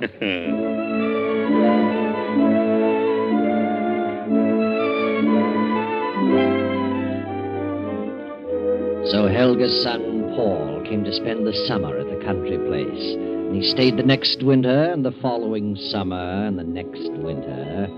Now it is summer again, and Paul is still visiting his mother and stepfather. The first year, he worked in the office every day until noon, and found business very boring. So finally, he quit going to the city at all. But, Mother, I've looked the whole thing over, and there's nothing there that interests me. Well, you could learn about the business. You seem to be able to learn anything else you want to. But I don't care for business. Oh, you're a fool. I worked my knuckles to the bone to give you an education. I married John Talbot to give you a chance to do something.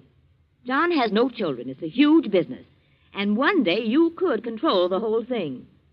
I'm disappointed in you, Paul. You're letting me down. Well, it seems to run very well without too much attention from him. If we were to inherit it, why wouldn't it continue to run just as well? You either get down to that office or you pack your things and get out. Why should I? I'm perfectly satisfied. I'll tell John to make you go. And suppose I tell him what you just said? That you married him just to give me a chance? Married him for his money? You wouldn't dare. And suppose I tell him that you were never divorced from Father? That he's still down in South America, still wandering around trying to find a gold mine? If you dare open your mouth, I'll... Hello there. How are you, Helga? What's this I heard about South America? Oh, why, nothing, darling. Paul was just talking about someone he met from down there. Who do you know from South America, Paul? Fellow, I met him today. Were you in the city today? No, I was down the village. I didn't suppose you'd been out of the house today.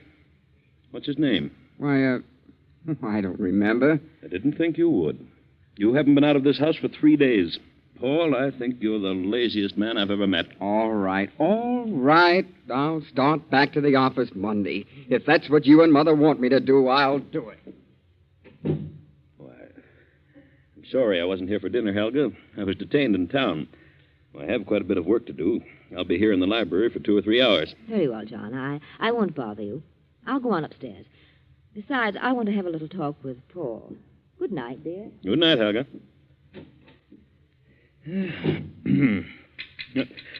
What on earth? Who's out there? Who are you? What do you want out there? May I come in? I want to talk with you. Well, why do you come to the library windows? Why didn't you ring the bell? I didn't want to cause a disturbance. Disturbance? What do you mean? May I come in? Yes, come ahead. Don't you know me, John? Good Lord. Mary. I'm sorry, John. I had to talk with you. I saw the light in the library. What do you want? I need your help.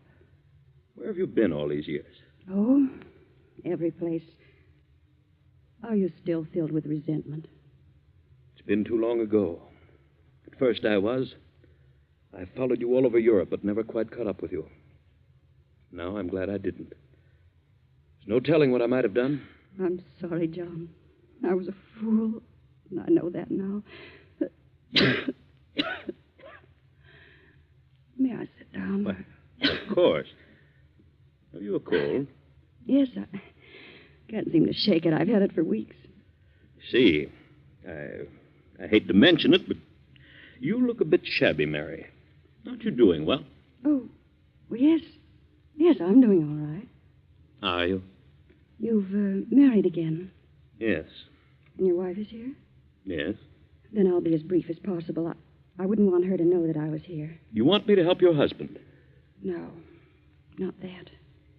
I have no husband. What about the man you said was more considerate of you? He left me 4 years after the baby was born. Baby? You have a child? Yes, John. She's 17 now. And where's the man? I don't know, and I don't care. Oh, John, I made the biggest mistake of my life. I should have known better. But he practically carried me off my feet. And I learned later, to my sorrow, that he was not worth shooting. Where's your daughter? She's in a school in Vermont. I've worked hard to give her an education. I've done everything I could do to give her a chance. I've not seen her very often. But now, well, I'm sort of cracking up. I've been ill a lot, and I seem to have trouble getting a job. Job? What kind of a job? Why, any kind of a job. What have you been working at, Mary? Oh, John, I've made such a miserable mess of it. I was never able to face things. I always took the line of least resistance. What a shame. And now I've come to the end of my rope. Joan has finished school. She's a lovely girl, John. I can't let her know. I can't take her with me. Why not? She deserves so much more. She deserves a chance in life. I want you to do something for her. Why should I? Because she's your daughter, John. Yeah. My daughter? Yes, yours and mine. She was born 7 months after I left. Here's the birth certificate. Please, John, do something for her. She shouldn't be made to suffer for my mistake. She's innocent. Well, does she know I'm her father? No. And she doesn't remember the other man. Here, I'll give you her address. Fernwood College. And I'll write a letter to her explaining all about you. Well, Oh, John, you could do so much for her. She's a young lady now. And so lovely. Please see her. I know you'll fall in love with her. All right, Mary. I'll see her. I'll have her come down here. Oh, John, I'm so sorry. So sorry for everything I've done. Please forgive me. I've forgotten everything, Mary. Oh, wait a moment. Take this check and do something about that cough. No, thanks, John. I won't need it. You better take it. Thanks. I'll be all right in a few days. The cough will be gone. Good night, John. Good night, Mary.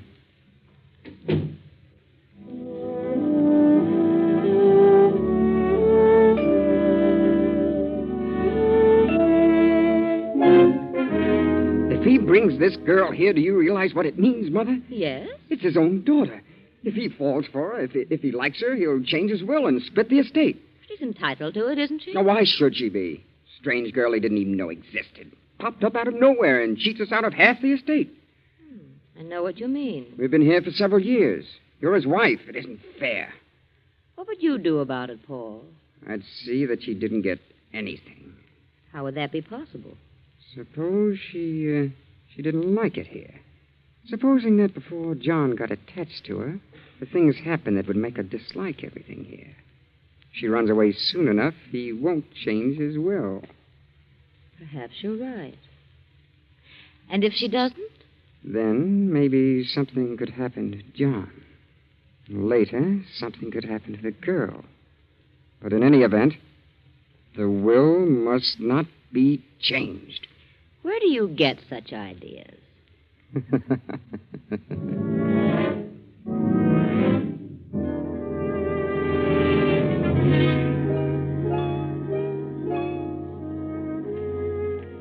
That, Joan dear, is the story of your mother.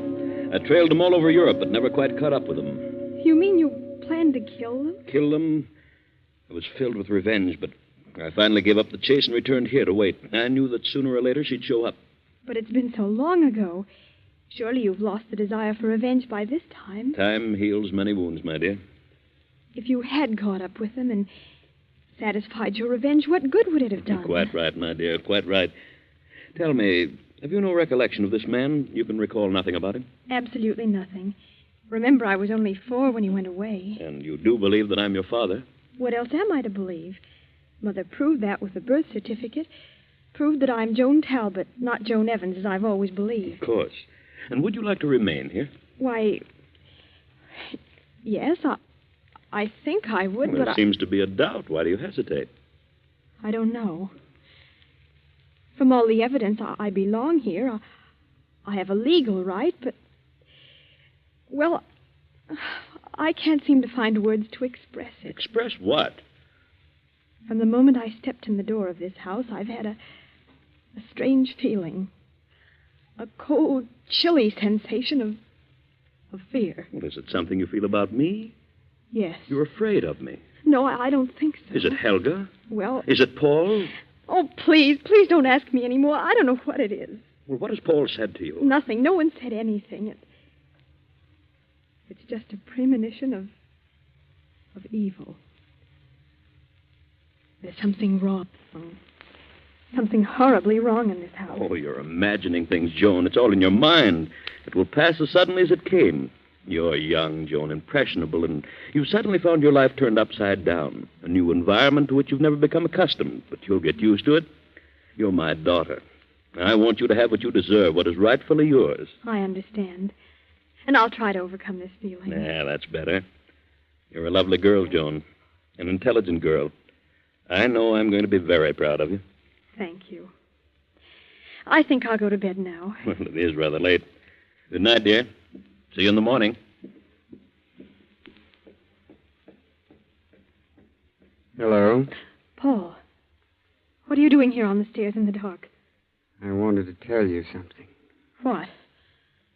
You're very, very beautiful. Your eyes. your hair. Just like gold. Gold moonbeams. And soft. Paul! And your throat. Your throat is slender and soft. Like... Take your hands off my neck. Paul!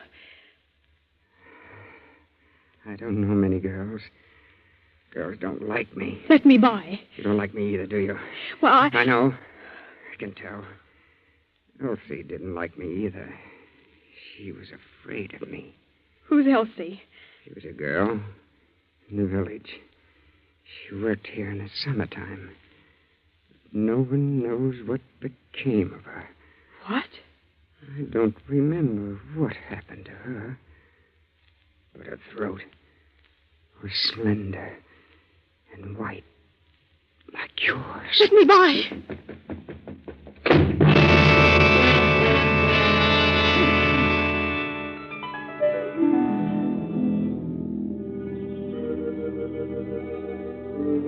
Joan. What? Who's here?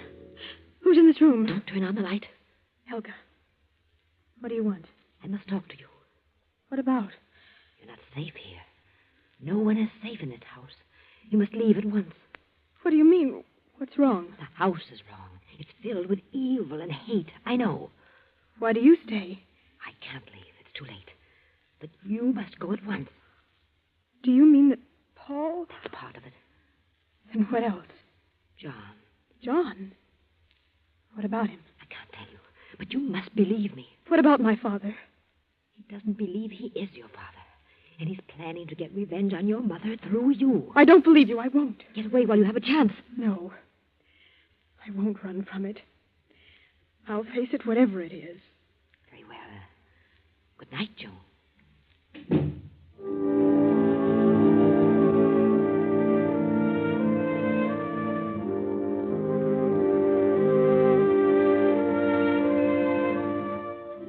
Now it is nearly midnight. John still works at his desk in the library.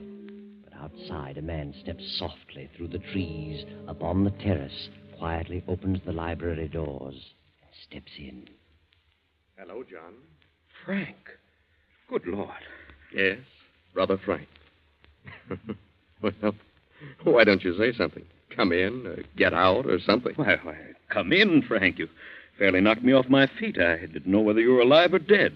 It's been a long time, John. Why haven't you written me? Well, I was hoping I could make a go of that ranch and pay you back, but I guess I was just born unlucky. Oh? They had a revolution and cleaned Senor Gonzalez out and me with him. That's too bad, Frank. But you're still the same steady, reliable John. Yes, sir, I've tried my darndest to be like you, but, well, it just isn't in me. I don't have what it takes. The last 2 years, I've had a pretty tough time. I caught some sort of a malarial fever down there, and it's impossible to get rid of it.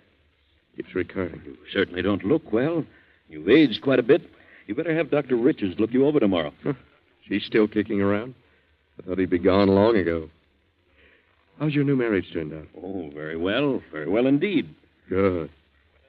Ever hear from Mary? Yes. She came to see me. I knew she would eventually. She was broke and quite ill. She'd had a tough time of it. And you helped her out. You would. You couldn't turn anyone down. Well, she was mainly interested in my helping the girl. She had her in a school in Vermont. And so now you're taking care of both of them. What else could I do? Good old Joe. I sent for the girl and brought her down here. She's a lovely child. Sweet as can be. And you'll give her everything her heart desires, I suppose. And then you'll have another problem on your hands with Joan. A girl 17 either wants to get married or go to college. Oh? Well, I've decided that. Really? I'd like to send her to Wellesley. Good. It isn't every man who can have... Just a minute, Frank. I'll be right back. Well, what are you doing out here in the hall at this time of night for? Oh, well, Mother sent me down to see why you hadn't come up to your room. Oh. Well, tell her I'll be up in a few minutes. Yes, I'll tell her. My stepson, Paul. His mother thought I was staying up unusually late. Oh, well, I'll run along. Good heavens, it's after 12. When's the last train back to the city? 12 o'clock. You've missed it. Well, when's the next one? 5 a.m. Oh. Well, I suppose I'll have to wait for that. Can you put me up? Yes, of course, Frank. Oh, thanks. Wait a moment, Frank. I probably won't be up when you leave, so I'll give you this now. Oh, now, John, I didn't come here for that. Well, that is not exactly. No, you never have. Here you are, Frank. 1,000. And see Doc Richards first thing in the morning. And drop in at the office and let me know what he says. Thanks, John. I'm sorry to have to take this. I only wish that... Oh, forget it. We're not kids any longer. You're too old to learn new tricks now. Run along to bed, Frank. I'll see you tomorrow. Oh, take the guest room at the head of the stairs. Good night, John. See you in town at noon. Night, Frank.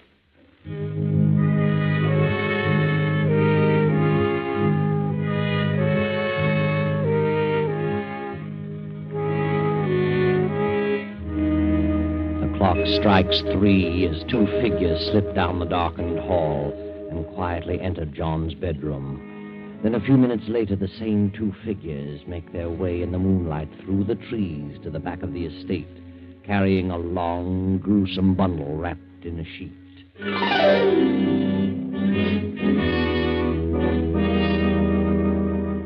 Now it is 3 nights later, and Joan, Helga, and Paul are in the library as Joan paces back and forth anxiously.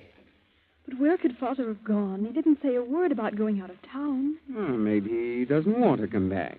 Why not? I don't know. Maybe he doesn't like it here. You should have listened to me. But you didn't say anything about... Well, you just mentioned me. Could have been a mistake. I just had a weird feeling of impending disaster. Something is wrong, I know. If I didn't belong here, if I could leave, I'd not stay another moment. Who knows what will happen next? I know. What do you know? I know what'll happen next. They always happen in twos. Many people have come here and stayed a while and then suddenly disappeared. What time is it? 11:30. There's a train at 12. I'm leaving here. Hello? Yes, this is Joan Talbot. What? Good heavens, who? Where? Yes. Yes, I understand. Yes, I'll be here. Yes. Who was it? I don't know. I've never heard anything like it. What do you mean? It was a man, and he... What man? He said he had a message for us, and he'll be here at 12 o'clock, and to wait for him in the library. The police? I don't know. He said he'll come to the garden windows, to the library window.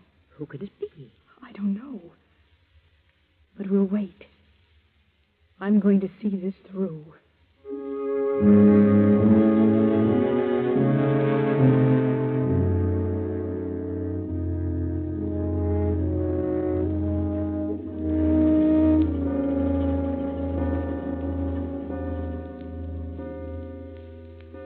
Here he comes. Through the garden. Who is it, Mother? I don't know. The lights. Why did you turn out the lights? I turned them out so we could see outside. Who is he? I don't know. He's up on the terrace. Who are you? What do you want? I came to talk to you. What about? About what happened here at 3 o'clock in the morning several days ago. Nothing happened. Nothing. But something did happen. Turn on the lights. No, don't turn them on. You couldn't see me if you turned on the lights. Paul, good Lord. Was it you who phoned me? I spoke to you, but I didn't phone you. Mother. What happened in this house at 3 o'clock several days ago? A man was murdered. What? Paul. Turn on the lights. Turn on the lights! Joan Talbot, open the top drawer of that desk. Now take out the paper. It says, on the night of August 5th, we, the undersigned, murdered John Talbot in his bedroom and buried his body on the estate. We didn't. We didn't. It's John. It's John. Sign it. Sign the paper and I'll go. Sign it, Paul. Sign it. You did it. You killed him. Sign it. You help me. You sign it. I can't. Turn on the lights, Joan. John. It's him. It's him. He isn't dead. No, Paul. We didn't. Paul, what happened? I'll tell you. You killed my brother Frank instead. Come on in, Sergeant. You heard it all. Yes, we heard it all. Father, what on earth happened? When you phoned a while ago, I almost fainted. I was sure you were dead. I knew from the moment you told me you were frightened in this house that something was wrong. I put two and two together and realized what it was. They didn't want you to share in the estate. I knew they were planning something on that night. And then my brother came. He accidentally got into my room by mistake, and they killed him instead of me. I saw them carrying his body through the trees. So I disappeared for a few days and evolved this plan. You've nothing to worry about any longer, Joan. Nothing. No. Nothing to worry about. But the truth would certainly amaze you. All that Helga said about Paul and John was true. John was planning revenge, but not through Joan. That night your brother Frank came back. You discovered something, John. What was it Frank said? And then you'll have another problem on your hands with Joan. A girl 17 either wants to get married or go to college. It was then, John, that you knew the truth. The only way that Frank could have possibly known that the girl's name was Joan and that she was 17 was to have been with Mary. So John knew then that it was Frank who ran away with Mary and deserted her when Joan was 4 years old. And then John, knowing that Helga and Paul planned to kill him, deliberately let Frank occupy his room on that fateful night. John's revenge was satisfied, and he didn't have to turn a hand. That's all.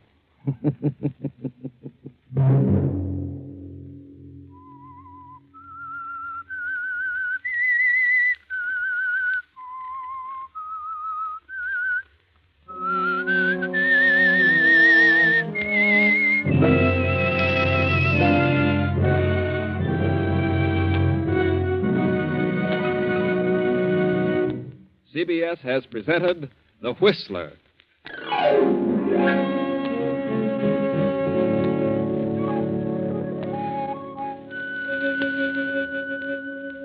And now an important announcement regarding a change of time.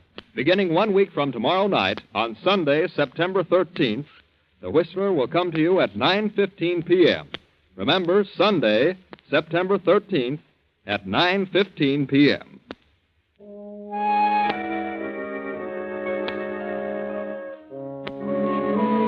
Original music for this production was composed and conducted by Wilbur Hatch. The Whistler is written and directed by J. Donald Wilson and originates from Columbia Square in Hollywood. This is the Columbia Broadcasting System.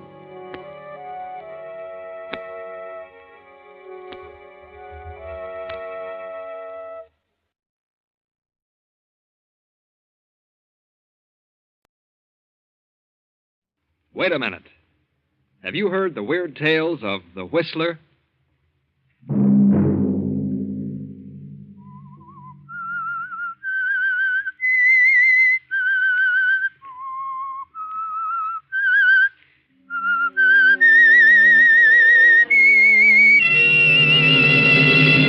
I'm the Whistler.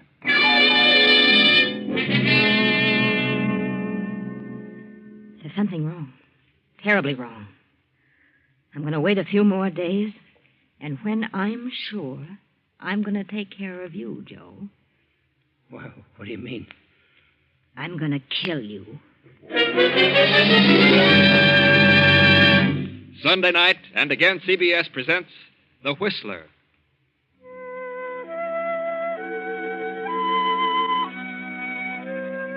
I, the Whistler, know many things, for I walk by night. I know many strange tales, many secrets hidden in the hearts of men and women who have stepped into the shadows. I know the nameless terrors of which they dare not speak. And so tonight I tell you the bewildering story of Mirage. Fred Adams is an attorney, a promising young attorney. Fred is a specialist, for his practice has been limited to nightclubs and bars. In other words, Fred is what is called a mouthpiece. He steps gaily down the street tonight, unaware of the two men leaning against the black sedan parked in the shadows between the lampposts. Hi, Fred. What's your hurry? Huh? Oh, hello, Joe. What are you and Mike doing in this end of town? We're waiting for you, Fred. Thought you might like to take a little ride. Ride? Yeah, the boss wants to have a little talk with you, Fred. Well, not tonight. I'm busy. Got an appointment. The boss would like to talk with you, Fred. Get in. I told you I'm busy. I'll drop around tomorrow. What are you so busy about, Fred? How'd you like a poke in the nose? Get in the car, Fred. Let go of me, you hood. We ain't kidding. Get in. What'd you two guys do without a gun? Get in. Okay.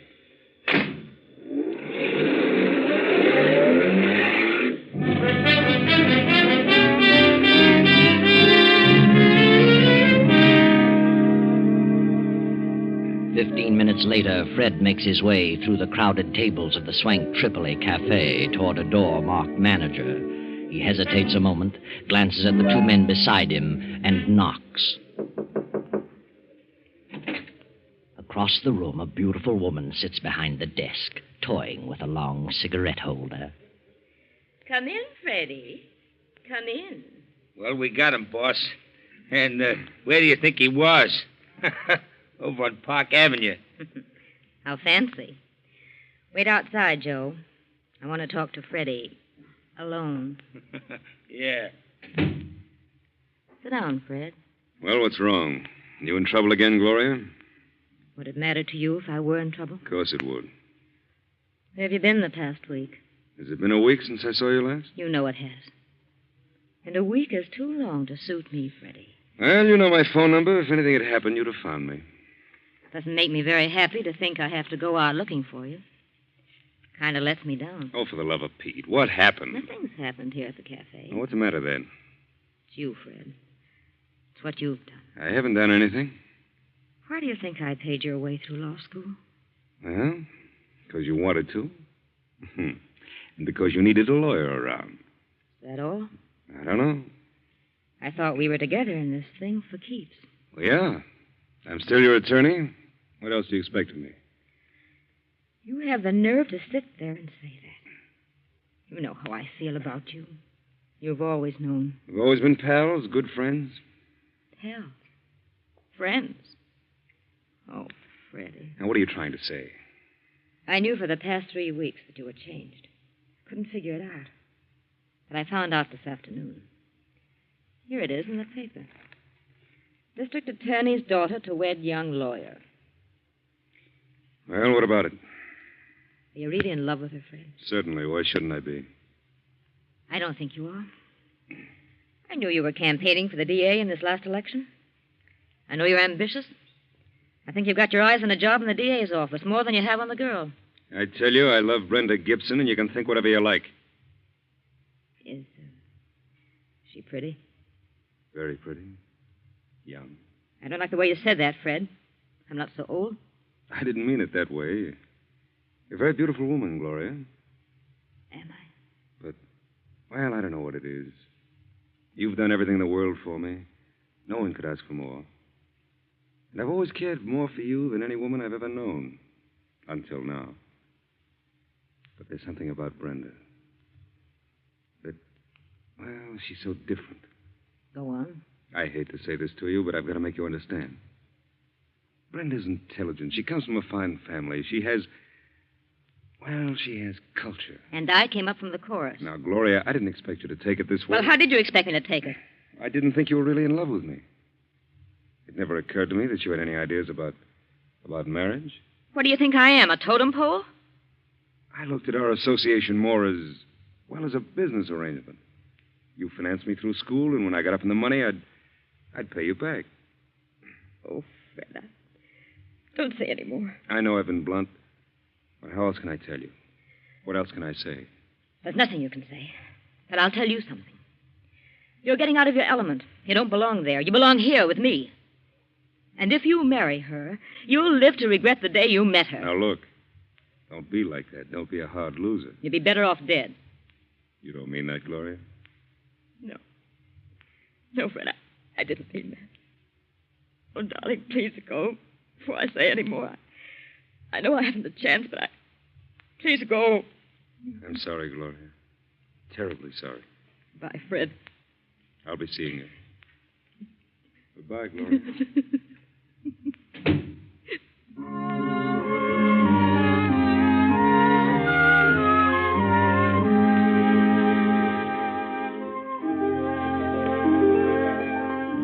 Now, a week later, the papers are filled with stories and pictures of Fred and Brenda and the district attorney, and parties and dinners and teas. Read them, Gloria. Pore over them. Mr. and Mrs. Frederick Adams this and Mr. and Mrs. Frederick Adams that.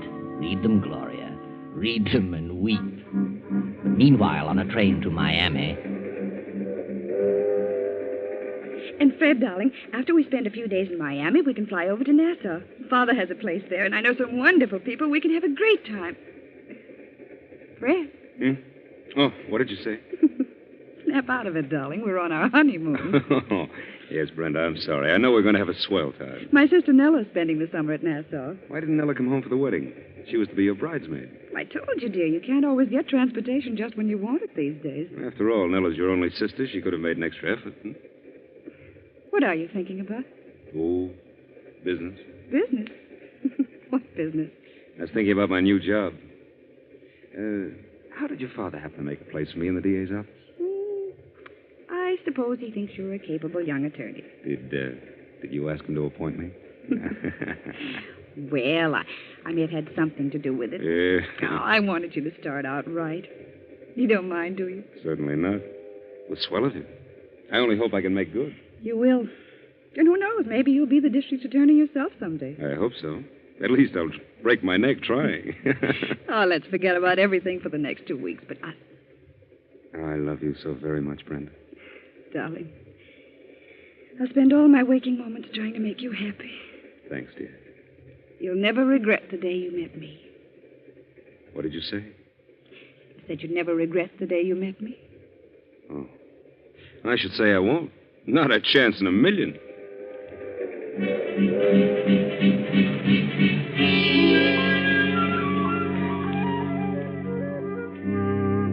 Now the happy honeymoon is over, and Fred and Brenda are back home. Fred is in the district attorney's office and progressing nicely. But Gloria, poor Gloria, still sits in her office at the Tripoli and broods over her fate. She scans every item in the society columns, searching for news about Fred and Brenda. And every item, every picture nurtures her resentment.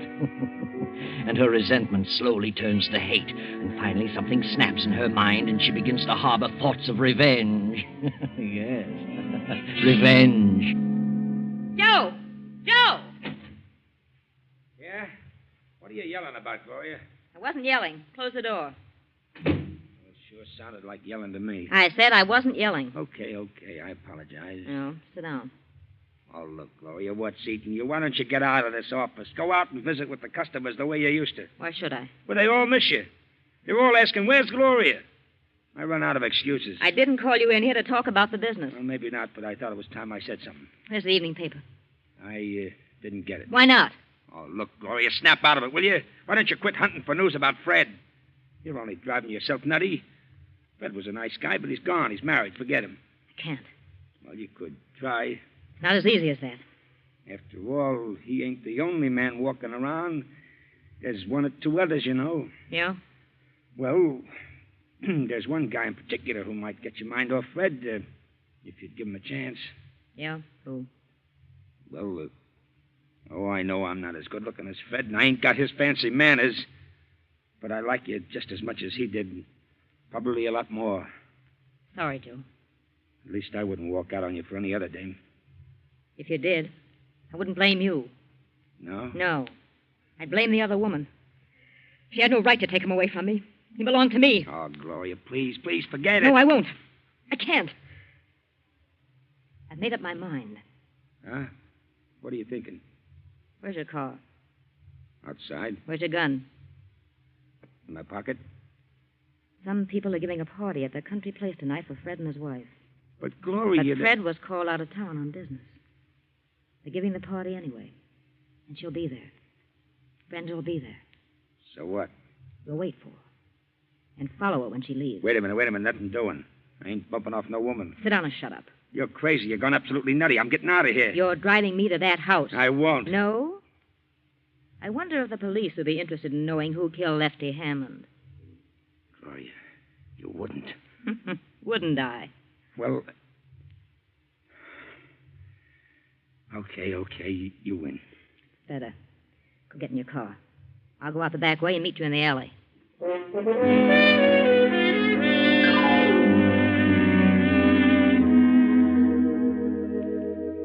Gloria and Joe sit in the car in the deep shadows of a spreading tree. The hours drag on, and then about 1:30 in the morning, the party breaks up and the cars begin to leave. Finally, Brenda comes through the gate, driving her own coupe. There she is.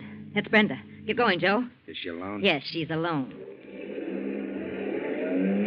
I sure wish you'd change your mind. Don't get too close to her. No, I ain't got nothing against her or Fred either. What good's this going to do you? You wouldn't understand. I think you've gone off your beam. Maybe you're cracked. Shut up. I'm not crazy, if that's what you mean. That's what I mean. Drop back a little. They say crazy people never think they're batty. You might feel different about this in the morning, Gloria. Maybe you ought to see a doctor. Oh.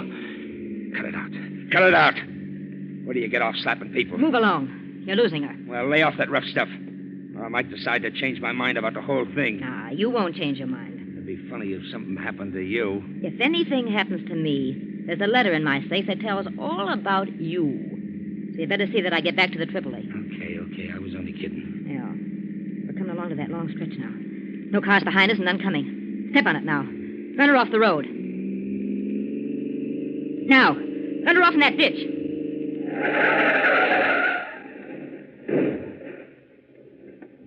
Say, what's the idea? Are you trying to wreck me? Get out of that car. What is this, a hold-up? Get out and shut up. I haven't anything but a couple of rings. Take her rings, Joe. Well, this is a new one. A woman bandit. Any money in your purse? A few dollars. Take the money and scatter the rest of the things around. Yeah. Now, ruffle up her hair, Joe. Muss her up. You take your hands off me. Oh, have a heart, Gloria. Okay. I muss her up, but good. Look, are you? Stick your hand. What's the meaning of this? You've got what you want. Why don't you let me alone? I'll let you alone, Mrs. Adams. Who are you? Start walking. What? Start walking off through those trees. I won't. Oh, stop. Get moving. What are you going to do? See to it that you don't do any more chiseling in, Mrs. Fred Adams. Huh. I don't know what you're talking about. Walk. Let her have it, Joe. Now, what are you stolen for? You missed her. Give me that gun.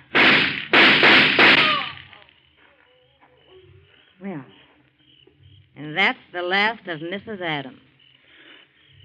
She's dead. Yeah. There's your gun. Now, let's get out of here. Oh. Well, what's the matter? What are you waiting for? I'm kind of dizzy. Kind of sick. I can't drive, Gloria. You better drive. And I thought you were experienced at this business.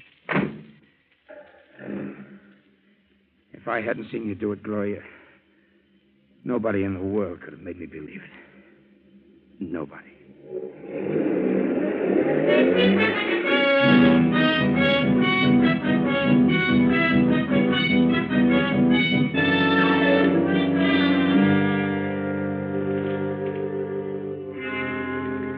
Anything about it in this morning's paper, Joe? No, not a thing about it. And it was the night before last, too. I can't understand it. Are you sure she was dead? Of course I'm sure. Well, what do you suppose could have happened? She couldn't have walked away. Say, maybe they haven't found her or the car yet, huh? It's impossible. That's the main highway. Hundreds of cars pass there in the course of a few hours. Well, maybe they've seen the car, but just thought it was a wreck. Yeah, maybe that's what it is.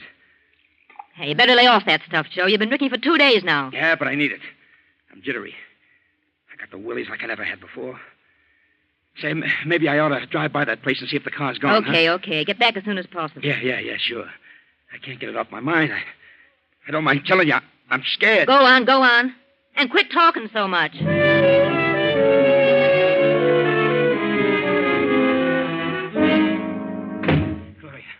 Gloria, I went out there. Yeah, well, I know. What did you see? Nothing. The car was gone. I looked all around for the spot. There wasn't a sign of anything. No trinkets, no blood marks, no nothing. Well, then they must have found her. But why don't they say something in the papers about it? If they just said something, I could stand it. It's driving me nuts. Are you going to lay off that stuff? No, I ain't. I need it. I don't need it. Yeah? I don't know what you're made of, but whatever it is, it's sure tough. I never knew a woman could be your stuff. I'll never forget it as long as I live. Ah, you're a jellyfish. I can understand one guy rubbing out another one for doing something against the gang, but I never thought I'd see a woman do a thing like that. And for no good reason. There was a reason. And shut up. I couldn't have done a thing like that. You could have turned me in first.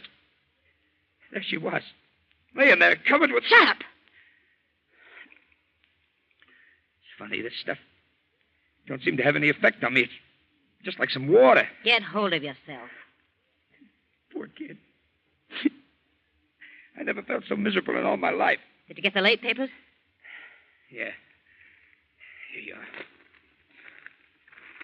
Well, anything in it? No. No. Not a word. Hey, maybe we didn't do it, Gloria. Maybe it was just a nightmare. No, we did it all right. And proper. If I don't hear something soon, I'll go crazy. Hey, wait a minute. Huh? What is it? Did they find her? No. Well, what do you know about that? Well, what is it? What is it? Look at this picture. Holy smoke. It's her. It's her and Fred. Mr. and Mrs. Fred Adams attend the races. When? Yesterday. It isn't possible. But it's her.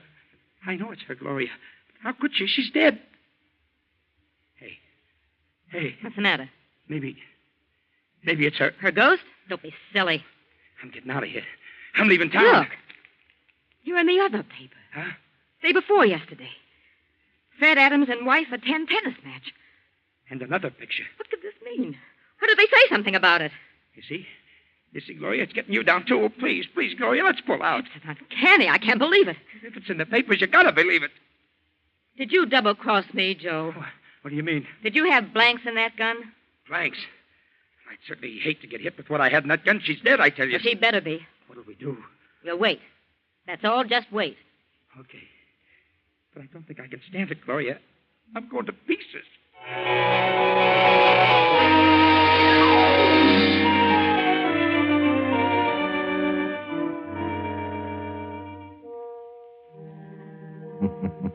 But they did wait. They waited for 2 more days, and Joe, fortified with his bottle, was able to hang on. Then Gloria began to crack under the strain of waiting. Joe, I can't stand it any longer. I gotta do it. Do what? I'm going to call Fred's apartment to see if she's there. I wouldn't.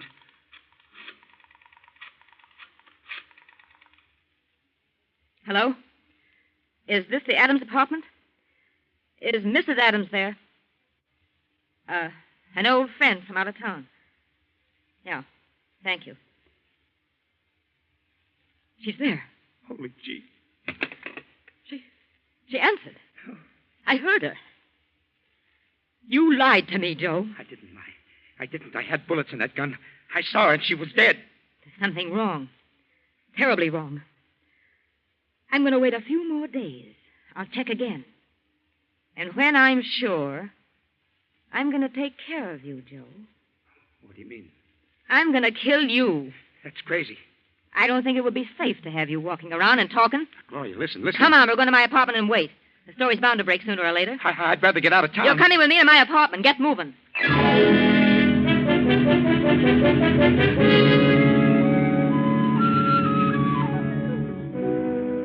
Then 3 more days of sleepless waiting. The tenseness grows and grows. The suspense is almost stifling. Poor Joe can neither sleep nor eat, and Gloria becomes pale and drawn. Then Joe finally emerges and goes on a little scouting tour about town to see what he can learn. Then on the next night, a knock at Gloria's apartment door. Who is it? It's me, Fred. Fred? Wait a minute. Hello, Gloria. What do you want, Fred? May I come in? I'd like to talk to you. Yeah, of course. Come in. It's rather late, but, well, I had to talk to you. What about? I never expected to see you around here again. Well, I was lonely. I had to talk to someone. Lonely? Well, sit down, Fred. Thanks. You look kind of tired, Gloria. What's wrong? Well, since you mentioned it, You look a bit weary yourself. What's wrong with you? Oh, nothing much. I sent you a check clearing up what I owed you. Did you get it? Yeah. There's something wrong, Fred. What is it? Joe, little trouble, that's all. Sort of trouble. Domestic? Domestic? What do you mean? That isn't... It isn't possible? Is that what you're going to say? Yes, I thought you were quite happy with your wife. Well, things can develop suddenly. I certainly found that out. Well, what happened? Or do you want to tell me? Yes. As a matter of fact, I do. Guess that's why I came here. You're always so darn understanding. You always knew the answers to things. But what happened? Well, I guess I really didn't belong in the upper crust. You had it figured out about right. Everything was all right until Brenda started to shape my career. Shape your career? Yes. She had everything all planned out for me. She and her father had it all figured out. I wanted to go into the DA's office and move up on my own initiative. They didn't want it that way. They wanted me to start out as a big shot. Did she leave you? Well, yes. We just agreed to disagree. Oh. Well, where's she now? Her father's place, I suppose. When did she leave? Yesterday? Yesterday. Are you sure it was yesterday? Of course. Why do you ask that? Well, no reason, I suppose. I just can't believe it. It seems a shame.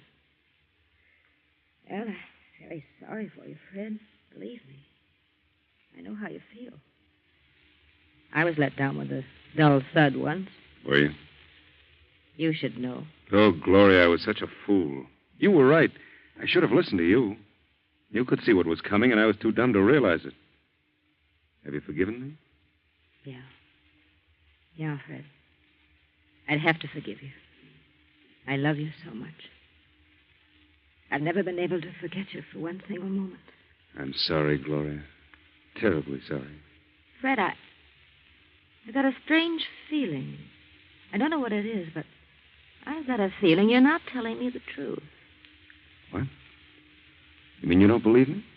There is something you haven't told me. What is it? Why, nothing. I've told you everything. I don't believe you, Fred. All right. Gloria, I'm in a tough spot. Brenda hasn't gone away. She's dead. Dead? What on earth do you mean? Yeah, she was found dead beside a car a number of days ago. The day after we had a nasty argument, but I didn't do it. There have been many threats against the district attorney and a member of his family. It may have been any one of a number of persons.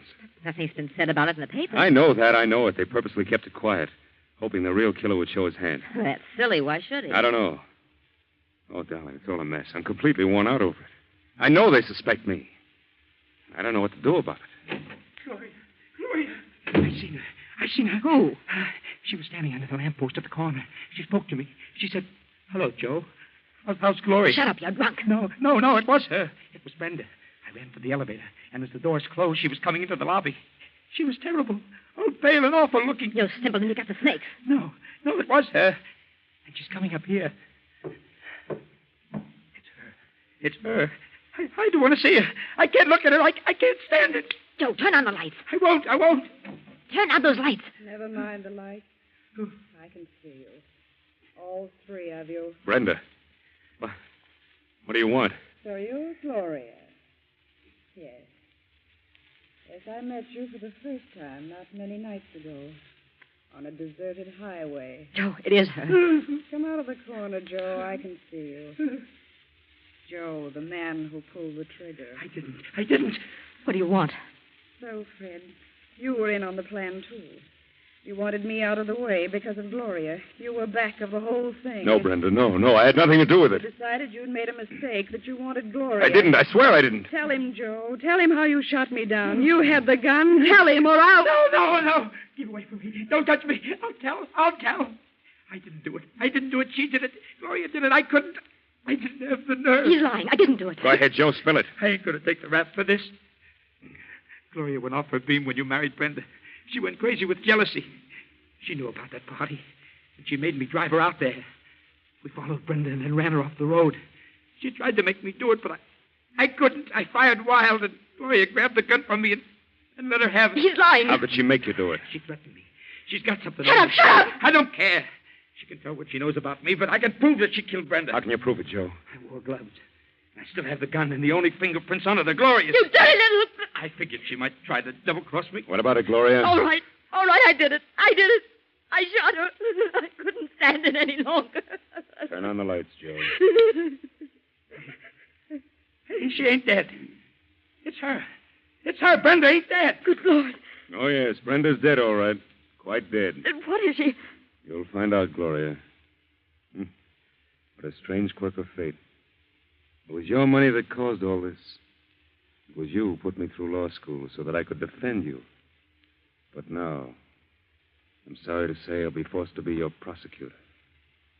Sorry, Gloria. Terribly sorry.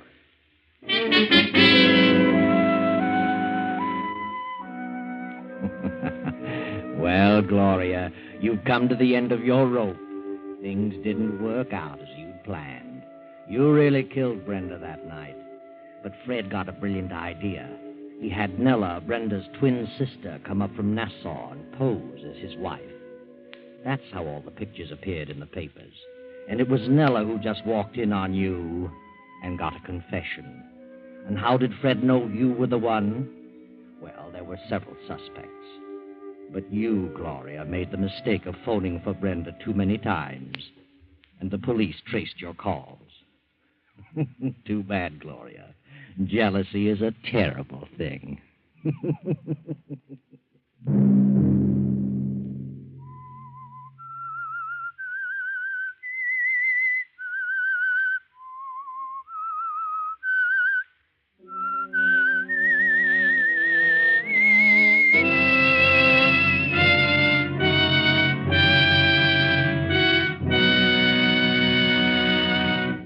CBS has presented The Whistler.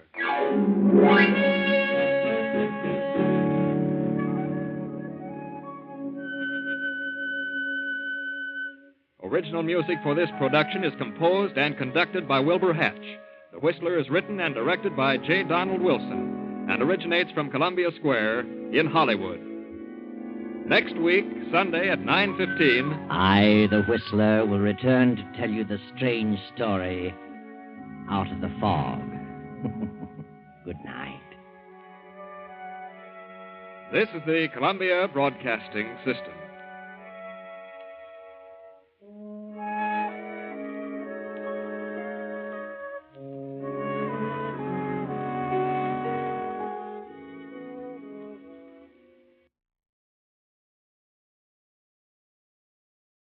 Wait a minute. Have you heard the strange tales of the Whistler?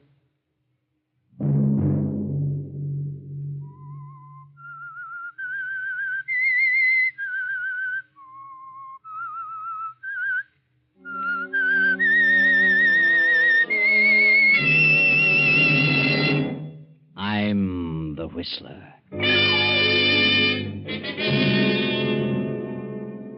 I was with Danny when it happened, but I couldn't hang on to him. He ran off and left me, and I've been looking for him ever since. That was Captain Fowler. Something had happened to his friend Danny. I ain't going to no doctor at this time of the night. Tomorrow, maybe, but I'm not going tonight. That was Danny.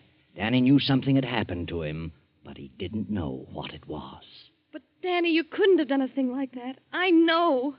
Don't worry, Danny. That was Fay, Danny's girlfriend. And this is Joe Rodriguez, a fisherman. It's much better that I leave town, Danny. If I stay, I might forget I am your friend. Sunday night, and again CBS presents The Whistler.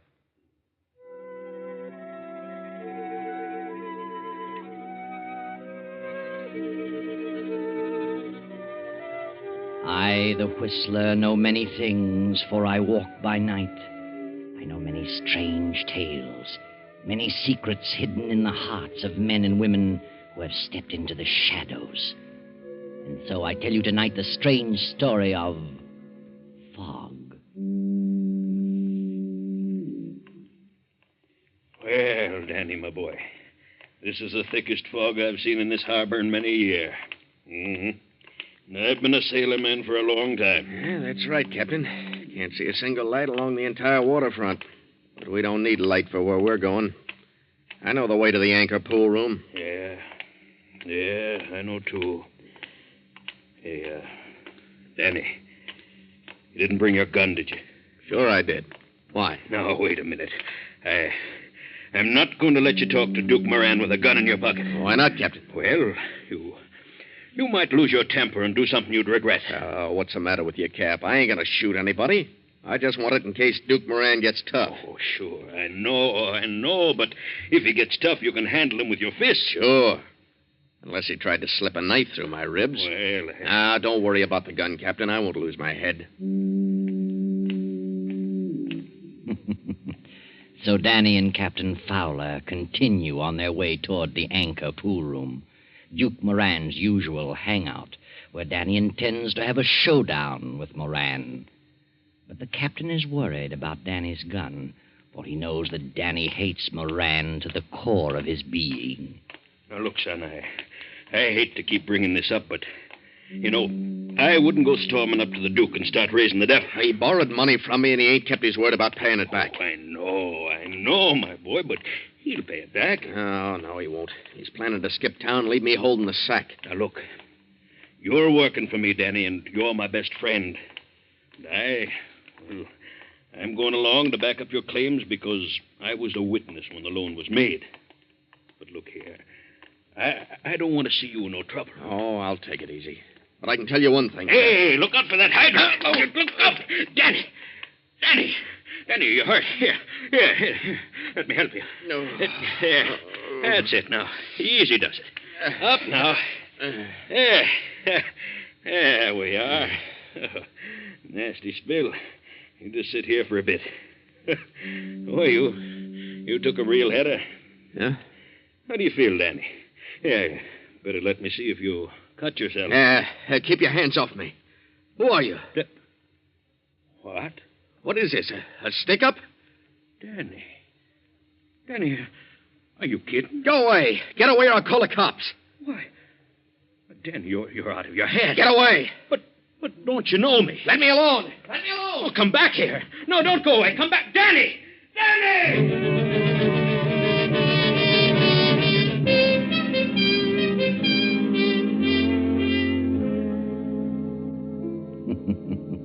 Danny breaks away and quickly disappears into the fog.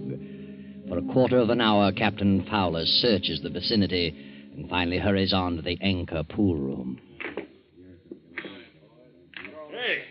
Hey, any of you guys here in the pool room seen Danny Price? Oh, hello there, Cap. No, I haven't seen Danny. Neither have I, Cap. Don't think he's been around. Oh, I see. Well, is Duke Moran here? The Duke? He was here a minute ago. Where'd he go, George? Out in the alley, I think. Yeah, that's right. Some guy opened the back door and called him. Some guy... Oh. Uh-huh. Well, tell me, was it Danny? I don't know. I don't know either, Captain. We didn't pay no attention to who it was. Oh, I see. Well, okay, boys. Thanks.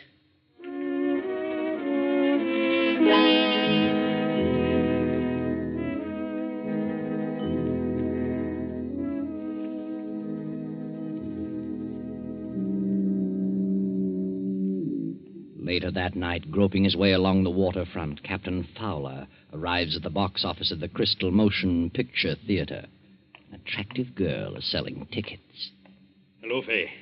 Well, hello there, Captain. Going to the show? Oh, no, not tonight, Fay. I'm looking for Danny.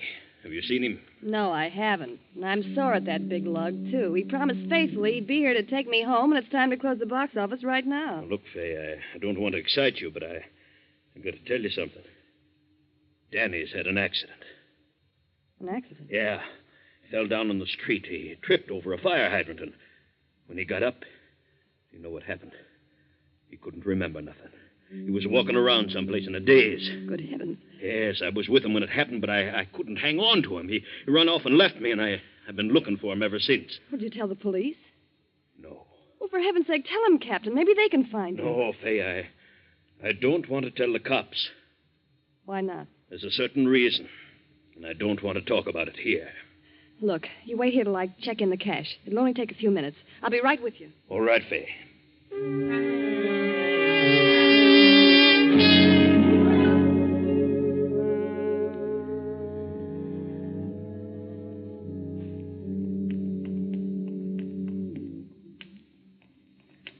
All right, Captain. Now tell me, why didn't you notify the police? Because Danny's got a gun on him. Oh. Yes. He was on his way to see Duke Moran. You know, about that money. Oh, yes. And he was afraid the Duke might start something. I see. You say you've been looking for Danny? Yes, I've been everywhere. Been to the casino, over to the bowling alley. Have you been to Fred's Cafe? Well, no. Well, Danny goes there for coffee sometimes. Well, all right. We'll take a look. Fred's Cafe, why, it's in the next block, ain't it? Yeah. Oh, I tell you, Fay, we got to find that kid. He's like a crazy man. You know what he did? He looked me right in the face and he didn't know me. Oh, my goodness. Captain, suppose his memory never does come back. Oh, now, Fay, don't carry on like that. And don't you start worrying. Yeah, I know how you feel. You and Danny engaged to be married and all, but don't you worry. I think everything will turn out all right. Oh, I hope so. Hey, wait! Listen. What's your hurry, folks? That's Danny. Well, sure it is. Hey, you going to a fire or something? I've been chasing you for a block. Oh, Danny. Hiya, Fay. Oh, Danny, you're all right. Oh, sure. Sure, I'm all right. Except I'm kind of mixed up. All of a sudden, I'm sitting in the Clark Hotel. And I don't remember going there at all. The Clark Hotel? Yeah. Well, so that's where you been. Well, it seems to me I was walking along with you, Cap. Of course you were, Danny. Don't you know what happened? You had a lapse of memory. Huh? Yeah, we've been worried to death about you. The captain and I were looking for you. Oh, Danny, I'm so glad you're all right. Oh, so I've been off my noggin. Sure. Don't you remember falling over that fire hydrant? Fire hydrant? Yes, that's what did it, Danny. When I helped you up, you thought I was a stick-up man. You ran off down the street. Well, I'll be darned. How long ago this happened, Cap? Well, it's been an hour ago or more. You've been in the Clark Hotel all that time. Well, how should I know? When did you come to your senses, Danny? Well, just now. I'm sitting there in the lobby wondering what it's all about when I seen you folks passing the window. Oh, swell. But look, Danny boy, you're going to a doctor right away. What do you mean, doctor? Well, your head, you must have struck it when you fell. Oh, my head's all right. Oh, now, please, don't put up an argument, Danny. Oh, now, look. Hey, here comes an ambulance. Maybe I better flag it down and crawl in, huh? Oh, now, don't be smart. Wait a minute. That's no ambulance. Well, it's a police car. Yeah? Yeah. Well, come on, never mind the police car. Danny, come over here under the light. Let me take a look at your head. Oh, now, look, Fay, I tell you there's nothing wrong Hey, with... hey, look. You see where that car's stopping? Huh? Over in front of the Anchor pool room. Yeah? Well, wonder what's happened there. Well, I don't know. Well, forget it. No. I want to find out what's going on. Yeah, so do I. Come on, Danny, let's go over and see.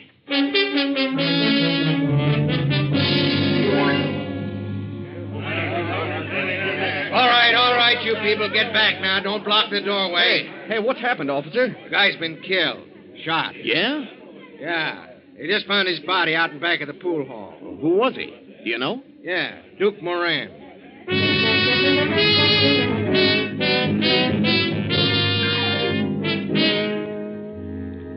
Duke Moran murdered, killed on the very night that you, Danny, with hatred in your heart and a gun in your pocket, were on your way to demand your money.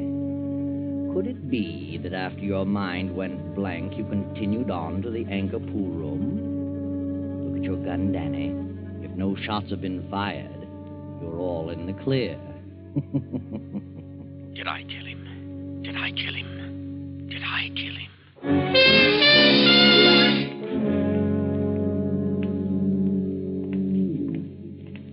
Come on, Danny, let's go.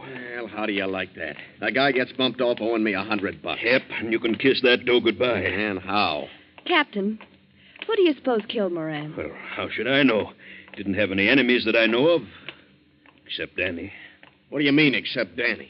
I wasn't the guy's enemy. I just wanted my money back, that's all. Sure, I know. You know what? But you just wanted your money back. What are you getting so excited about? Hey, boys, let's not walk down this way. There's no doctor in this direction. Oh, Fay, will you let up on that doctor thing? I tell you, there's nothing wrong with my head. How do you know? Well, anyhow, I ain't going to no doctor this time of the night. Tomorrow, maybe. My head starts aching or something. Is that a promise? Oh, okay, that's a promise. Hey, Danny. Yeah? You know, I went to that pool hall right after you disappeared. I thought maybe I'd find you there. Yeah? Was I there? No, you wasn't. I asked about Moran, and they said he'd just gone out in the alley. Somebody opened the back door and called him. Why, Captain, you must have been there just before the murder. Sure looks like it. I'm sorry now I didn't go out and back and see who Moran was with. It's a shame you didn't. Yeah. Hey, Danny, I've been wondering. All right, go ahead and say it.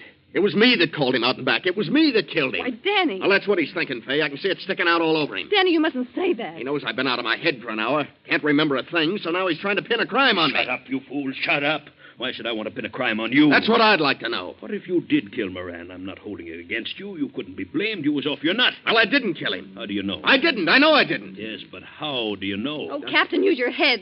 Danny lost his memory, and that includes his memory of Moran and his grudge against Moran and everything. Sure.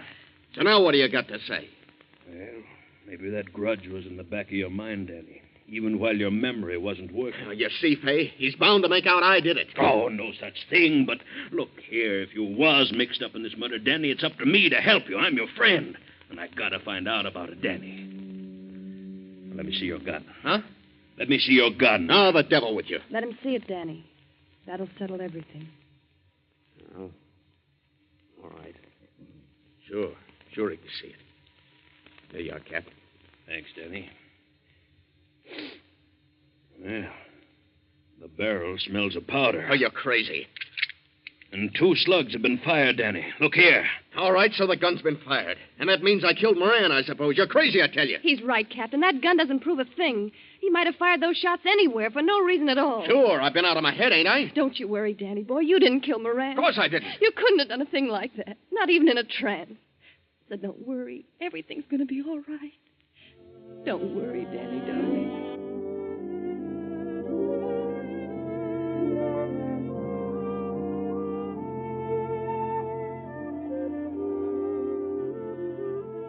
Poor Fay. She doesn't believe her own brave talk. Deep down in her heart, she's afraid that Danny is a killer. It is nearly midnight now. Danny and Captain Fowler have returned to their boat, the fishing boat Dolphin, in the harbor. Danny sits on the deck, gazing morosely into the fog. Well, hadn't you better turn in, kid? You ought to get some sleep. Oh, I couldn't sleep. Stick here a minute, will you, Cap? I'd like to talk to you. Sure. I'm sorry I blew my top the way I did when we was ashore. Oh, that's all right, Danny. I know you was thinking of my interest when you asked to see the gun. Sure I was. All kidding aside, it looks pretty much like I bumped off Moran, doesn't it, Cap? Well, Danny, to be honest with you, it does. Still, there's room for doubt. And if I was you, I'd lay low and say nothing. I know one thing. I could never be convicted of murder, even if I did do it. Why not? Because I was suffering from amnesia. Yeah. The trouble is, how are we going to prove that? How are we going to prove it? Well, couldn't you prove it? You was there when it happened. You saw me go slug nutty. Sure, but who's going to believe me? I'm your friend. They think I was lying to save your neck. Yeah, I see what you mean. The things look pretty bad then, don't they? Ah, now, look, Danny. Don't go hanging yourself in advance. You know, maybe it's like Fay said. Maybe you just happened to fire them shots. Hey, listen. I hear a motorboat. Well, so what? It's coming this way. Hear it? Well, sure, I hear it. It's the cops. They're coming here to ask questions. Oh. I'm getting out of here, Captain. No, you keep your shirt on. I'll hail the boat and find out who it is. Now, you wait right here. Ahoy there! Ahoy! Who is it? It's me, Joe Rodriguez. Oh, there you are, Danny. It's only Portuguese Joe. What's he doing out here this time of night? Well, I don't know. Here is my line, Captain. You make me fast. I'm coming aboard. Okay, Joe. How'd you know we'd be up this late? Yeah. I just took a chance, Danny. But I am glad you are up. Oh, don't tell me you ran out of live bait again. Oh, no. I got plenty live bait. Oh?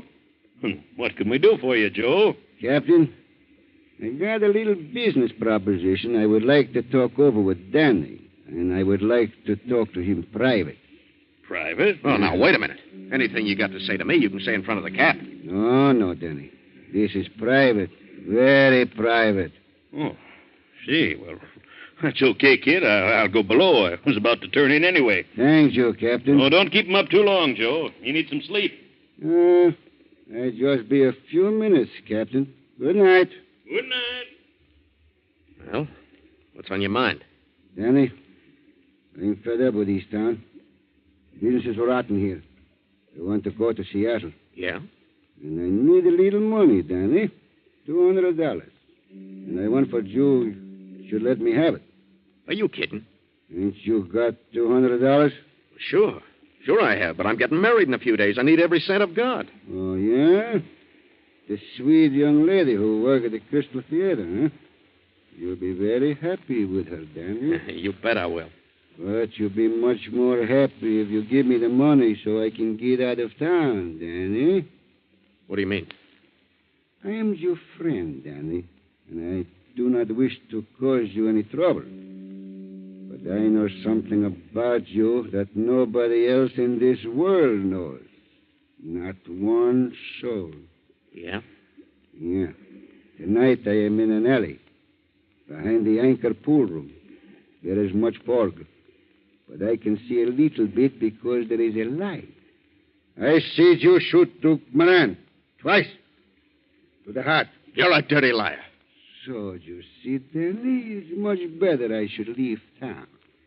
If I stay here, I might get drunk someday and forget I am your friend. I might talk, Danny. You climb in that boat of yours and get back to shore. Go on, or I'll throw you overboard. You come to see me tomorrow, huh? Before noon? If you don't come by noon, well, maybe I get drunk, huh?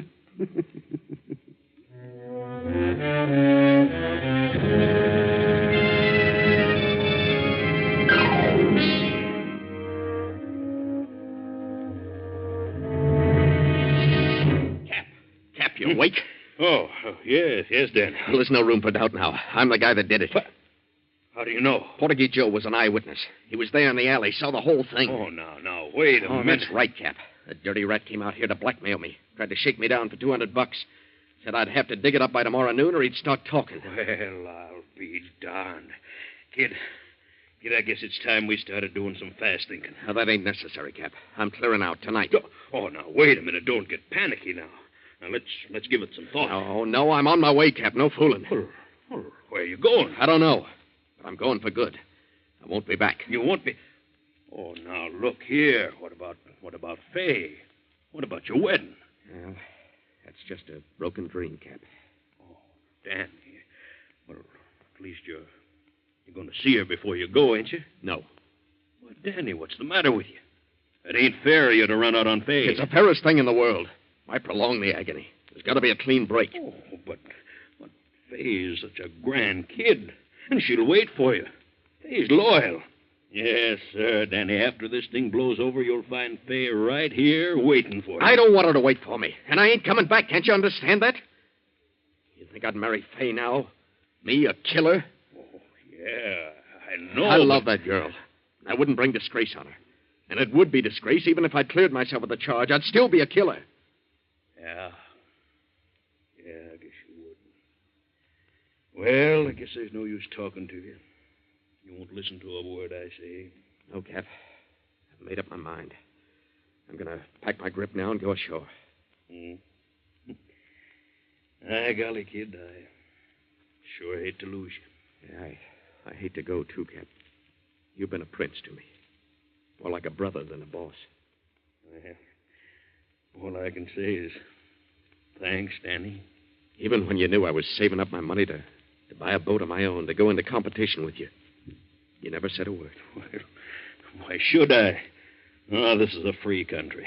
Every man has a right to advance himself. And, about Fay, I wish you'd explain to her. You know what to say. Well, not quite as good a talker as you are, Danny, but I'll try. You know something, Cap? I wish you and Fay'd get married. I know you'd make her happy. Me and Fay? Oh, no, why, she wouldn't have me. Don't be too sure about that. She'll forget about me after a while. But explain things to her, will you? Well, okay, Danny. I'll try. I'll do my best. Well, I'm going to hit the first freight train out of town. So long, Cap.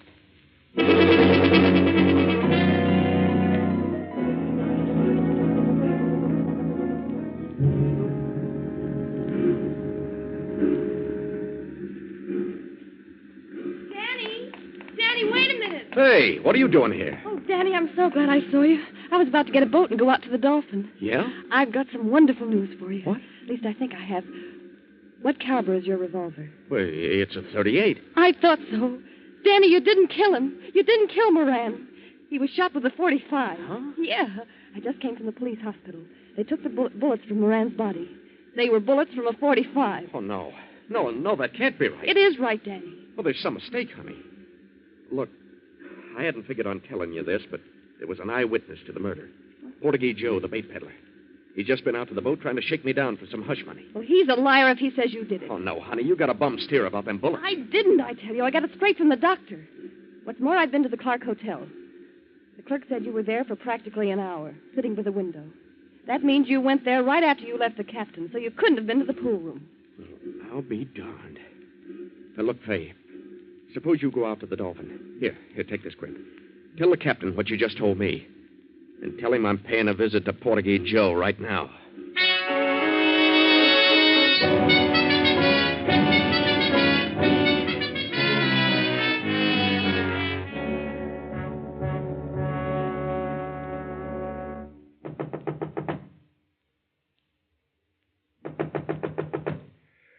Yes. Just 1 minute. Who is it? Who's there? It's me, Danny. Oh.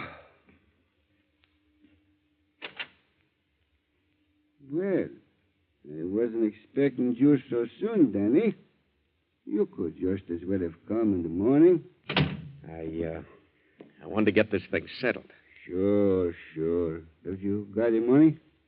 Joe, you didn't see me shoot Moran. Not Danny. I hope you're not going to put up no argument. You lied to me, and I'm here to get the truth. Now, look, Danny. Come on, admit it. You lied to me, didn't you? No. No, you shoot did. No, you... Let me go. Let me go. I'll choke the living daylights out of you, you rat. Come on. Tell me you lied. Yes, I lied to you. I thought so. Let me go now. Sure, I'll let you go. But you're going to come clean. You're going to give me the lowdown on this whole rotten business. Come on now, start talking. Yeah.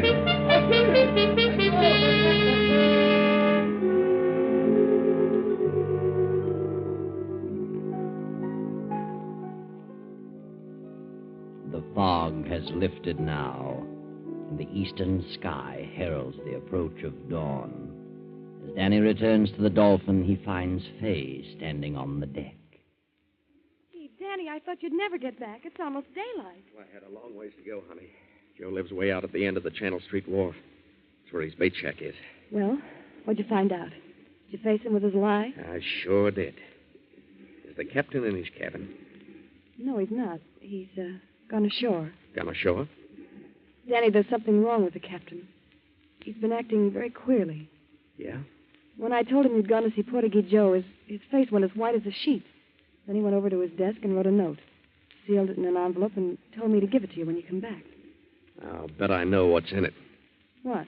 A confession. But I won't need it now. I got one from Joe. What do you mean? Honey, the captain's been framing me. Framing you? Yeah, that's right. It's hard to believe, but it's true. Remember he said he didn't go out in back of the pool hall to see who it was that called Moran out in the alley? Yes. Well, he lied. He did go out there, and he saw the murder committed. He knew who did it. Why, Danny. And right then, he got a bright idea. He figured he'd make me believe I committed that murder. So I'd take it on the lam. Get out of town. You see, honey? Well, why would he do that? Because he was in love with you. What? Our wedding day was getting closer, and the captain was half crazy with jealousy. He wanted me out of the picture so that he could marry you. Oh, Danny, I can't believe that. It's true, honey. Joe told me. I'd have got a lot more out of Joe, too, only he broke loose from me and dived into the water. Last I seen of him, he was swimming away. Well, what about the murder? Did you find out who killed Moran? I got a hunch that Joe himself did it. After he left, I looked around his shack. I found an IOU there signed by the Duke. You did? Then the Duke owed Portuguese Joe money, too. Yep. And I figured the captain made Joe a proposition. If Joe'd come here and make me believe I was the killer, the captain wouldn't squeal on him. Sure, Danny. That makes sense. Well, I better see what the captain wrote. Yeah. Open it up, Danny. Dear Danny, I suppose you know everything by now. I haven't got the nerve to face you, kid, so I'll be the one to hit the freight. You won't need to save any more money for that boat. I've signed over the Dolphin to you. You'll find the papers in my desk. Good luck, Danny, and make Fay a good husband.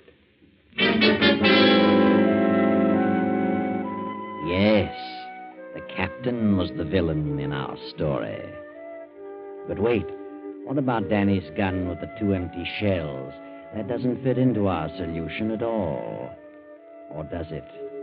Remember when the captain and Danny were on their way to the pool hall and Danny stumbled over the hydrant? The fog was pretty thick, you know. The captain didn't have a bit of trouble in slipping that gun out of Danny's pocket. He wanted to make sure Danny didn't use it on Moran. And later, after the captain had formulated his plot against Danny, it was a simple matter for him to fire a couple of shots from the gun and then slip it back into Danny's pocket when he met Fay and Danny on the street. Yes, a fog sometimes has its advantages.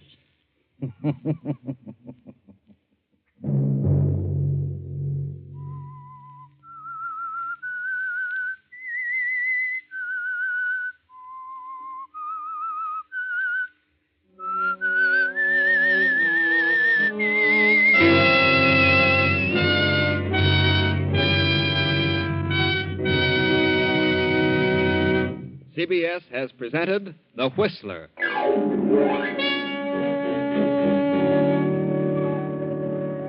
Original music for this production was composed and conducted by Wilbur Hatch.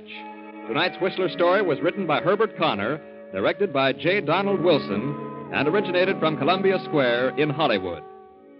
Next Sunday, same time, 9:15. I, the Whistler, will return to tell you the unusual story of jealousy.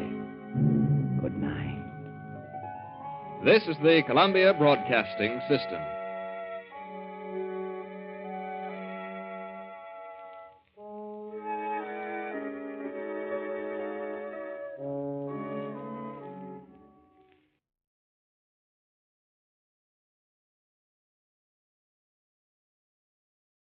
Wait a minute. Have you heard the strange tales of the Whistler?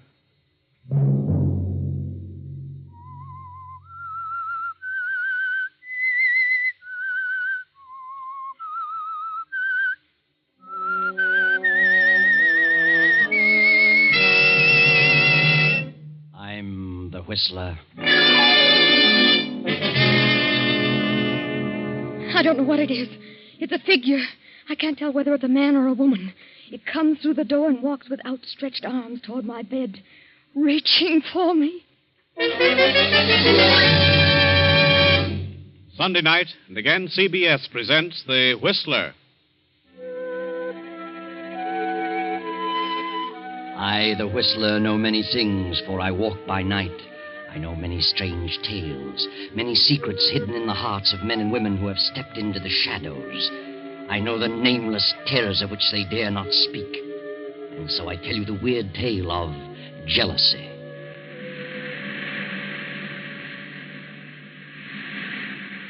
At the edge of the cliff overlooking the sea sits a gray stone mansion, weather-beaten by the storms of several decades. To this mansion, Gilbert Durant brought his bride, Lucia. That was 4 years ago. Gilbert and Lucia were quite happy until last year, when Lucia's half-sister, Beverly, came to live with them. And gradually, something began to happen. At first, Lucia realized that Gilbert's ardor was beginning to cool. He became more absorbed in his writing. Then she felt the cold clamminess of the stone structure almost creep about her and clutch her. Fear grew in her mind, a fear that nearly took her breath. It is evening now, and Lucia, having excused herself at dinner, tosses on her bed in a fretful sleep. No. No. Don't. Get away from me. Ah! No. What's wrong? Benson, come in. What was wrong? Why were you screaming? Benson, I must have been dreaming. It was horrible. You're white as a ghost. You're shaking like a leaf. Yes, I know. Oh, Mrs. Benson, I can't stand it. It's driving me mad.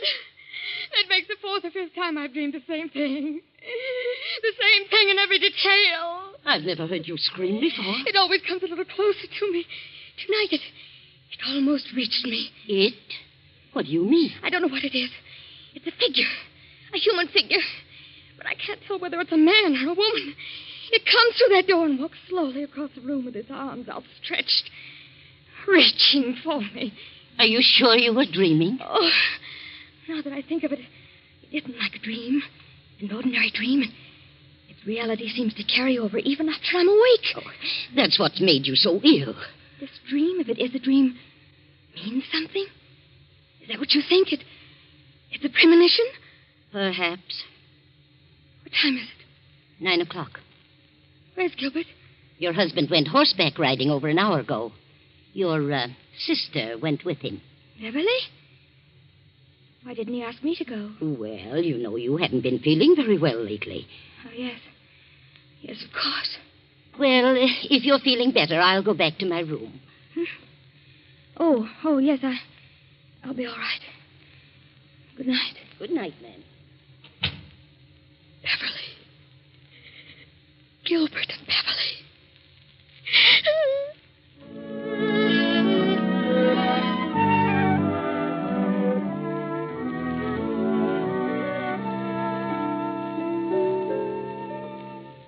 Lucia lies for a while, staring wild-eyed at the patch of moonlight on the bedroom door. And finally she drops off to sleep.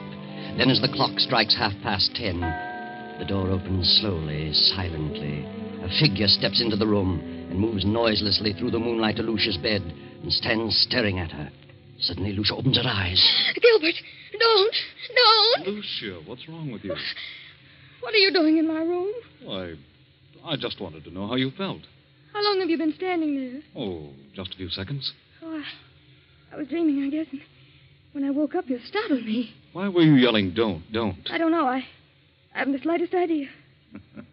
I talked to Dr. Hanby about you today. Told him you were run down, and he suggested I get a tonic for you. I'll drop in at the drugstore on my way home tomorrow evening. A tonic? Yes. What is it? Oh, I don't remember. Something in strychnine. Strychnine? Yes, he said it would give you an appetite. Where have you been, Gil? Oh, I've been riding. Nice moonlight night. Very pleasant. Did Beverly enjoy it? Yes, she's an excellent rider. I've decided to buy that filly from Thompson. Going over there tomorrow afternoon. Beverly going with you? Yes, she's a good judge of horseflesh. Why? Nothing. I just asked. Well, good night, Lucia. See you at breakfast? Yes. Good night.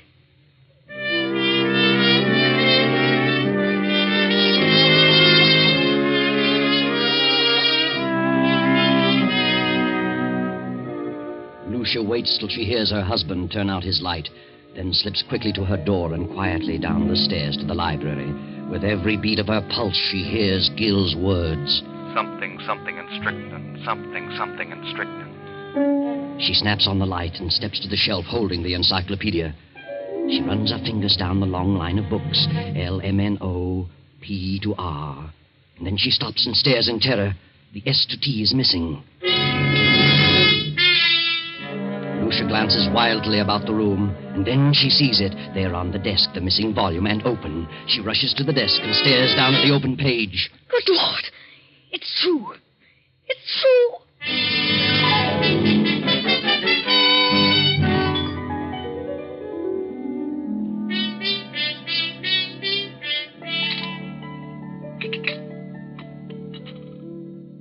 I'll tell you what, Beverly. I'll leave the deal entirely up to you. Up to me? Oh, Gil, that's not fair. Why not? Well, suppose she turns out to be a lemon. I don't think she will, because you're going to have the job of training her. Oh, you certainly flatter me. Not in the least. Oh. Good morning, Lucia. I just realized what time it was. You'll be leaving in a few minutes. Yes, it's 9 this very minute. I better step on it. More coffee, Beverly? No, thanks. How do you feel, Lucia? Why, better. Much better. You better eat something. No, I can't. At least some coffee. Yes, I'll have some coffee. I've got to run. See you later, Lucia.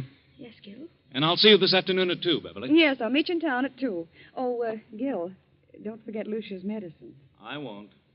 Goodbye, Lucia. Are you meeting Gil in town, Beverly? Yes, he wants me to decide on that filly he's interested in. Where did you learn so much about horses? Well, it seems to be natural. Why don't you get interested in horses, Lucia? Why should I? What are you interested in? Well, I'm interested in a few things. My husband in particular. You don't act interested in anything. Really? If you'll take my advice, you'll snap out of this coma and get some pep. If you like women with pep? Well, no man cares about a woman who sits around and mopes. I think you're a hypochondriac. Do you? You should do something about it. I intend to. I intend to do something about it. I'm glad to hear it. Get out and do things. Play games, golf, tennis, swim, and ride. Maybe this medicine will fix you up. You know all about it, do you? What is it? Oh, I don't know. It's a tonic, a builder-upper. I wish I could believe that. At least you can try it. It won't hurt you. No? I wonder.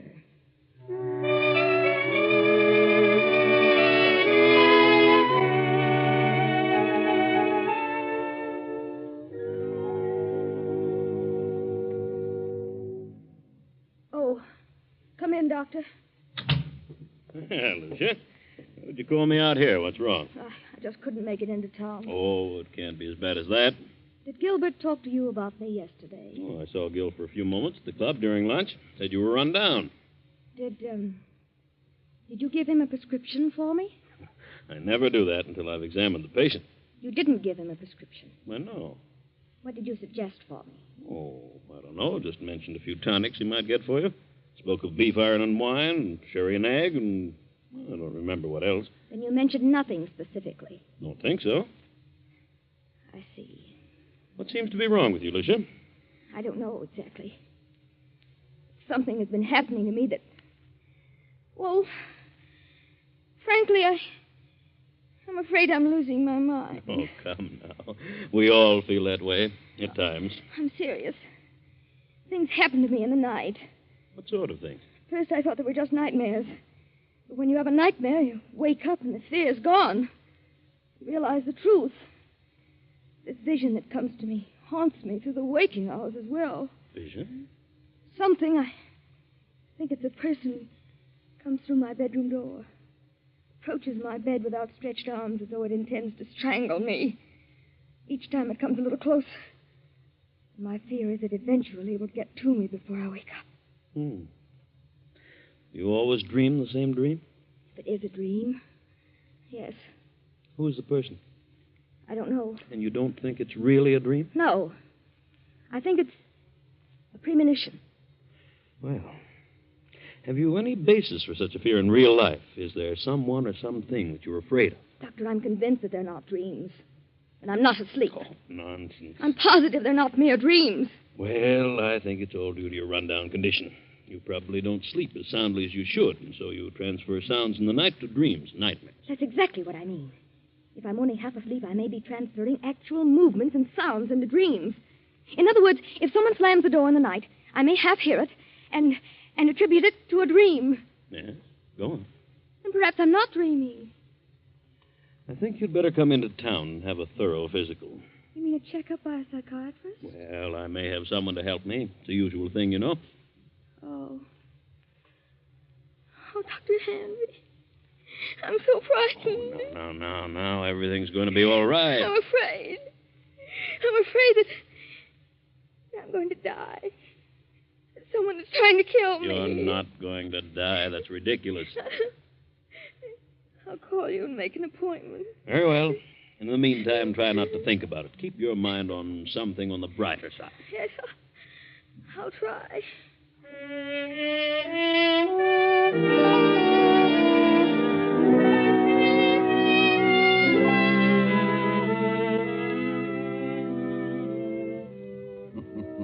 Yes, try, Lucia. Try hard to keep your mind on something brighter. But you can't, can you? That awful gnawing of jealousy and fear occupy every moment. Gil and Beverly, Gil and Beverly. How could they do such a thing? Then, as the afternoon fades and dusk sets in, there is a knock at Lucia's door. Are you asleep, Lucia? No, I'm not asleep. How are you feeling? I seem to have developed a headache. Have you eaten anything today? No, I didn't care for anything. Well, this will help them. Better take a dose now. I'll measure it for you. What is it? Why, it's the tonic. Did Dr. Hanby prescribe it? Well, yes. Yes, he did. Where's Beverly? Down in the library. Did you buy the horse? Yes, Beverly thought she was a fine animal.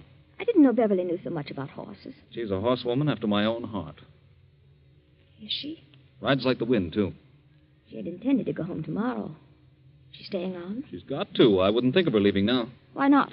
Well, for one thing, she's going to train the horse. And what else? Why, nothing else. Here, take this. It's a little bitter, but you'll get used to it.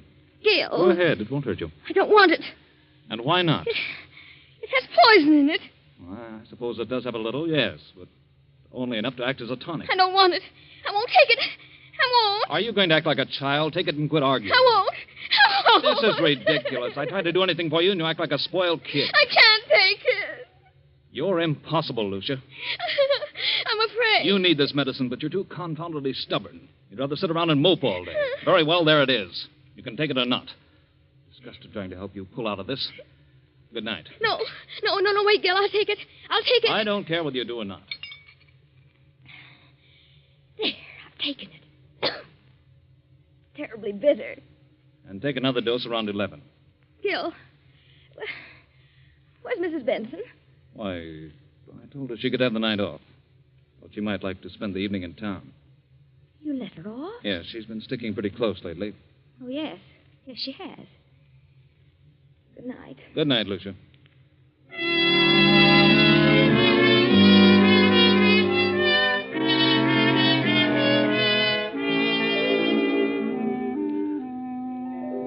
What's wrong, Gil? You look upset. I am. Lucia didn't want to take it. No? Why not? She's afraid of medicine. What are you going to do? She finally took a dose of it. If I know her at all, she'll never take another drop. Well, she's got to take it, Gil. You've got to figure out a way to make her take it. It can't be disguised. It's too bitter. Try something else. I'll try and coax her into it again. Isn't there something that tastes more pleasant or something that you could put in milk or orange juice? I don't know. Well, I'll find something. Of course you will. You've got to. I think Mrs. Benson is the cause of her dislike for medicine. She's keeping her upset. I'm going to let Mrs. Benson go for 2 or 3 days, and maybe something can be accomplished. I'll speak to her now. Well, Benson, what are you doing standing here in the dark? I was just going upstairs to see if Mr. Durant wanted anything before I went out. I see. Oh, by the way, I'm staying home for a couple of days, and I thought that since you've been staying so close to the job, you'd welcome a few days' leave. Leave? Why, yes, but Mrs. Durant may prefer that I stay. I think you'd better get a little rest yourself. You needn't come back till Friday. But I don't need a rest. You come back Friday. Very well, sir. I'll run up and see her before I go.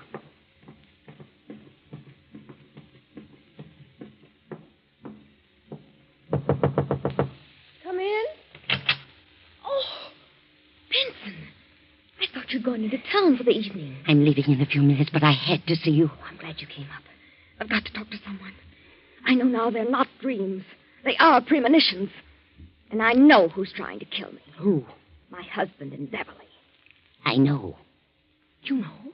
I just heard them talking low in the library. They were talking about the medicine. He said you were too stubborn and probably wouldn't take another dose. And she said he'd have to find some way to make you take it. Then it is poison. They want me out of the way. I got angry because I refused to take it. Oh, yes, and there's something else. He just told me that he would not be going into town for several days and told me not to come back here till Friday. Good Lord. I'll go on into town as planned, but I'll slip back toward midnight and come up the back way. And I won't take a thing they give me. I'll be back at midnight. Thank you, Benson. Good night. Good night, ma'am.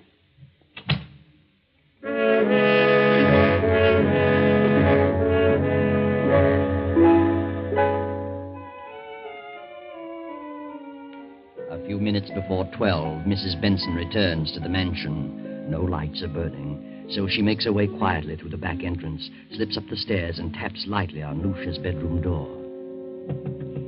Mrs. Durant. Mrs. Durant. Then she turns the knob, opens the door, and snaps on the light. Mrs. Durant, are you here? Then Benson steps quickly toward the bed The bed is empty, but a horrible sight meets her eyes. Blood. Blood all over the bed. They've done it. They've murdered her. Give me the police department.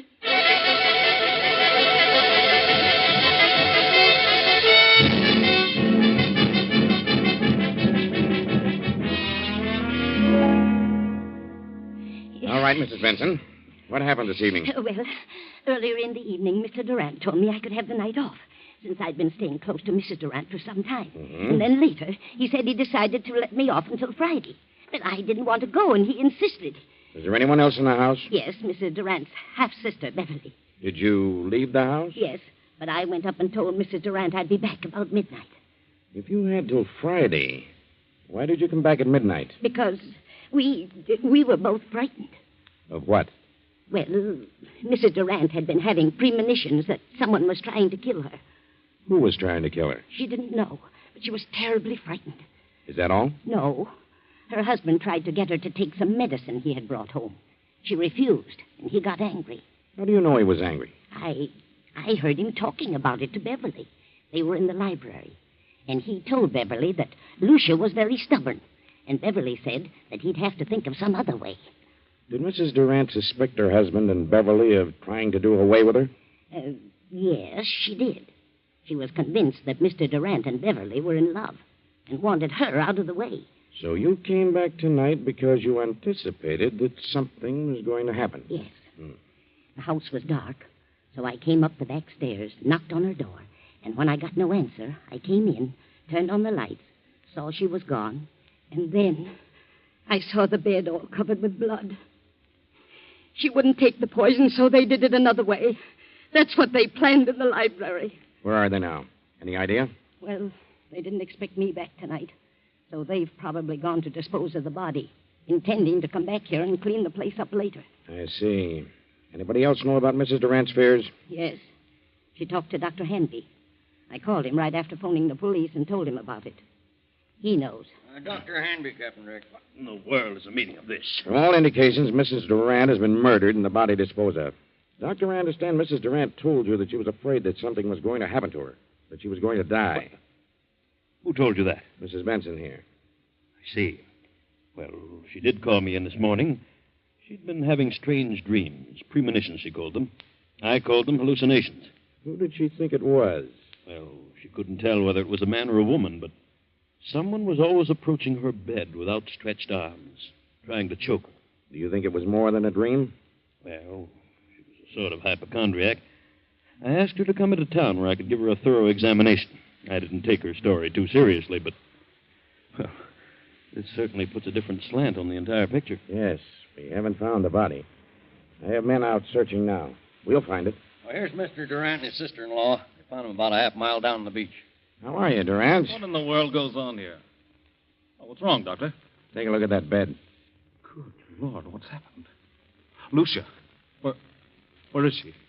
We thought you could enlighten us on that point. What do you mean? Is she dead? Where is she? Gil. Beverly. Give her some water. She'll be all right in a minute. But what's happened? We think your wife has been murdered. Murdered? What are you doing here, Mrs. Benson? I thought you were gone till Friday. Why did you tell her to go until Friday? Why, I thought she needed a rest. She's been having long hours. Where is Lucia? Where have you and your sister-in-law been? Why, I slept upstairs and saw Lucia was asleep, so we decided to take a little ride down the beach. It was still early. Didn't take anything with you? Certainly not. What do you mean by that? What would we take? I don't know. I just asked. Did you two try to get Lucia to take some medicine? No. Wait a minute, Beverly. That won't do any good. Yes, we did. She was run down and needed a tonic, but she refused to take medicine. Why did she refuse? I don't know. Maybe she was afraid of being poisoned. That's ridiculous. Why should I want to poison her? I loved Lucia. How long has your sister-in-law Beverly been here with you? Why, I don't know. It's quite some time. Just a minute. Are you inferring that Gil and I'm not inferring anything. I'm merely asking questions. Well, whoever suggested such a thing is lying. Why, Gil and Lucia... Just a moment, Beverly. Mrs. Benson, what have you been saying? What did you tell them? I told them the truth. You think I plan to kill Lucia? Is that it? Yes, you and this woman. Why, that's ridiculous. You tried to get her to take some medicine. She knew you were in love with her sister, and you were trying to poison her. When did she come to that conclusion? She had premonitions. That means nothing. And besides, I heard you talking, you and Beverly, planning the whole thing. What? She's out of her mind. I heard you, I tell you. When you realized Lucia wouldn't take the medicine, Beverly said you'd have to think of some other way. Some other way to what? To get rid of her. What else? This is the most amazing thing I ever heard of. Dr. Hanby, you know better than this. Do you think I had a reason back of wanting to know about various medicines? No, I didn't. Not at the time, but now... Now what? Well, I'm sorry to say it all adds up to something suspicious. Seems more than just coincidental. Do you think I killed Lucia? Well, look about you. Look at the room. What else am I to think? What was the tonic you tried to give your wife? It had strychnine in it. That right, Durant? Why, yes. It was one of the things Dr. Hanby mentioned. It was iron, quinine, and strychnine. Did you mention that, Doctor? Well, I suppose I did. It's a commonly known tonic. Did you add anything else to it, Durant? Certainly not.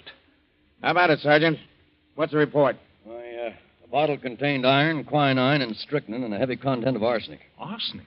But it isn't possible. I put nothing in it. Where would I get arsenic? Well, it was in there just the same. Good Lord, Doctor, it isn't true. You know it isn't. I hate to say it, Gil, but the evidence looks bad for you. Benson knows what all this is about. She's lying. She knows Gil wouldn't do such a thing. She's back of it all. Why? I don't know, but believe me, I'll find out if I have... That'll do. Under the circumstances, I think you'd all better come down to headquarters so we can keep you separated. Come on. And no more talking.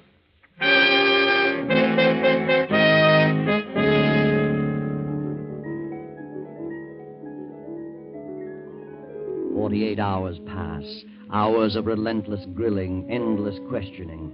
Finally, Gil and Beverly are released on a writ of habeas corpus. Now weeks have gone by, and Lucia's body has not been discovered, and so the district attorney is forced to make a public announcement that in spite of the apparent evidence, no murder charges can be preferred against Gil and Beverly due to lack of corpus delicti, the failure to produce Lucia's body. Now Beverly and Gil are in the library. Beverly, I want you to know how wonderful I think you've been, the way you've stuck right beside me through this thing. I know it's been a trial for you, and, well, you're one girl in a million.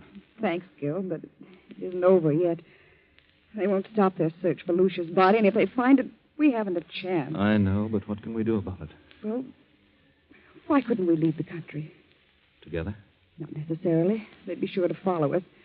We could go separately in different ways And meet someplace later on? Is that what you mean? Yes, that's what I mean. That seems a bit mad. That would equal an out-and-out confession. But, Gil, if they find Lucia's body, we haven't a chance. It's too strong against us. We never could come back, Beverly. Oh, what of it?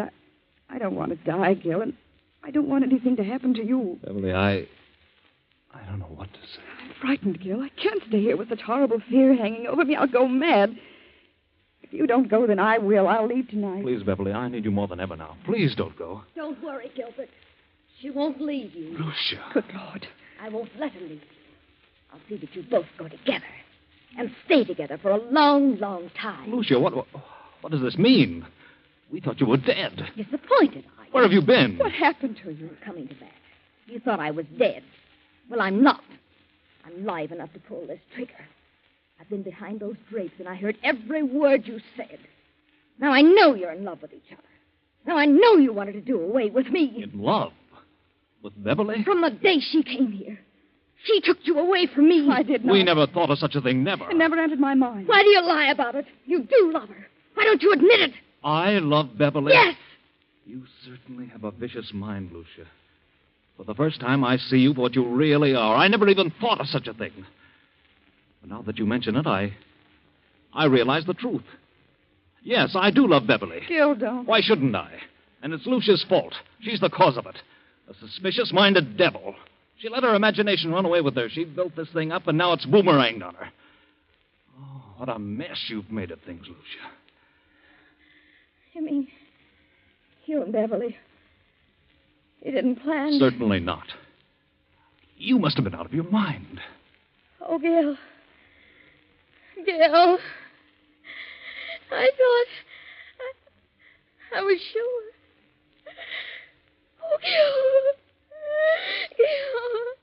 sorry, Lucia, but that's the way it is. And you've no one to blame but your own miserable self.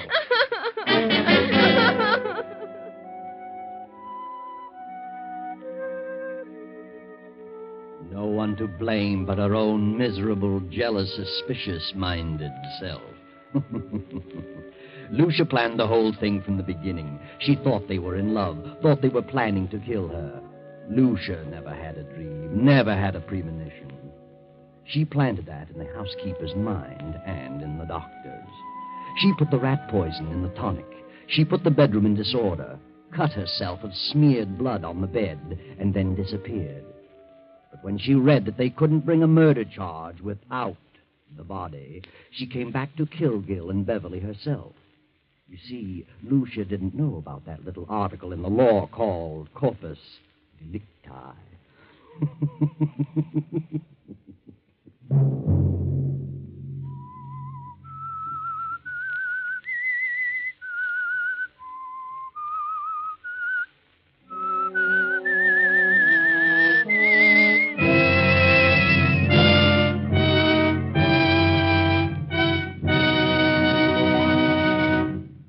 CBS has presented The Whistler.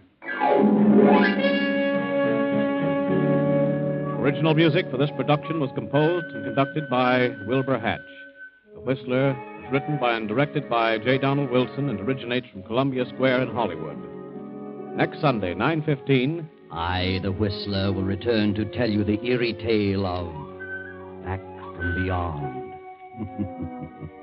Good night. This is the Columbia Broadcasting System.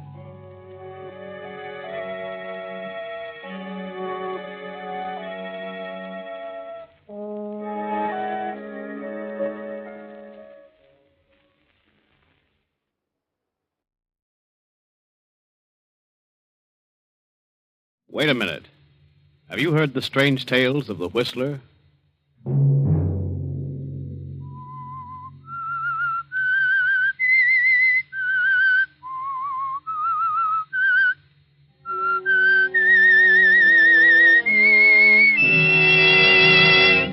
I'm the Whistler.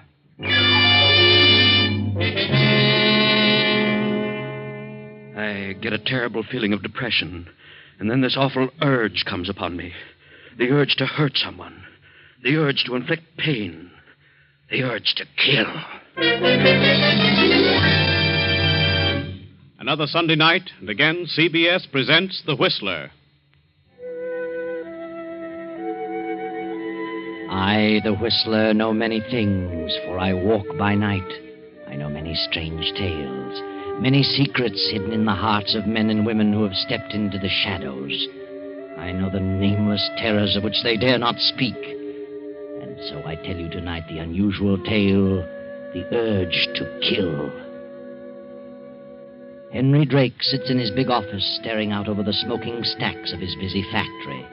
Production is at its peak. The demands of the past year have brought untold problems to his desk and placed heavy loads on his shoulders. Henry Drake and his partner, Philip Putnam, had started this factory 5 years ago and built it into a smooth-running, highly profitable organization. But now the added demands of war have more than trebled the production and the worries as well.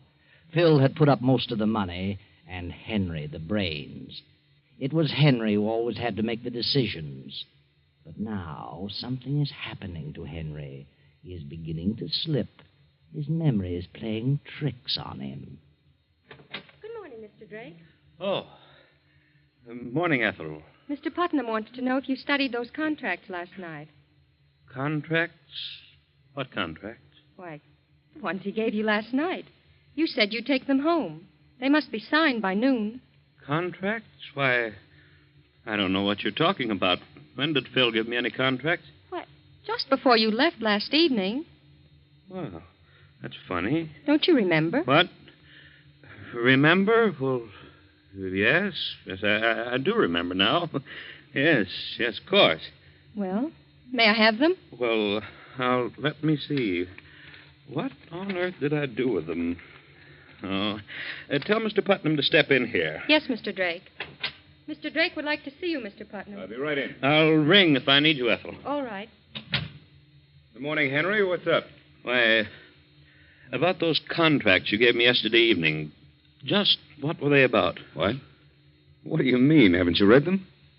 No. No, I haven't. Good heavens, man. They were supposed to be signed by noon today, and it's 10 o'clock now. Now, where are they? I don't know where they are, Phil.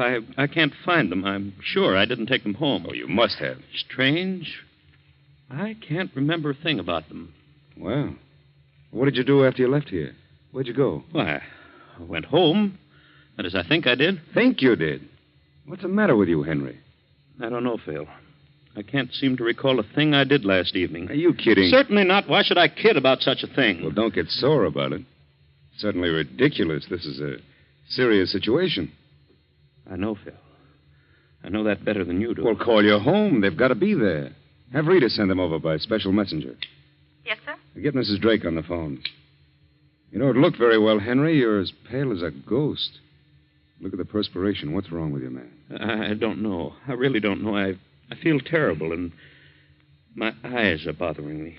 Bright flashes keep passing in front of me, and my ears throb. Oh, hello? Oh, Rita, this is Phil. Henry brought a contract home to study last evening. Look around and see if you can find it, Yeah, it's very important. In a blue binder, about 20 pages. What? I see. Thanks. She's in the library now. Oh. Yes? You can't? Yes. I see. Really? Well, all right. Now, call me back. Well, what about it? You have no idea what happened to you after you left here last evening at 6? Did I leave at 6? Certainly. So did I. She said you didn't come home for dinner. She decided to go to the opera. And when she came back at 12, you didn't come in until 1. Said your shoes and trousers were all covered with mud. You went straight to bed. Was it raining last night? Of course it was. I don't remember that. Rita's going to look in the coat and suit you were wearing last night. She'll call me back. What on earth is happening to me? Where could I have gone? Yes? Yes, Rita. Well, you couldn't. I see. Very well, thanks. Goodbye. Not a trace of the contract. Now what? Phil, I've got to tell you this. This isn't the first time this has happened. It's been going on for weeks. About twice every week, a terrible depression comes over me, and then when I wake up, I can't for the life of me remember what happened the night before. Well, maybe the strain has been too much. You better see a doctor at once, Henry. Oh, I know I should, but I'm afraid to. Why? I'm afraid of what he might tell me. Oh, nonsense. Go and see a doctor right now. I'll go down to your place and search it from top to bottom. Very well, Phil. I'll go now. I'll be back as soon as I can.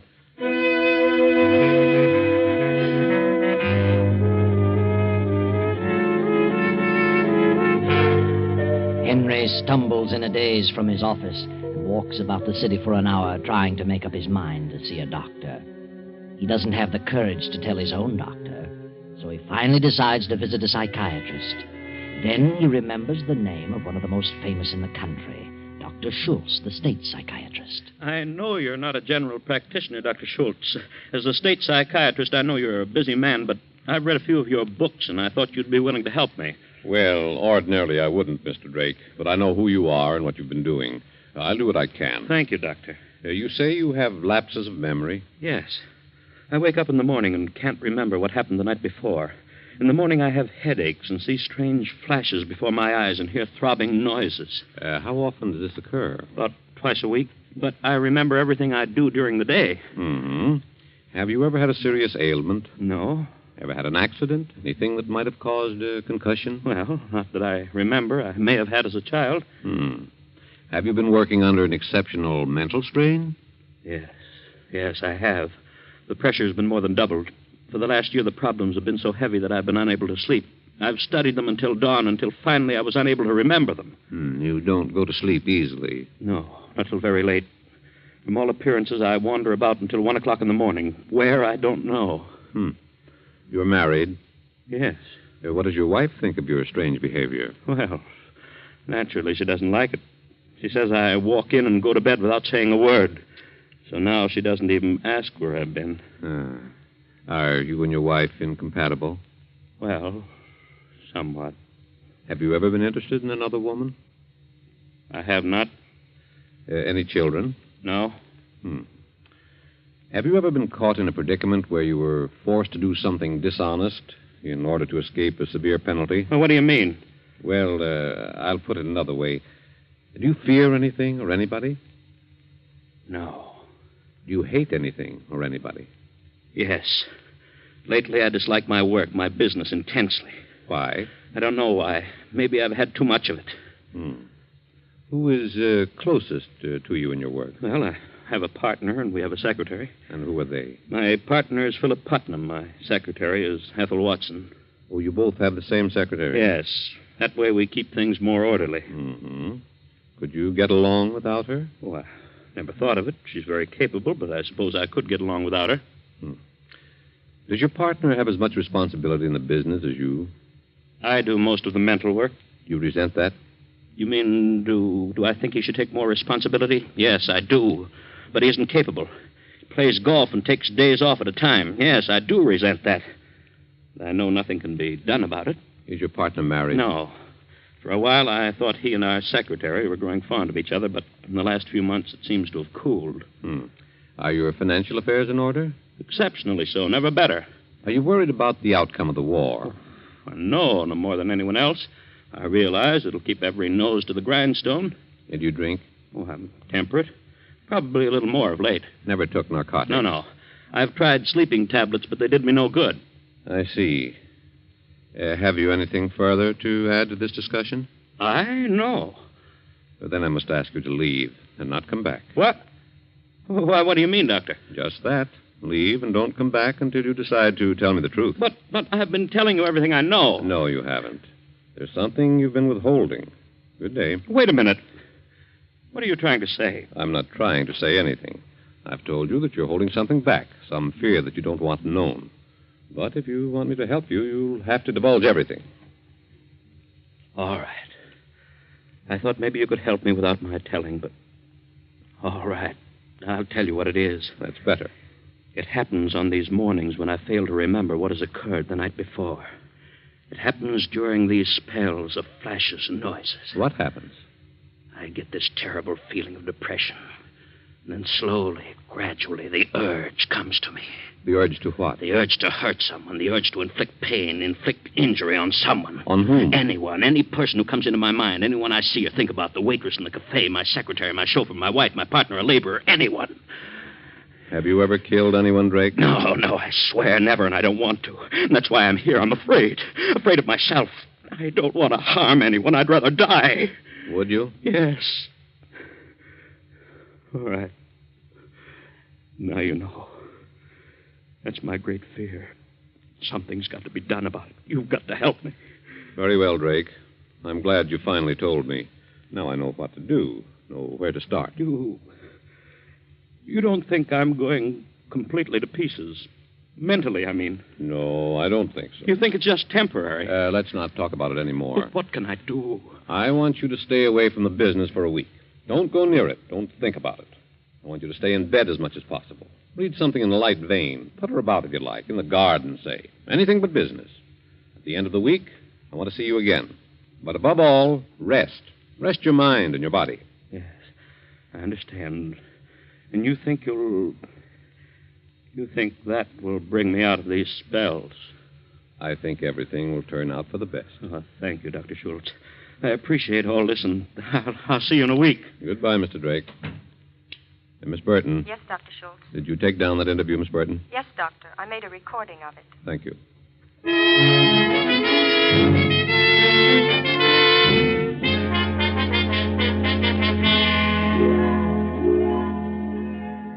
So Henry goes home and stays in bed for 3 days, according to the doctor's instructions.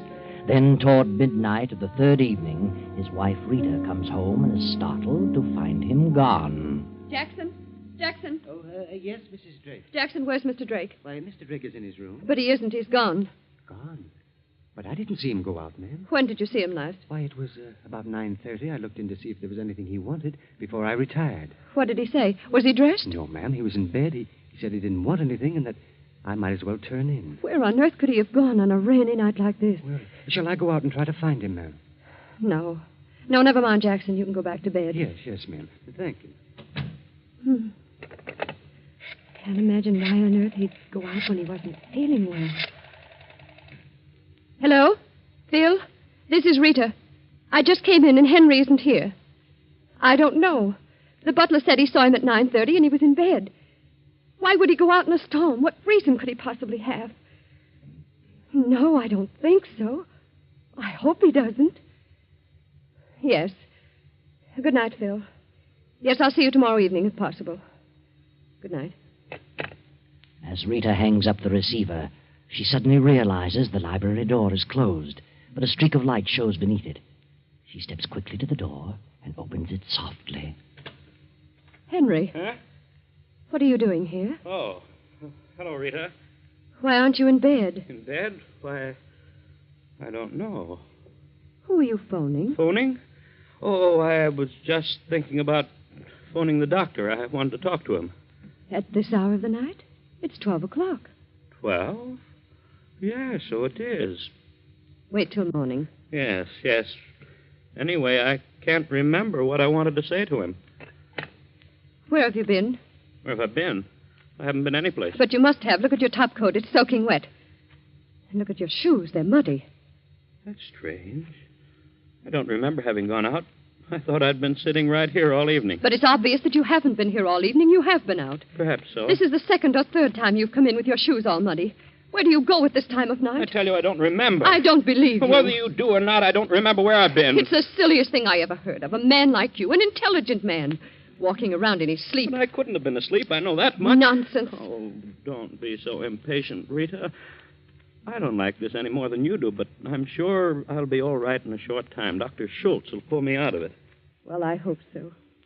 Have you been out, Rita? Why, of course. I told you early in the evening I was going to play bridge with the Parkers. Oh, perhaps you did, but I don't remember that either. I told you just the same. Oh, I'm sorry, Rita. I know this must be very trying for you. It isn't very pleasant to have a man mope about the house all the time. Better go to bed, Henry, and get off those wet clothes. Oh, yes. Rita, why don't you go away for a few days? Take a little rest. I know you're terribly upset about all this, and, well, it would do you good. It wouldn't be exactly right for me to go away at a time like this. What would people think of me? Well, who cares what people think? You could go up to the mountains or down to Miami or, well, any place. Maybe by the time you come back, I'll be all right. Do you want me to go? Oh, I don't want you to go, but I think it would be good for you. You're becoming upset because of me, and I think you'd worry less if you got away for a few days. Very well. Perhaps you're right. We'll talk about it in the morning. All right. Good night, Rita. Good night.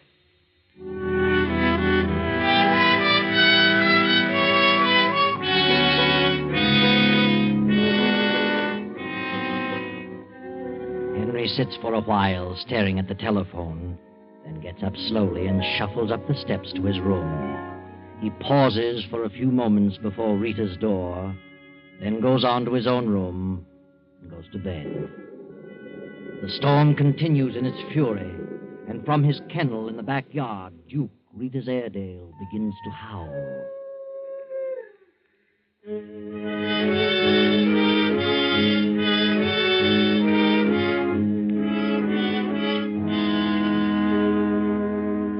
Finally, the storm subsides. Morning comes, and Henry joins Rita at breakfast. What's the matter, Henry? You haven't eaten a bite. No, I'm not hungry. I don't feel at all well this morning. You do look pale. I've never seen you so haggard. No? What's the matter with your hands? My hands? Well, yes, you keep staring at them and flexing your fingers. Oh, I don't know. They seem to... Well, it feels like rheumatism. Have some coffee. Yes, I believe I will. Here you are. Oh, good heavens. All over the floor. Oh, I'm sorry. I just seem to have no grip. Getting bad. I can't even hold on to a cup. Rita, what have you decided about that trip? I wish you'd take a few days' vacation. Oh, you sound as though you want to get rid of me. I'm only thinking of you. Very well, if you insist. I'll go up to the mountain place. Maybe it'll do us both some good. Oh, Mrs. Drake! Mrs. Drake! Jackson, what on earth are you so excited about? Something terrible has happened. Terrible? What do you mean? I don't know how to tell you. It's awful. What are you trying to say? It's Duke, your Airedale. What's happened to him? He's dead. I just went out to the kennel to unhook his chain, and there he was, ma'am. Oh, good heavens. Well, what happened to him? He's been strangled. There he was beside his house, and his tongue sticking way out. Oh, it's awful, ma'am. Strangled? But why? Who? Well, maybe he got tangled up in his chain, but it didn't appear so, ma'am. Somebody did it deliberately. Oh, the poor fellow. I can't imagine such a thing. Wait a minute, Rita. I wouldn't go out there. Oh, but I must. Please don't. It'll just upset you. Please don't go. Very well. But, I'm just sick all over. Oh, now, Rita, I know how you feel, and it's a shame. Jackson, tell the maid to pack Mrs. Drake's things. She's going to the mountains for a few days.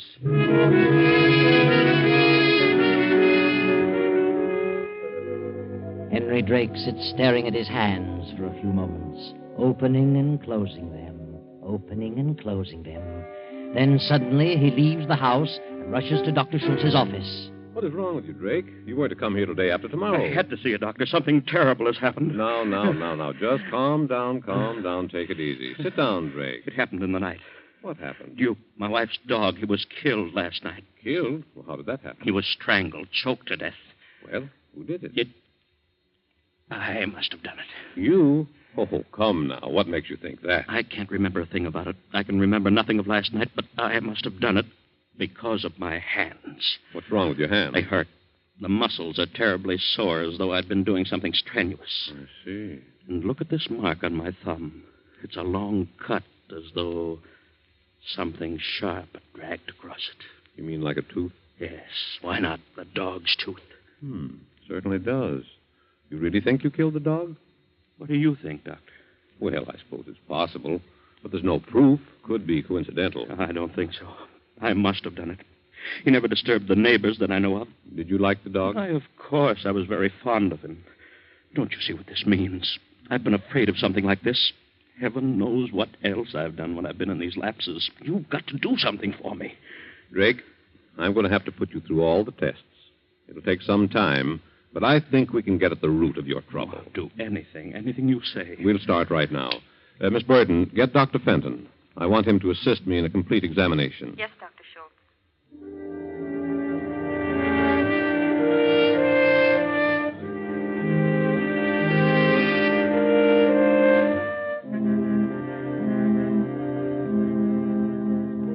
Now, Drake, just relax and continue staring into this little beam of light. We want you to answer these questions as quickly as possible. Yes. You're crossing a street. An automobile suddenly bears down upon you. You see? Yes. In an effort to save yourself, you jump out of the way. Yes. Do you jump forward or backward? Why, backward? Why? I can jump backward quicker than I can forward. Repeat after me as rapidly as possible. 1, 2, 3, 5, 6, 8, 9. 1, 2, 3, 4, 5, 6, 8, 9. You have no children? No. But you are married? Yes. Suppose you had a child. You come home at night and discover your house is on fire. Your wife and child are alone, asleep on the second floor. Will you try to rescue them first or call the fire department? Call the fire department? I see. Get all that with the timing, Miss Burton? Yes, Doctor. Now, Drake, keep your eyes on the black dot. Follow it closely as it moves. I'm going to call out a series of words. As I call them, you will answer the word or phrase suggested by what I say. Yes. Green. Grass. Roses. Funeral. Orange. Sunset. Honeysuckle. Home. Violets. Wife. Red. Blood. Dog. Hands. Auto. Wreck. Rain. Mud. Love. Hate. Very well, Drake. Rest for 10 minutes, and we'll proceed to the next test. How do your hands feel? Huh? Why, about the same. All right. Come with me, Miss Burton.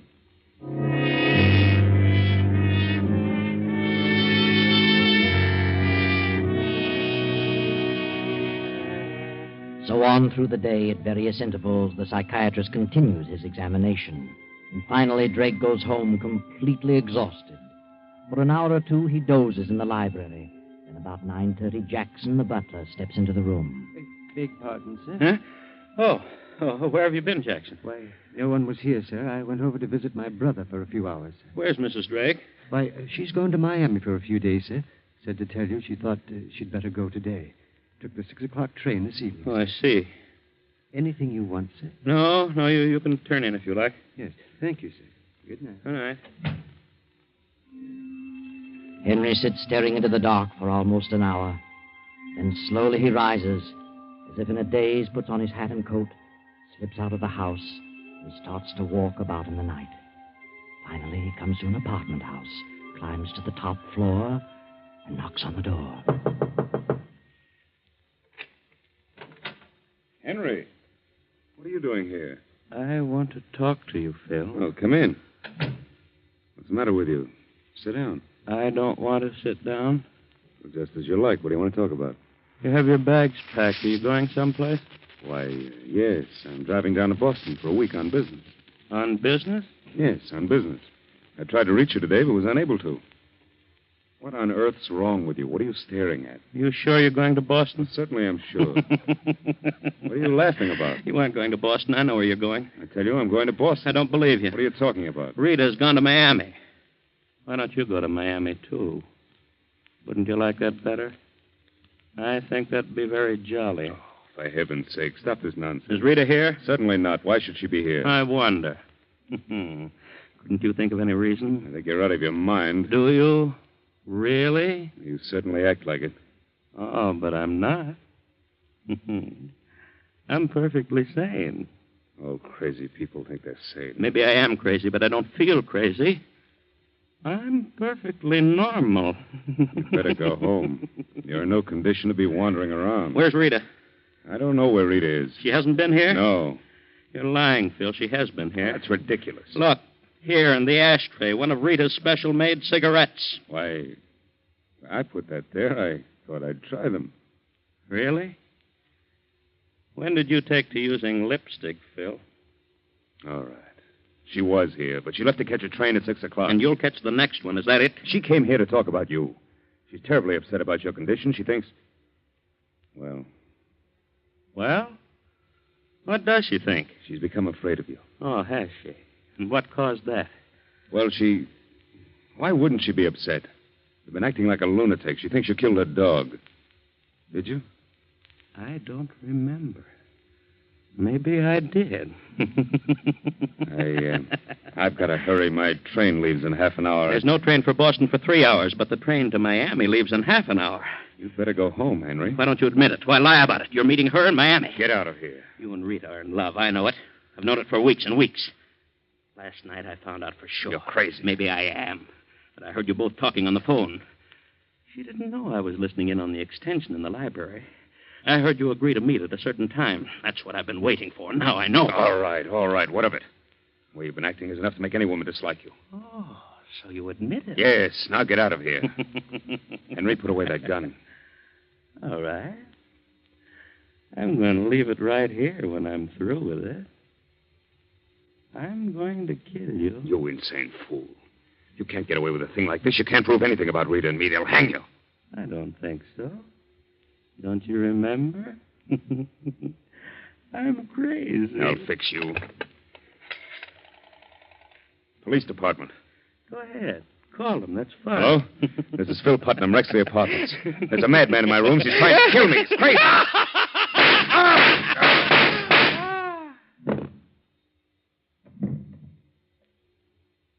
What a shame, Phil. You've missed the train.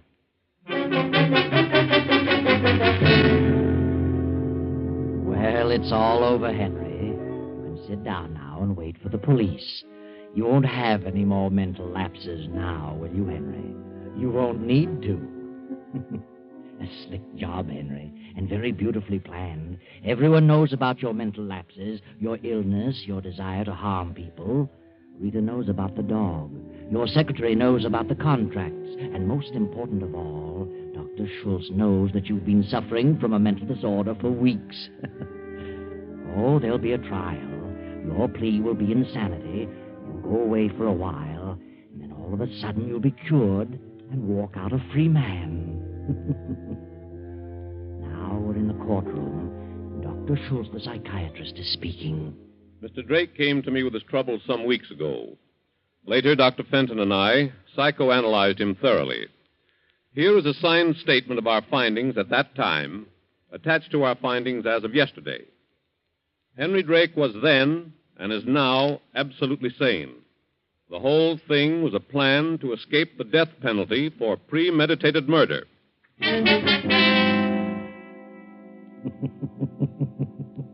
Well, there you go, Henry. The whole thing blew up in your face. A beautiful plan gone haywire. You should have spent less time thinking about your revenge, Henry, and more time studying psychology. Too bad.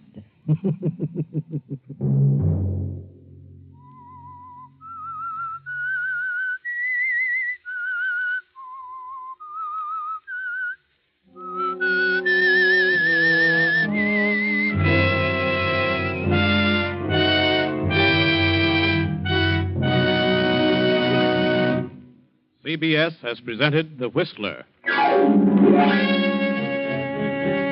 Original music for this production is composed and conducted by Wilbur Hatch. The Whistler is written and directed by J. Donald Wilson and originates from Columbia Square in Hollywood. Next Sunday, 9:15. I, the Whistler, will return to tell you the strange story of death in the morning. Good night. This is the Columbia Broadcasting System.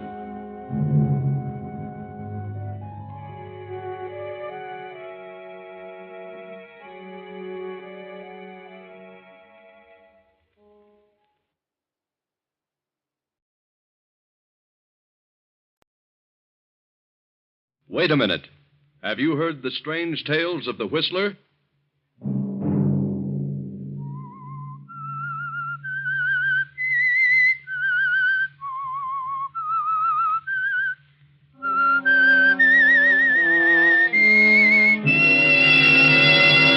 I'm the Whistler. Nita, what is it? What's wrong with you? I don't know. All of a sudden, I got a terrible feeling. A horrible feeling of foreboding. I'm frightened, Tom. Another Sunday night, and again CBS presents The Whistler.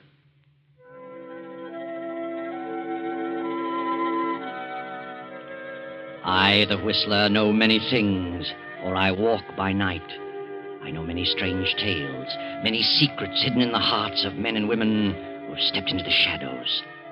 And so I tell you tonight the unusual story of Malice. Dr. Jacob Benton is the wealthiest citizen in a certain upstate county, as well as its most prominent physician and surgeon. Jacob Benton is a proud individual, proud of the fact that he comes from a long line of highly successful surgeons. And his greatest ambition is that his son, Tom, will follow in his footsteps and carry on the family tradition. Jacob has also a nephew, Harvey, son of Jacob's scapegoat brother, who married a girl from the wrong side of the town and finally disappeared, leaving Jacob to take care of his young son. After finishing high school, Tom and Harvey entered medical school. Harvey followed through and is to graduate next week.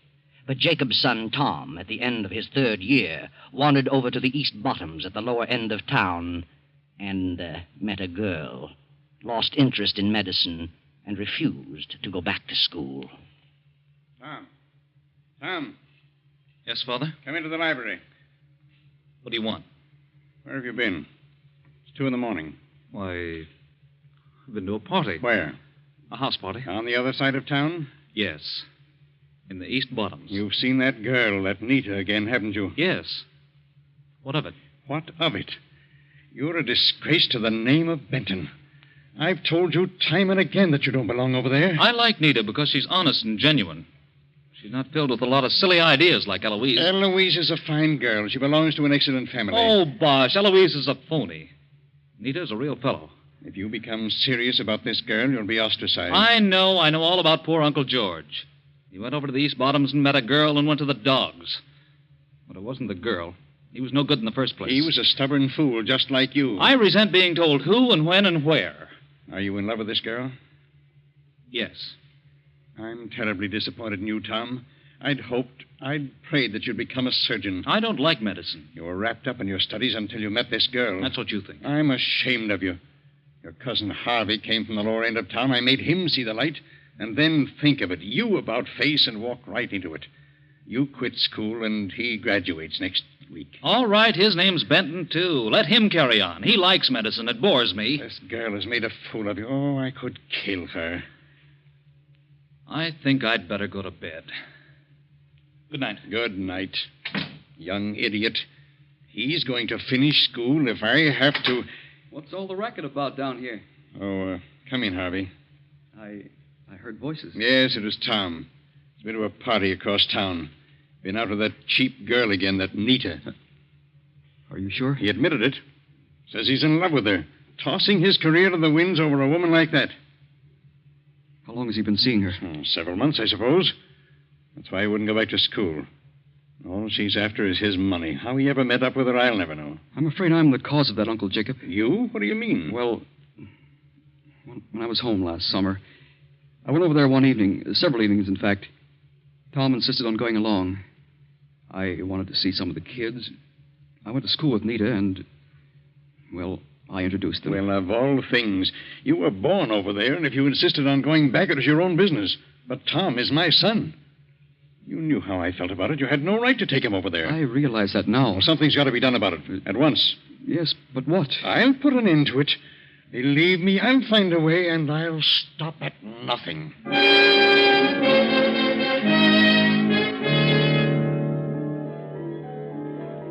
For the remainder of the night, Jacob sits in the library studying the problem of what to do about Tom.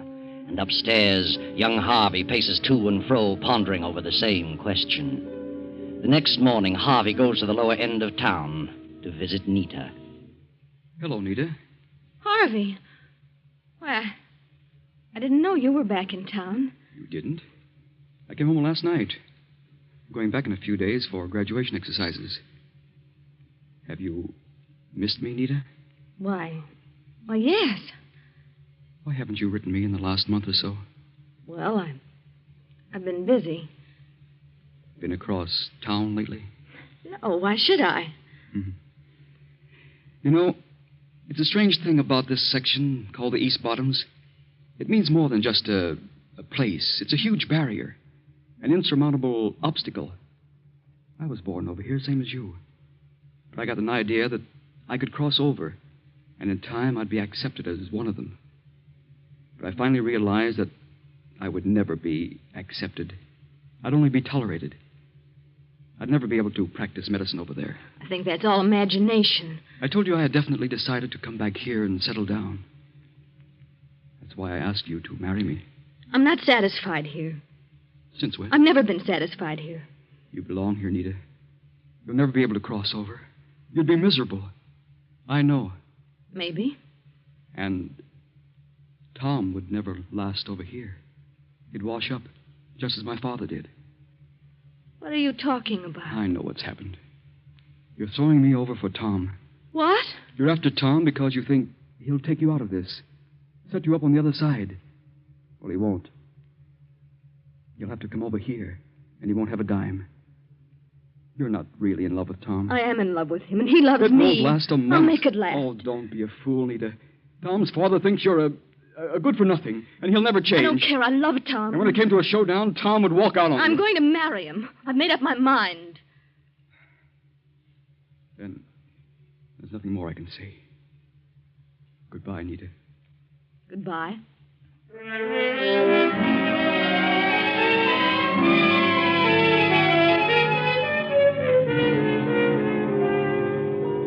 That evening, Dr. Jacob comes to a decision, and he too crosses town and makes his way to Nita's apartment. Well, what do you want to talk about, Dr. Benton? About my son, Tom. I see. How long have you known him? Oh, since last summer. Have you seen him often? Yes, several times a week for the last 2 months. You think you're in love with him? I don't think. I know I am. I don't think he's in love with you. He's merely infatuated. You're interested in his position, his money. You can think whatever you like. I'm familiar with your type. My type? What's the matter with me? Are you aware of what you're doing to my son? I've done nothing. Nothing at all. You've caused him to drop his career. Tom has a tradition to fulfill. He comes from a fine family. And I won't have him throw it all to the wind because of a silly infatuation. It isn't an infatuation. He must marry someone in his own class. Someone who'll inspire him to carry on his career. I didn't talk him out of his career. He says he doesn't like medicine. The right girl wouldn't allow him to stray. She would encourage him to follow through. The right girl. Family. Tradition. It's all a lot of bosh. Everybody in this town has made up his mind that the East Bottoms mean the difference between somebody and nobody. Well, I haven't. I'm made of the same stuff as you or Tom or anybody else over there. I've a right to a decent existence. If it's money you want, I'll give you money to let him alone. I'll give you a lot more than you'll ever get from Tom if you marry him. Money? You'd pay me to give him up? Yes. Here. Here's a check for $5,000. $5,000? Is that all your son is worth to you? $5,000? If he were my son, and I thought I could buy his future, I'd give every cent I had. What? You mean you want more than that? Dr. Benton, you don't possess enough money to buy me off. I don't want money. Well, what goes on here? Hello, Tom. You came just in time. What are you doing here, Father? What do you suppose? What's he been saying, Nita? He just gave me this check for $5,000. For what? To let you alone, so you can continue your career. What? He thinks I'm wrecking your life. He is. That settles it. We'll get married tonight. You won't get married tonight, not in this state. We'll fly over to the island. That's in another state. They don't have the 3-day law. Get your things, Nita. If you marry this girl, I'll never give you another cent. I'll get along. Come on, Nita. Tom, I'll stop at nothing to break this up. I promise you will regret this moment so long as you live. Let's go, Nita.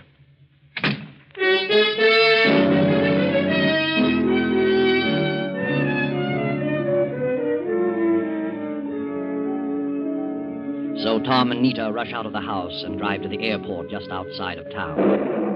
A storm has come up, and the highway glistens in the beam of the headlights. This rain is certainly like a cloudburst. Maybe we shouldn't fly over tonight, Tom. Why not? I don't like to fly in a storm. How can you tell where to land? Don't worry about that. I'm familiar with the field. Who's on the island at this time of year? Well, not many people. We've had this summer place there as long as I can remember. There's an old fellow and his wife who look after most of the places. He's also a justice of the peace. He can marry us. We'll spend the night at our place, and then we'll go someplace else tomorrow. Tom, are you sure you want to go through with this? Certainly. Why do you ask? Your father meant what he said. Is it worth it? To give up everything? You're worth a dozen family fortunes. But now that I think about it, well, he sort of frightened me. He didn't frighten me. Oh, the way he said it made chills run up my spine. Said what? You'll regret this moment so long as you live. Oh, he was just bluffing. But somehow I don't think he was. He can cut me off, but we'll get along. Tom, why don't you finish your studies? I told you, darling. I don't like medicine, and I never will. Why should I do something I dislike just because my father and my great-great-grandfathers liked it? Well, what do you want to do? Oh, I don't know. But I'll find something. Tom? Yes? What is it? Nita. What is it? What's wrong with you? Oh, I don't know. All of a sudden, I got a terrible feeling. A feeling of foreboding. Snap out of it, Nita. This isn't like you. I know, but I can't help it. I'm frightened. Of what? I don't know, but I am. Oh, Tom, let's turn back. Let's wait, please. Oh, no, you can't back out now. We're going through with this. But he meant it. Your father meant what he said. I know he did. Please turn back. I wouldn't turn back for all the money in the world.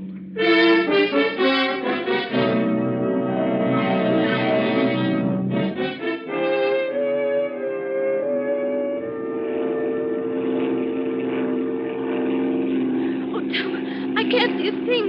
No lights, nothing. Now, don't worry. I don't need lights to land. You should have come in a boat. No, it's too choppy for a boat. This is the only way in weather like this. Tom, there, I see a light. Just went on. Yeah? Old Jenkins probably heard us. The light is swinging. Yeah, that's it. That's the field. It's a tiny one, but I can make it.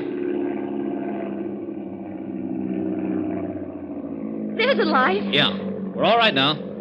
Hang on. I'm going to set her down. Tom! Tom, look out those trees! Pull up!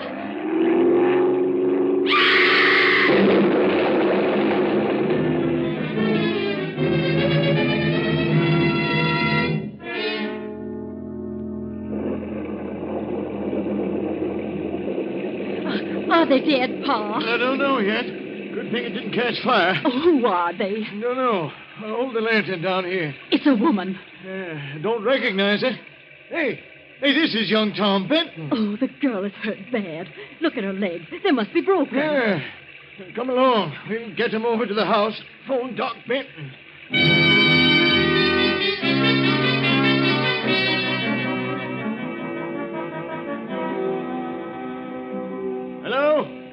Hello? This Dr. Benton's home? This is Jenkins over on the island. Is Dr. Benton there? Oh, is that you, Harvey? Well, you better find Doc and get him over here right away. It's young Tom. He tried to land his plane and hit some trees. I don't think Tom is hurt so bad, but the girl has smashed up something terrible. I don't know who she is. Yeah. Goodbye.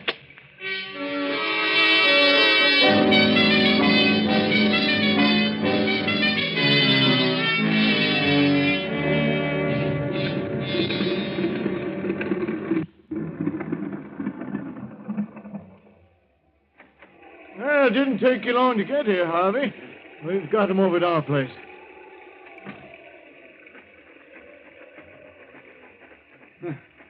How in the world did Tom hit those trees? I had no trouble seeing the field. The lights weren't on when Tom came in. Didn't even hear his motor until it was too late.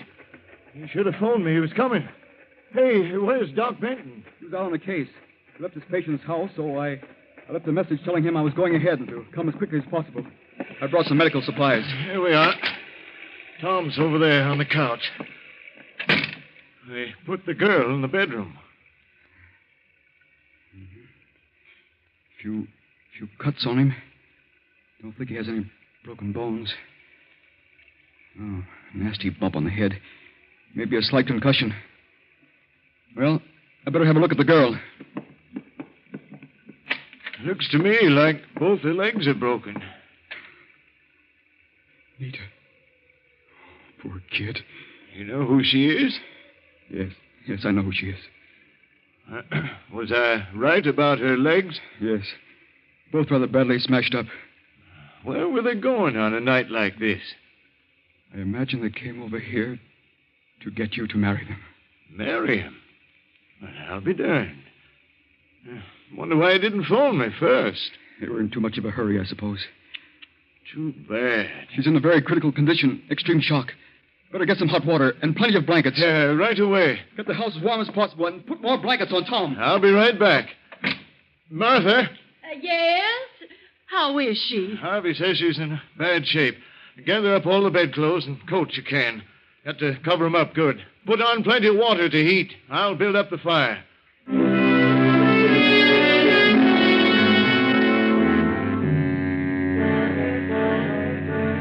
Outside, the storm rages on. Harvey sits quietly beside Nita's bed, staring at her in a daze. Her breathing becomes shallow, irregular. A quarter of an hour passes. Then a plane motor is heard overhead. The ship sets down, and Dr. Jacob hurries to the house. Tom's over there, Doc. Tom. He's been unconscious ever since we brought him in. Can't find any fractures. He's got an awful wallop on his head. Yes. I see. No apparent concussion. He'll be all right in a short while. Get some pillows. Raise his feet. I want his head lower. I'll get them. You certainly got it hot in here. Yeah. Harvey had us do that because of the girl. She's pretty bad. Girl? Where is the girl? Oh, in the bedroom there. Harvey's in there. I'll have a look at her. Harvey. Oh. Hello, Uncle. What's the matter with you? I just... Are you crying? No, I'm just...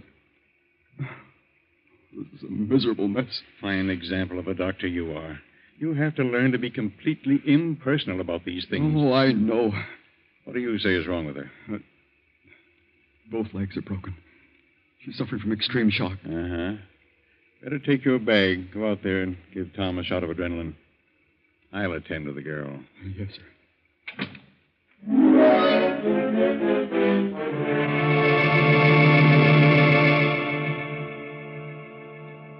Harvey gives Tom the adrenaline and proceeds to attend to the cuts and bruises.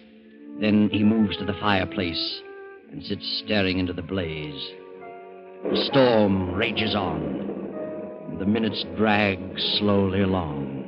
10, 20, 30. Then Dr. Jacob steps out of the bedroom. Harvey. Yes, sir? Has Tom come out of it yet? Not yet. But he shows improvement. He'll be all right in a little while. I see. Jenkins. Yes, Doc? Get us something to make a pallet. We'll carry him down to the plane, take him over to the hospital. Sure, right away. I'll get 4 poles and some rope. I'll have 2 made in a jiffy. Never mind 2, just 1. The girl is dead.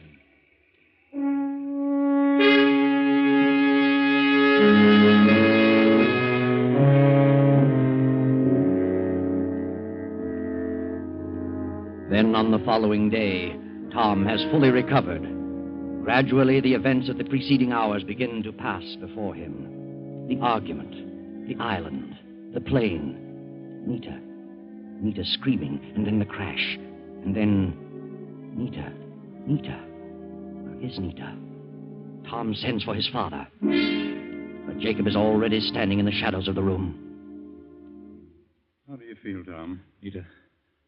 Is Nita all right? Now, take it easy, Tom. Don't get excited. Where is Nita? Forget about Nita for the moment. You've been pretty badly banged up. A little more, and you'd have had a real concussion. What about Nita? If you insisted on flying to the island, why didn't you phone Jenkins to turn on the light? He heard my motor. We were in a hurry. Besides, I saw the lights. Jenkins said he didn't turn them on at all. Didn't hear you till just before you crashed. That's ridiculous. Where have you got Nita? Nita is at the undertaker's. She...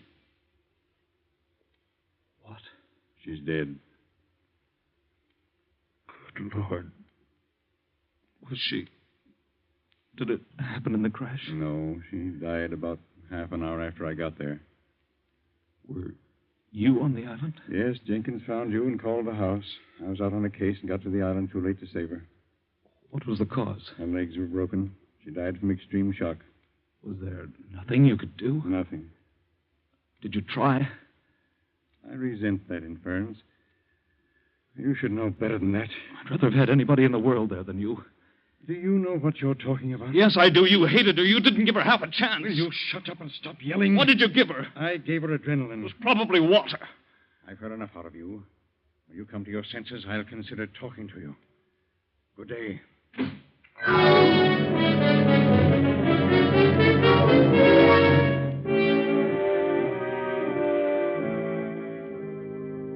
Now Tom, his mind filled with suspicion, his heart burning with hatred, throws on his clothes, dashes out of the hospital, and goes to the island.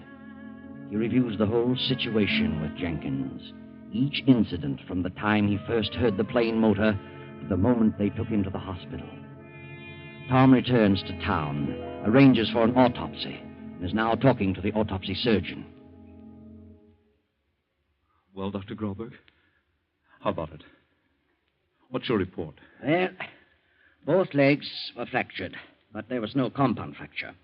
There were several minor lacerations about the body and a head contusion. Nothing there that would have caused death?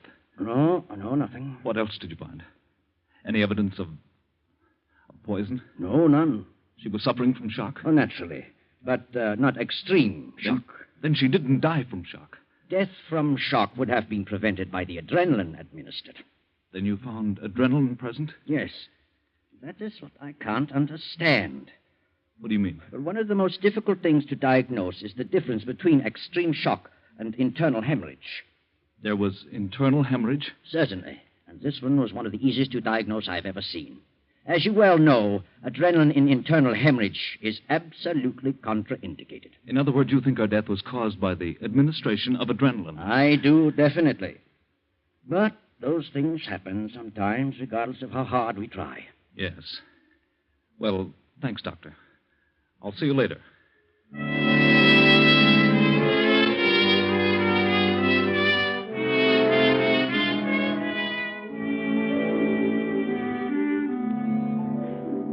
Hello, Father. Well, have you finally come to your senses? Yes. Yes, I have. I'd like to have a little talk with you. Very well. What about? I've been doing a little investigating. Investigating? Now, what are you talking about? I'm talking about Nita. Are you going to start on that again? I am. And I'm going to follow it to a conclusion. I don't want to have anything more to do with it. But I do. I've had a hard day, and I don't care to listen to any more of your idiotic babblings. How would you like to have the grand old name of Benton? The untarnished reputation of your long line of surgeons blasted to 1,000 pieces. What are you talking about? How would you like to have it known that you, the eminent Dr. Benton, the trusted, the revered Dr. Jacob Benton, deliberately and with malice aforethought caused the death of a girl? How would you like that? You're insane, positively mad. Oh, no, I'm not. I've gone back over the whole thing. I know you hated Nita. You said I'd regret the day so long as I lived. You threatened to do something, and you did. At your first opportunity. You are crazy. You did everything to separate us. You tried to buy her off. When that didn't work, you killed her. Get out of here. Leave this house. You didn't just let her die. You killed her, murdered her. Get out. I know what I'm talking about. I had an autopsy performed. You what? An autopsy. Go on. She didn't die of shock. What then? She died of a very obvious internal hemorrhage, aggravated by adrenaline, which is contraindicated. You're a specialist in that line. You couldn't have made that mistake in 1,000 years. But I was positive it was shock. You knew what it was. No, I must have been wrought up. I could have made that one wrong diagnosis that happens once in 1,000 times. Oh, no, I saw the body. I could tell. With as little medical experience as I've had. Tom, you mustn't say anything further about this. Why not? It would ruin my reputation. Oh, now you're worried about your reputation. What's that compared to the girl I love? Oh, but Tom, listen to me, please. Good night. Wait a minute. Wait, Tom. Well, what do you want, Harvey? I heard you. I heard every word. So what? I can't let it go on like this. I can't let you do this to your father. What's it to you? You keep out of it. No, Tom, now listen. You're wrong. I know what I'm talking about. Nita was murdered, and I can prove it. Your father had nothing to do with it. Harvey, that's enough. Leave us alone. I won't. I can't stand by quietly and see this happen to you. I won't. Leave this room, Harvey. Don't say another word. Now, wait a minute. What are you trying to say, Harvey? I did it. Your father's trying to cover up for me. What do you mean? He wants to save my future reputation. If it got out, it would be a blot against me. What would be? When Jenkins called, your father was out. He told me what had happened. I left a note for your father, took an emergency bag, and flew to the island in hopes I could do something. Go on. I thought Nita was suffering from shock. I was terribly upset because I was in love with her. So I gave her adrenaline. I wasn't experienced enough to recognize symptoms of hemorrhage. Is that the truth? Yes, now that he's told it, there's nothing I can do. I knew in an instant it was hemorrhage. When I saw the adrenaline vial, I knew what a terrible mistake he'd made. He was emotionally upset over the girl, and I wanted to give him a chance. It was done. I tried my best to pull her through, but it was too late. I'm sorry, Tom. Terribly sorry. Harvey guiltily leaves the library and goes up the stairs to his room. Tom stands staring at Jacob, then drops into a chair and begins to sob softly. A few minutes pass, then a shot. Tom and his father leap to their feet, rush up the stairs and into Harvey's room. Harvey is sprawled dead over the desk, a gun in his hand, and on the desk a note addressed to Tom. Read it, Tom. Dear Tom, I can't stand it any longer. It's been driving me crazy from the moment I did it. Nita's face is before me every second of the day and night. I was in love with her.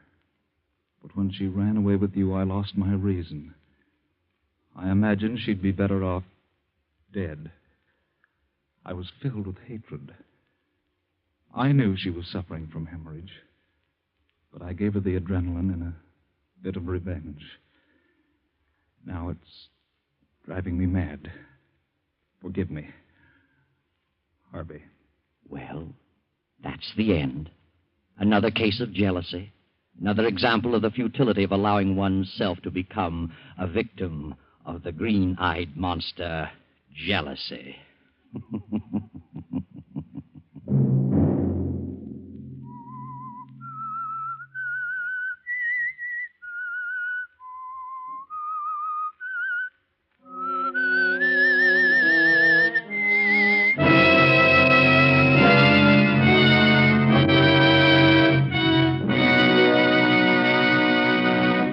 CBS has presented The Whistler.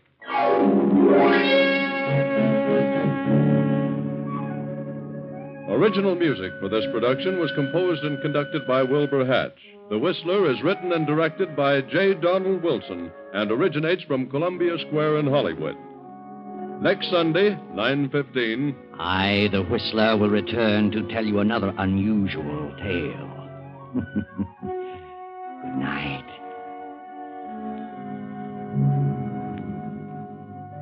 This is the Columbia Broadcasting System.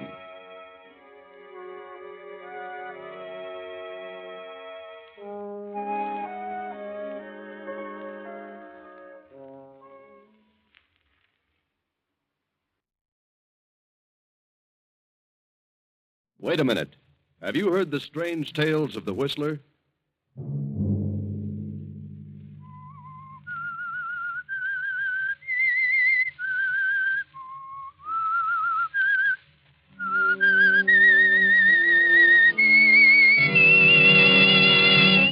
I'm the Whistler.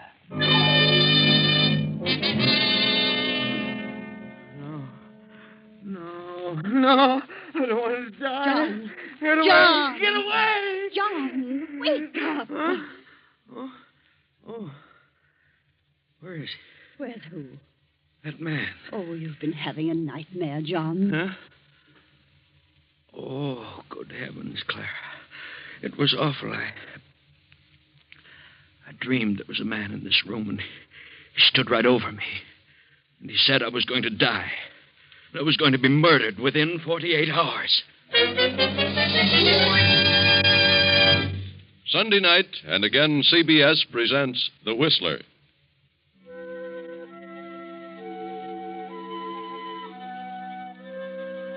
I, the Whistler, know many things, for I walk by night. I know many strange tales, many secrets hidden in the hearts of men and women who have stepped into the shadows. I know the nameless terrors of which they dare not speak. And so I tell you tonight the strange story, Death Comes at Midnight. John Prentice is a manufacturer, a very busy man who needs his rest. But John had a frightful dream. The dream was not brought on by a guilty conscience, for John's life has been above reproach. He loves his wife Clara and their grown daughter Eva. He has done no wrong to any man. Why, then, this awful dream with its prophecy of death?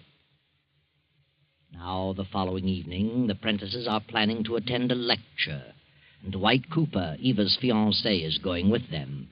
The wife and daughter are in the living room awaiting his arrival. Oh, there's Dwight now, Mother. I'll go to the door. Oh, wait a minute, Eva. You'd better make sure who it is before you open the door. Oh, Mother, you still worrying about that dream Daddy had last night? Well, I can't help being nervous about it. Well, of course it's Dwight. We're expecting him, aren't we? I'm going to let him in. Well, enter, my lord. Hello, darling. How come you're answering the door yourself? Maid's night out? We haven't got a maid. She went to work in a war plant. Well, good for her. We're going to do without a maid for the duration. That's the spirit. Good evening, Miss Prentice. Good evening, Dwight. You see, Mother, it wasn't a big bad wolf after all. Not this time. But we'd better be careful, Eva. Well, what's this about a big bad wolf? Seems that Mother believes in dreams, Dwight. And last night Dad had one that was really a honey. Oh, I don't believe in dreams. Oh, Daddy. Yes? Dwight's here, so hurry up. I'll be there just a minute. Talk about a woman taking her time dressing. Well, what about this dream? You tell him, Mother. Well, I don't believe that all dreams have a meaning. But this one John had was a prophecy, and I'm concerned about it. Yes? He kept hearing a man's voice telling him over and over that he was going to be murdered within 48 hours. Murdered? Can you imagine such a thing? Oh, well, I wouldn't be alarmed, Mrs. Prentice. According to psychologists, a dream has no possible relation to the future. They say a dream comes from experiences of the past that have been registered in the subconscious mind. Well, if John's been murdered in the past, I haven't heard about it. Oh, now, wait. I didn't mean it quite as literally as all that. Well, Mother's been counting the hours, Dwight. Let's see, the dream came at midnight last night. That means Dad's hour of doom is midnight tomorrow, if he isn't murdered sooner. Maybe we'd better not risk taking him to the lecture. Oh, I wish you two wouldn't joke about it. I don't think it's any joking matter. Oh, I'll get it. Hello? Hello? Mr. Prentice there? Well, he's busy right now. Could I take a message? Yeah. Tell him he better come to the phone, whether he's busy or not, if he wants to save his life. What? This is a matter of life and death. Oh, well, hold the line a minute. Of all the amazing things, there's a man on the phone who sounds like a gangster. He wants to talk to Daddy about saving Daddy's life. His life? Maybe I'd better talk to him. Oh, no. No, get John on the phone. Call him, Eva. Oh, Daddy, you want it on the phone. It's important. All right, I'm coming. Oh, don't tell me that dream didn't mean anything. Now, Mother, don't get excited. Well, just what did this fellow say? Well, Oh, here's Daddy. Yeah, hello, Dwight. Good evening, Miss Prentice. Daddy, wait. I don't know who that man is, but he's terribly hard-boiled, and he said I'd better get you to the phone if you want to save your life. What's this? Oh, John, I'll see what it's all about. Hello? Mr. Prentice? Yes? You don't know me, but you better pay attention to what I'm telling you, see?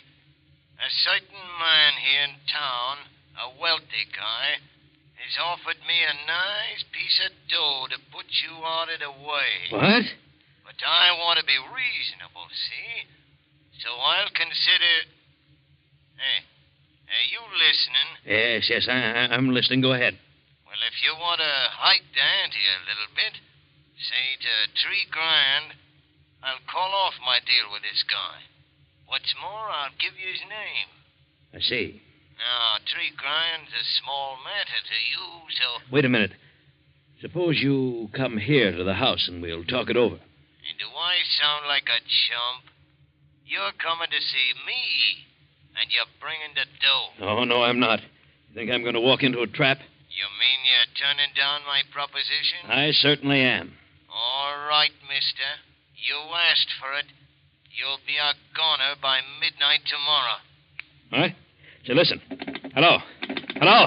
Hello.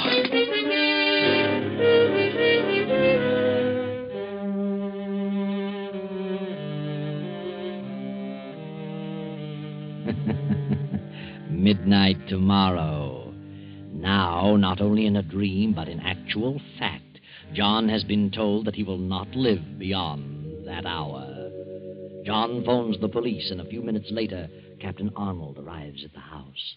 Mr. Prentice, can you think of anyone who'd like to have you put out of the way for any reason at all? No. No, Captain, I really can't. Now, you've been in business a good many years. How about your business rivals? Well, of course, I've made a certain amount of enemies, of course, but I don't think any of them would go so far as to hire somebody to kill me. You never can tell. Suppose you name some of your enemies. Oh, no, I'm afraid, Captain, I couldn't do that. Well, see here, why not? Well, frankly, because I might be causing an innocent person a lot of embarrassment. Oh, well, what of it? We've got to get to the bottom of this some way. Have you had a quarrel with anyone recently? No, I haven't. Think carefully now. Well, yes, come to think of it, I did have a rather heated argument with a man the other day in my office. Oh, but I'm sure... Well, then, who was he? I'd rather not say. Was he a wealthy man? Yes. Then tell me his name. Oh, no, Captain, I'd rather not.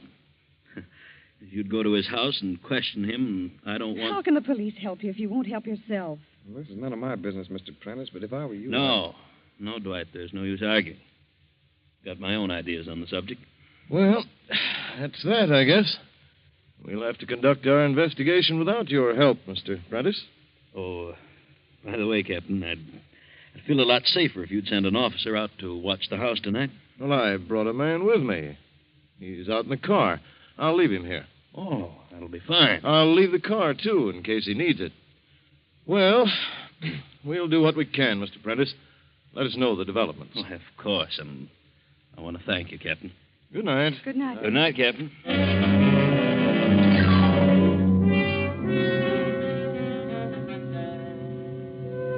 So John is unwilling to give the name of the man with whom he quarreled. Is it really because he's concerned about the possible embarrassment of an innocent person? Tonight the house will be well guarded, and as an added protection, Dwight has agreed to stay in the Prentice home. John, feeling quite safe, has gone to bed and fallen into a sound sleep. Then, at exactly midnight... Let me go. Let me go. I don't want to die. John. No, don't throw me off the bridge. No. Wake up, John. No. Wake up, John. What? You're all right, John. You're in your room. Nothing's happening to you. Oh. You've been shouting your head off. Mother, what is it? Oh, your father's had another nightmare. I thought that was it. Yes, Evelyn.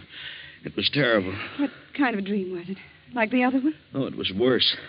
Now I know how I'm going to die and when. Oh, you're not going to die. I'm afraid, Eva. What did you dream, John? He took me in a car to the old river bridge on Tower Street. Who took you? I don't know. I never saw him before.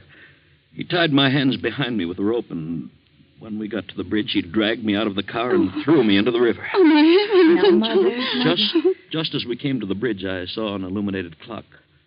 The hands were pointing to 12. That's when I'm going to die. Oh, Daddy. What time is it now? Well, it's after 12. Oh. Then it's tomorrow at midnight, just like that man said. Daddy, don't talk like that. This dream doesn't mean anything. What about my other dream? It meant something. No, it didn't. That phone call didn't have a thing to do with your dream. It was just a coincidence. Now, things will look different to you in the morning. Eva, Yes? would you mind sending Dwight in here? But he's asleep, Daddy. I know, but please send him in. I want to talk to him. Well, all right.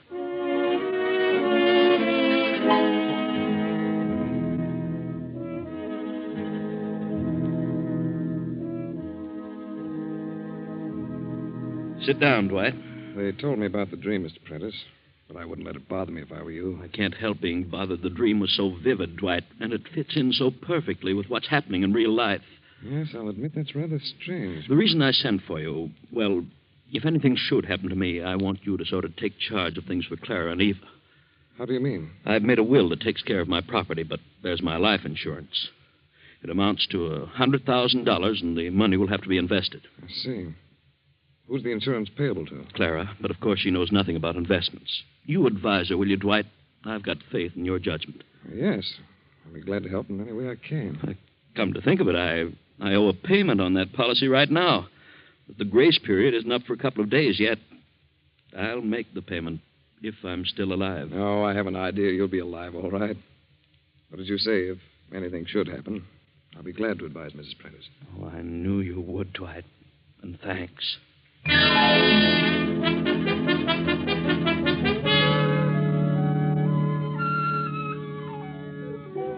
Next morning, John announces that he will stay at home all day. Clara, upset by the events of the night before, remains in her room. But John is feeling much better. He views things differently with the coming of a new day. He will not yield to this feeling of inevitable doom. He will fight the situation. Hello? Mr. Prentice? Oh, it's you again. Dwight, get on that extension in the library. Just thought I'd call and ask if you've changed your mind. No, I have not. What's more, I defy you to even lay a hand on me. I'm being protected by the police. Well, ain't that fine? So you won't come across, huh? No, I won't. Look, Prentice, the water in that river's awful cold. What? What did you say? Hello? Dwight, did you hear that? What's the matter, Daddy? I heard every word. Sounded like he meant business. Something wrong? That man, he phoned me again. I don't know what to think. Well, what did he say? He wanted to know if I changed my mind, and when I told him I hadn't, he told me the water in the river would be awfully cold. What? How did he know about my dream? How did he know? Yeah, it's the most uncanny thing I ever heard of. What's the answer to all this? Daddy, he didn't know about your dream. It's just the other way around. Well, what do you mean? I'm afraid Mother's right. Your dreams are foretelling the future, Daddy. They're warning you of what's going to happen.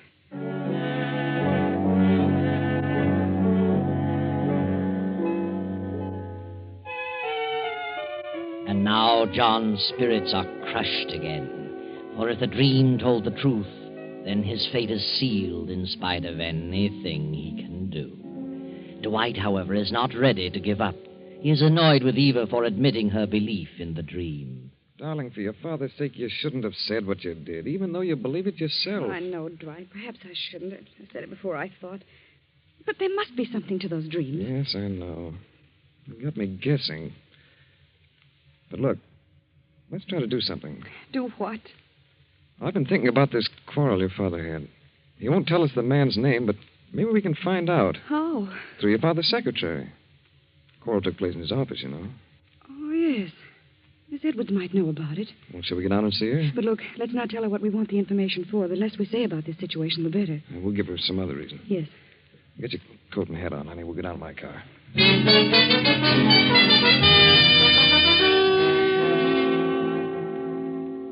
Miss Edwards, this is Mr. Cooper, my fiancé. How do you do? Miss Edwards? We'd like to ask you a few questions if you can spare us a few moments. Why, yes, of course. My father isn't feeling very well today, and that's why he didn't come down.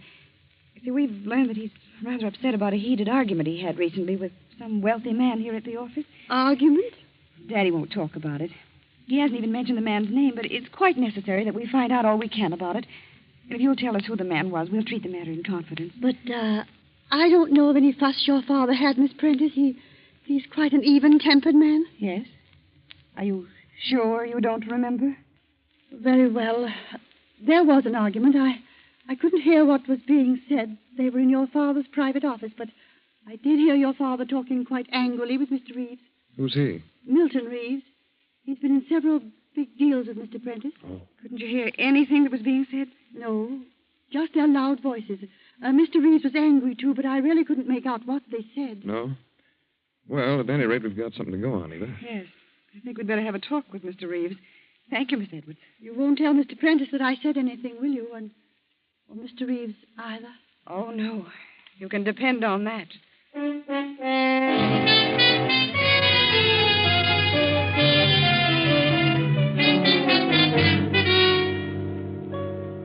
I'm Dwight Cooper, Mr. Reeves. And this is Miss Prentice. How do you do, Miss Prentice? John Prentice's daughter, aren't you? Yes, I am. Well, what is it, Mr. Cooper? I'm in a bit of a hurry. I'm going away on a trip this afternoon. I'll be very brief. We've heard that you and Mr. Prentice had some sort of a disagreement with each other a few days ago. Yes? Who told you that? Mr. Prentice is quite ill, Mr. Reeves, and we think it's a result of that quarrel. If we could find out something about it, we might be able to straighten him out. Well, John knows all about it. He won't talk about it, Mr. Reeves. He won't, eh? Well, John shouldn't let a thing like that get him down. Business is business, you know. He wanted me to renew a loan, and I refused to do it. So that was it. In his particular business, well, I don't know what the future will be with all this rationing and priorities. Had you promised to renew the loan? Well, as a matter of fact, I had. But I changed my mind, which is my privilege. John wanted me to wait a few days, said he was trying to borrow some money from the State Mutual. But I didn't think it was good business to wait, so I called the loan. Oh, I see. I imagine that made him pretty angry. Did it? You'll pardon me, Miss Prentice, for talking so frankly about your father, but really, I never heard a man get so abusive in my life. Why, he actually threatened me. Yes? He acted like a schoolboy. Said he'd get revenge. Do you think he will get revenge? Oh, no, Oh, yes. You're afraid of him, aren't you? You'd like to arrange things so he couldn't possibly get revenge, wouldn't you, Mr. Reeves? Did you threaten him? Say, what are you getting at? I think you know what we're getting at. I do not. Now, see here. I've told you all I'm going to tell you, so now I'll ask you both to leave. Surely. You've told us quite enough, Mr. Reeves.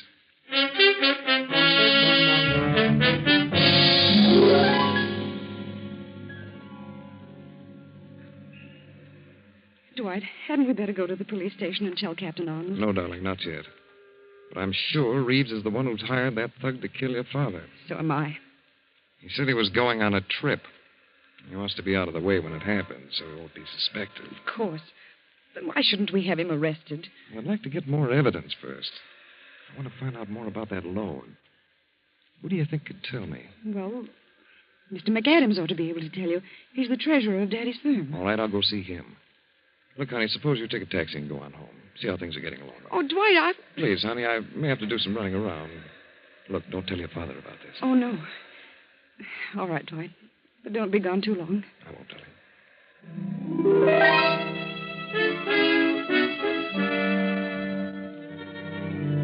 But Dwight has been gone much too long to suit Eva.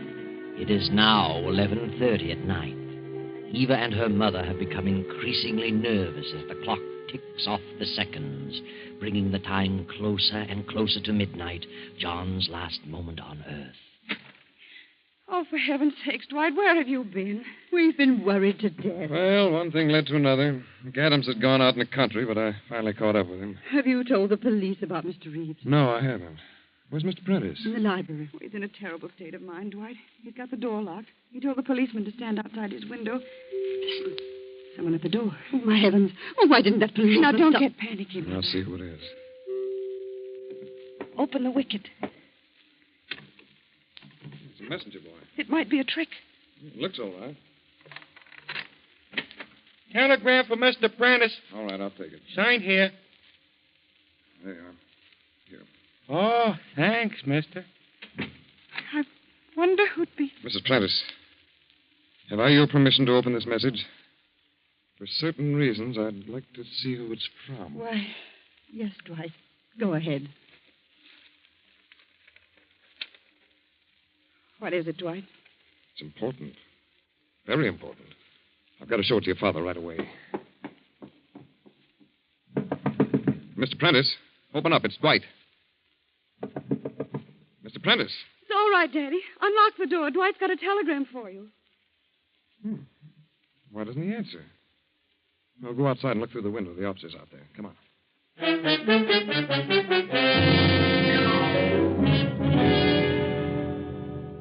Where is that officer, Eva? I don't see him. I don't know, Dwight. Daddy told him to stay right here by the window. Eva, look. The window's wide open. Why? What's that? Oh, my heavens. There's the policeman on the ground. Something's happened to him. He's hurt. Officer! Officer! He's coming around. What happened? I seen a car drive up in the alley. Oh. A light-colored sedan. And just as I started to investigate, somebody slugs me in the back of the head. That's all I remember. And they've got him. They've got Daddy. Darling, I'm going after that sedan. How do you know where it went? I'll find it. I'll drive to the Tower Street Bridge. I'm going with you. No, you stay here, Eva.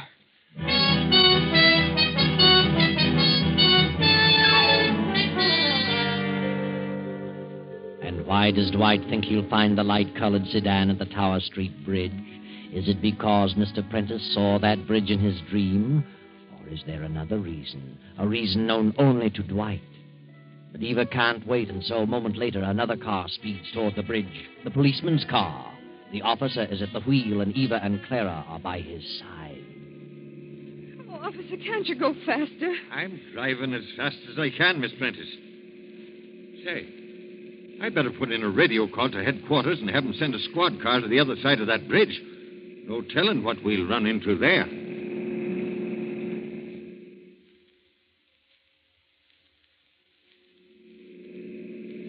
There's the bridge right ahead, officer. And there's the clock. What clock? The one Daddy saw in his dream. And look, it's midnight. I don't know nothing about the dream, Miss Prentice. All I see know... a car out on the bridge. You see it? That's the baby. That's the one I saw at the house. Where's Dwight's car? Dwight's car isn't there. He must have got lost. Say, we'd better watch our step. The squad car ain't come to the other end yet. Oh, hurry, officer. Now, don't you get out of the car. You stay here. I'll see what's going on. Yes, but hurry.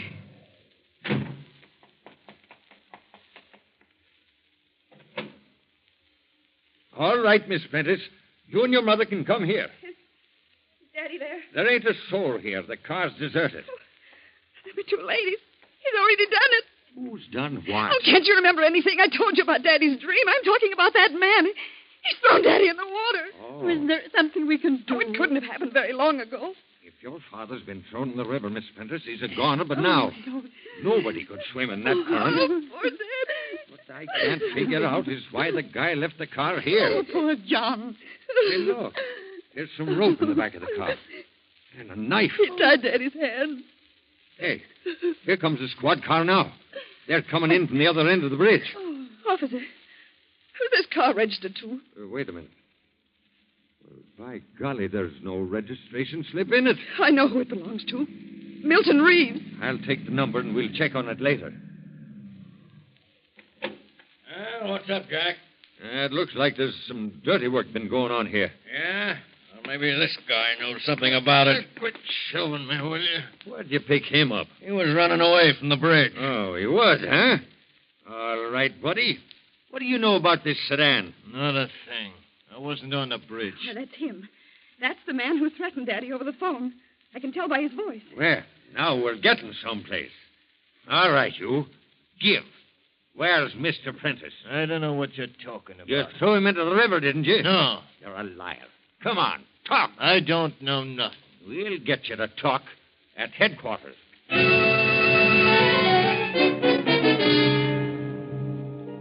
A few minutes later, the river's being dragged for Prentice's body. But what has become of Dwight? He hasn't been seen since he drove away toward the bridge. The two heartbroken women return home to wait for the sad news. They step into the house, and Mrs. Prentice breaks into a sob. Oh, come, Mother. You must try to get hold of yourself. We must try to be brave. Oh, I know, dear. I know. What has become of Dwight? Oh, I don't know what on earth could have happened to him. Eva, darling. Dwight, what are you doing there in the library? We thought you'd run out on us. Well, I haven't been here long. Oh, Dwight, it's terrible. I never dreamed such a thing was going to happen. No, just be patient, darling, and I'll tell you everything. I told you I finally saw McAdams. Yes? Well, the story about the loan was a lot worse than we thought. I found that Reeves had a grudge against your father. So he planned to ruin him and get everything he had. And he did just that, by refusing to renew and calling the loan. He did it deliberately. He worked in a backhanded manner and wrecked the business. He held the paper on everything your father owned.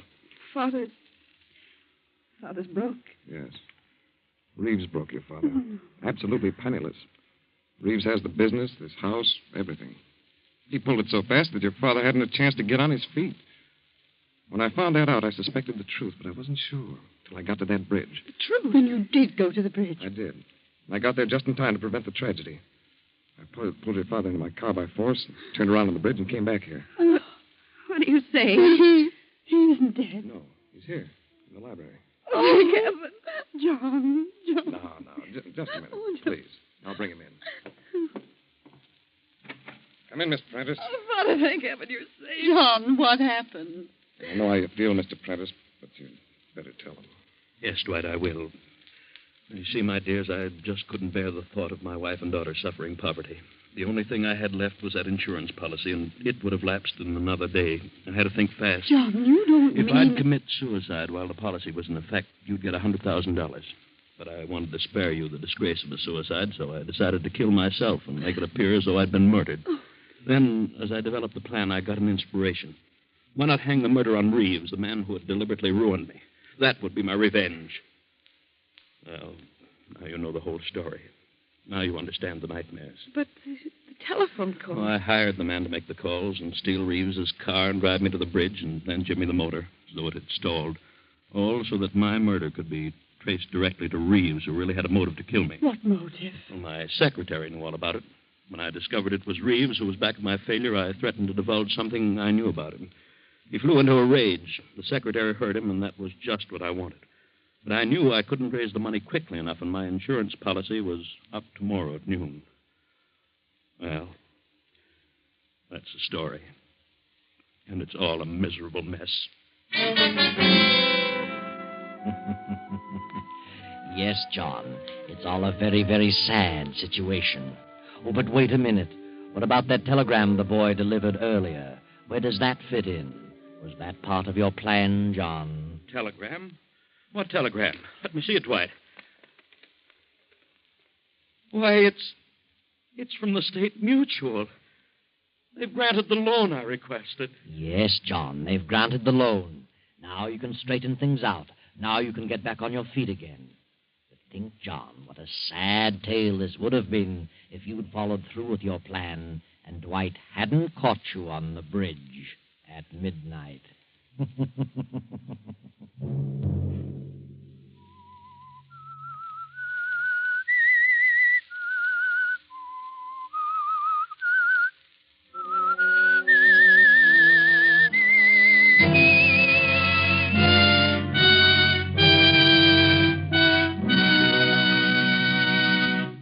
CBS has presented The Whistler.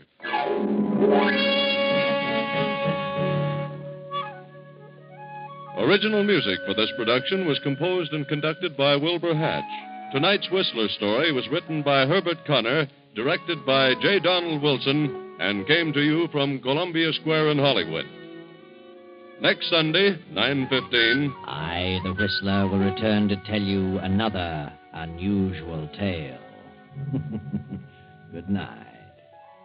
This is the Columbia Broadcasting System.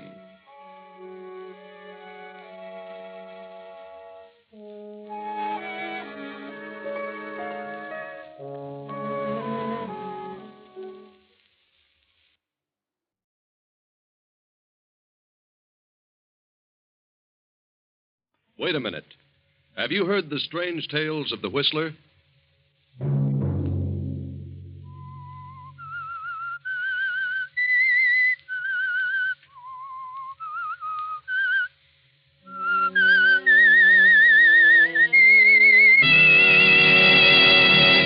I'm the Whistler.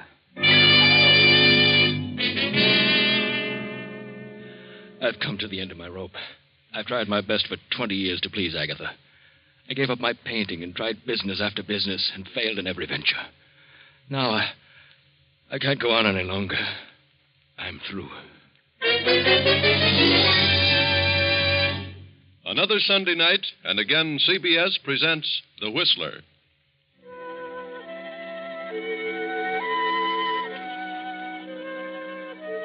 I, the Whistler, know many things, for I walk by night. I know many strange tales, many secrets hidden in the hearts of men and women who have stepped into the shadows. And so I tell you tonight the amazing story of the alibi.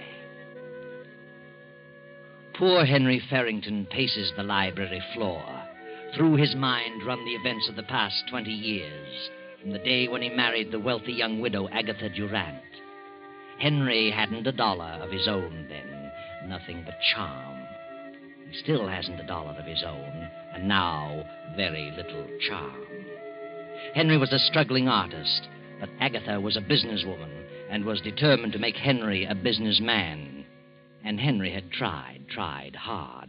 Agatha backed him in venture after venture, bossing him, completely dominating his every moment. But Henry experienced nothing but failure, and gradually Agatha's love turned to disgust. And now, 20 years later, his artistic talent long since vanished, he realizes what a wreck Agatha has made of him. What are you doing in here, Henry? Morning, Agatha. I said, what are you doing? Why, I'm just thinking. That's what I thought. What are you doing with the lights on in the daytime? Why, it's cloudy this morning. A bit dull in here. You don't need lights to think. Turn them out. Yes, Agatha. Are you going to do nothing but mope around again today? What do you want me to do? Do you know what day this is? Why, no. What day is it? Perhaps I've forgotten. You'd forget your head if it weren't tied down. It's the 1st of the month. You go into town and collect the rent on the store buildings. Very well, Agatha. Shall I deposit it in the bank? No. Bring it back here. And hang on to it. You lost it last time. Or so you said. I did lose it.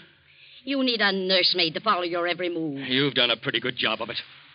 Did you order the garden hose yesterday? No, I forgot it. I had a lot on my mind. Yeah. What's bothering you now? Well, I've got a chance to get in on a pretty good deal. I need some money. What kind of a deal? Well, it's an oil lease deal. Who with? Why, Joe Hammond. A 50-50 proposition. Joe Hammond? You know better than to talk to me about Joe Hammond. He's done pretty well. Yes, for himself. Double-crossed everybody he ever came in contact with. He's a good lawyer. You mean he was? Good thing I caught up with him and had him disbarred. He'd have stolen every dime I had. It only takes $2,000. $2,000? Add up all the thousands I've given you to put over business deals, and you'd have a fortune. You haven't an ounce of business sense in your whole body. I never said I had. That was your idea. You started me on my business career, and you can take the consequences. What do you mean by that? I'm going in on that deal. I need $2,000. And one way or another, I'm going to get it. I wish I knew what you mean. You'll know later. Where are you going? Into town to collect the rents. You better bring it back with you. I will, Agatha. I'll bring the rent and... And what? And the hose. Of course. Good morning, Agatha. Threatening me. Well, I'll soon fix him. Agatha stands staring after him. Terrible thoughts race through her mind. Thoughts of fear, disgust, hatred, money, death, revenge. Her head begins to whirl. She can scarcely breathe. Her eyes bulge in terror. And she clutches at her heart, her throat. Higgins! Higgins!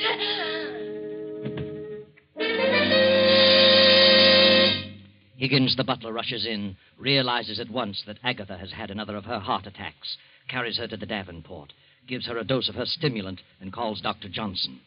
I heard her call to me, but she was unconscious when I reached her, Dr. Johnson. I gave her some of her heart medicine. And I don't remember her having one of these attacks for several months, Higgins. She's had one a week for the last 4 or 5 weeks, Doctor. Oh, dear. Well, she'll pull out of it in a few minutes. Her heart's in a terrible condition. She's been under some extreme emotional strain. Oh, yes. She's coming round now. Morning, Agatha. Oh, what are you doing here? You haven't been eating enough apples. Who sent for you? What's happened? Why, well, ma'am, you had another attack. I called Dr. Johnson. Attack? Nonsense. No, it isn't nonsense, Agatha. You've had one of the worst attacks you've ever had. No. Believe me, if you don't drop all this business worry and control your temper, well, you won't have many more. Oh, bosh. Tell me, what brought this on, Agatha? Some deal turn out badly? Lose a little money someplace? No, I didn't. Oh, all right, Agatha. But I'm warning you, you'd better slow down, forget business, and control that temper. Do you realize what your blood pressure is? No, and I don't care. Oh, dear. Henry must have pulled a dilly. Who said anything about Henry? No. Take it easy, Agatha. You know, you're your own worst enemy. Well, I'll be running along. Good. Plenty of rest and quiet, and no temper. Goodbye, Agatha. Goodbye.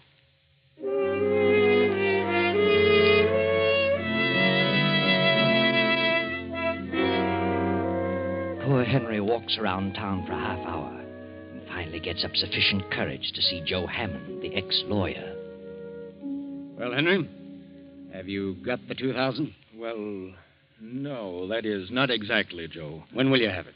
I can raise it, but it'll take a little longer than you gave me. Now, look, Henry, I bought that lease and gave my check for 4,000. Your check bounced. You didn't have a dime, and you knew it. Now I'm caught short because of you.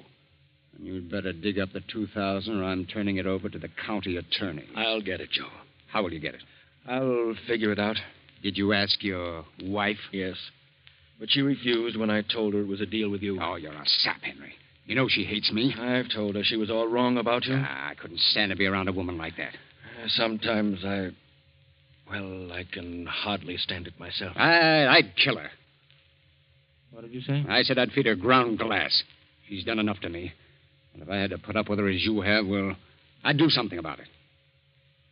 What would you do, Joe? I'd wring her neck. I can't stand a bossy woman. You'd kill her, would you? Oh, well, I was just speaking figuratively. You've tried hard, Henry. You've done your very best to be a successful businessman. It isn't your fault. So far, you failed, and she's sore about it. Left her entire fortune to her niece, a mere nitwit of a girl just out of school. I know, but she took out a $50,000 policy payable to me. Oh, what good does that do you? If you die first. But she isn't very well, Joe. She may live for years. You may bump off tomorrow. Yeah. Oh, of course, I doubt that. Nothing wrong with you that a bank account wouldn't fix. Is there? No, guess not. She's got all the money she'll ever need. She's not in a jam. She's seen everything. It'll all go to that niece. Except the insurance made out to you. That's payable in a few days, you know, after death. Yeah? I'm in a jam, Henry, and you're in a jam. You better start figuring some way out. I'll give you to the end of the week, Saturday at noon. You mean you must have the money by then? Oh, no, not necessarily money, just Well, just some sort of assurance that you know where you can really get it. I see. Yeah. Well, think it over. And I'll always be around if you want any legal advice. Thanks, Joe, for the extension. I'll be in touch with you.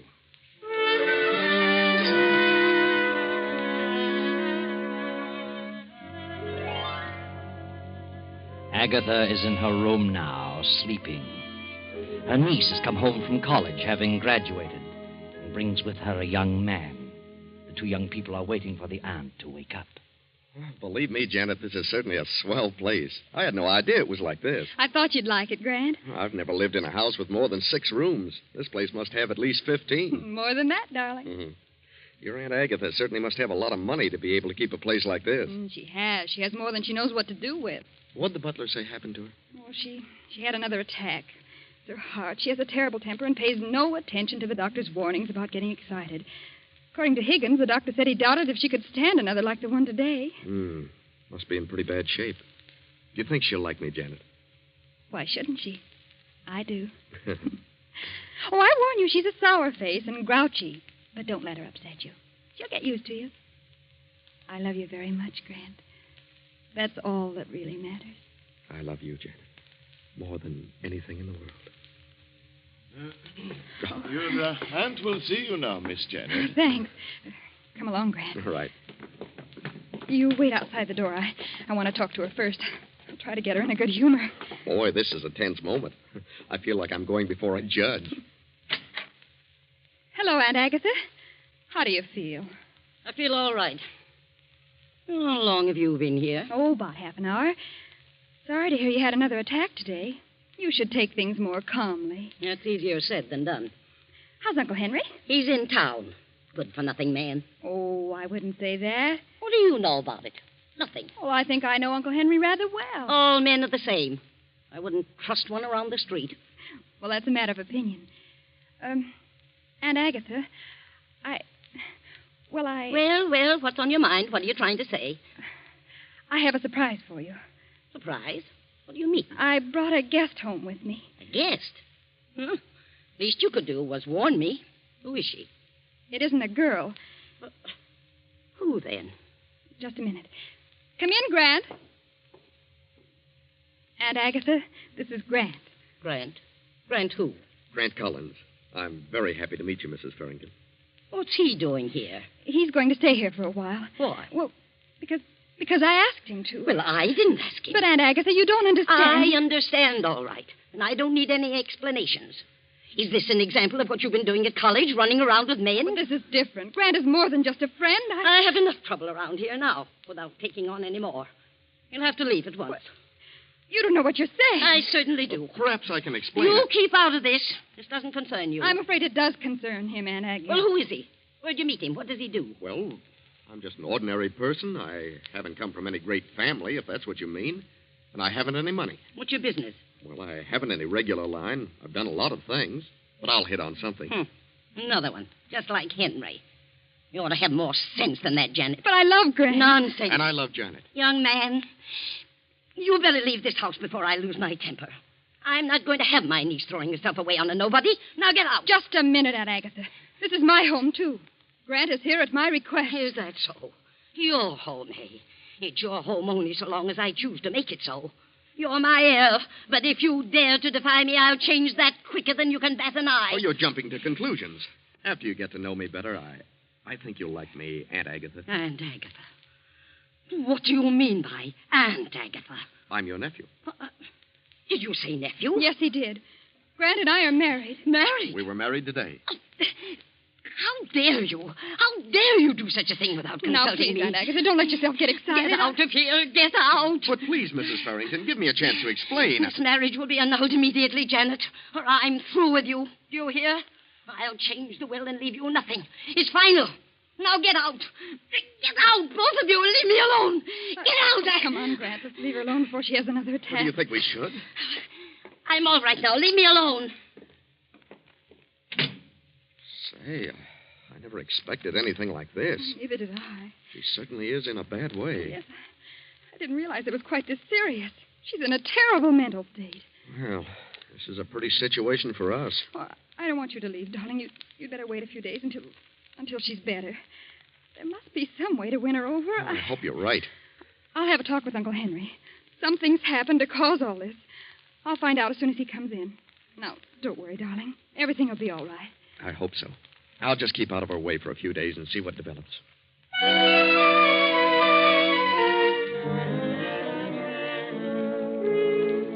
Now, long after dinner, Uncle Henry sits alone in the library, deeply lost in thought.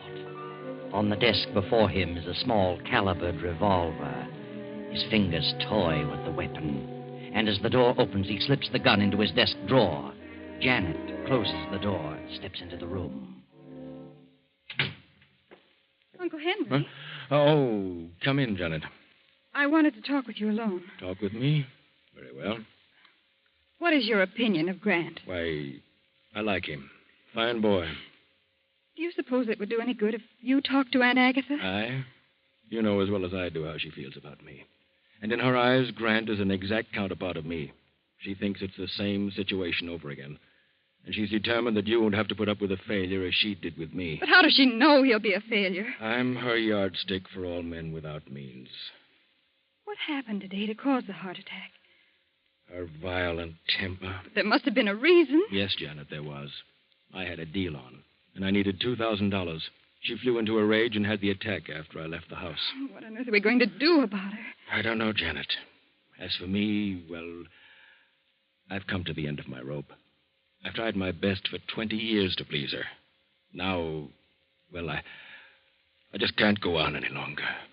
I'm through. What do you mean? Just that. There's nothing left for me now. I'm too old to try anything new. Too old to go back to my painting, and Agatha is becoming more resentful every day. I'm licked. Uncle Henry, are you trying to tell me that you're planning something? Planning something, my dear? What do you mean? You mustn't, Uncle Henry. Regardless of how you feel, there's still much to live for. Is there? You've always been so kind and good to me. I just couldn't stand it if you were to... No, please, darling. I'm much older than you. I just see things differently, that's all. And it's been terrible lonely in this house since you've been gone. Now it'll become lonelier and lonelier, filled with hatred and greed and resentment, and I couldn't stand it. Promise me you won't do anything foolish. Janet, whatever I do will be for the best. Please believe me. Everything will come out for the best.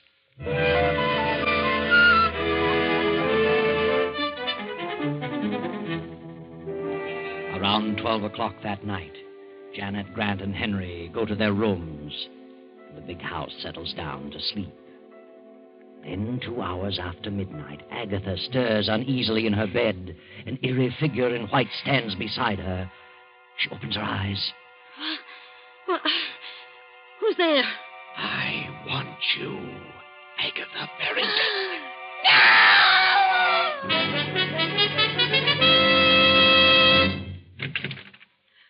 Aunt Agatha! Good heavens. Grant, Uncle Henry, hurry! What's happened?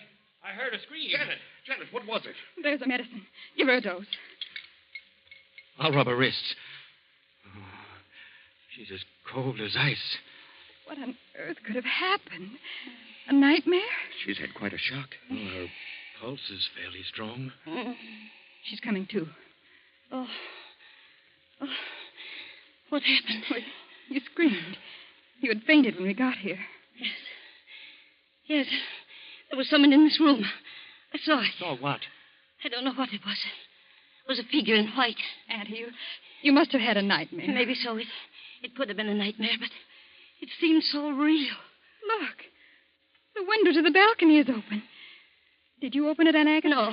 No, I never keep it open. Look outside, Grant. You mean it might have been a burglar? My diamonds. It could have been a burglar. And your scream frightened him away. Look in the box in the drawer. I did. They're all here. Not a sign of anyone outside. Do you feel better now? What's happened, ma'am? Anything wrong? No, Higgins, nothing's wrong. Go back to bed, all of you. I'll be all right. And lock that balcony window.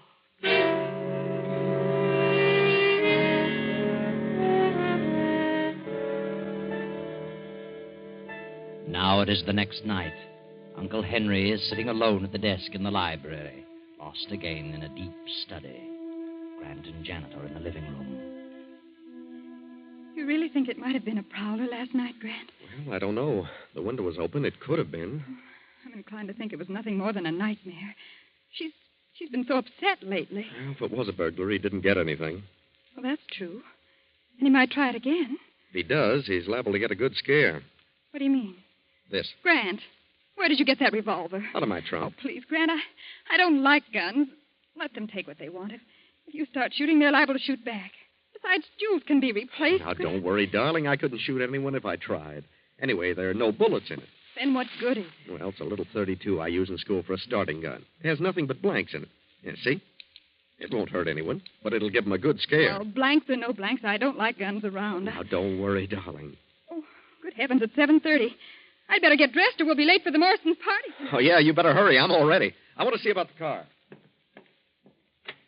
Oh, Higgins. Yes, sir. Come in, sir. I was just having a little coffee and a bite to eat.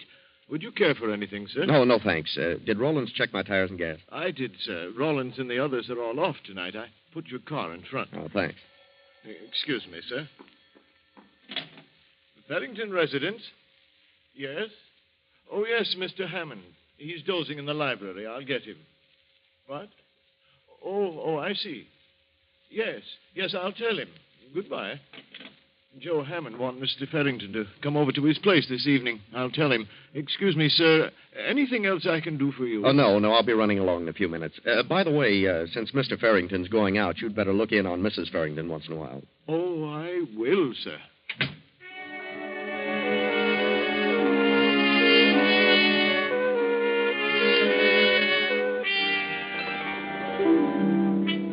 So Grant and Janet drive to the Morrisons' estate to attend the charity lawn party. And Henry goes to talk things over with Joe Hammond, the ex-lawyer who holds Henry's bad check.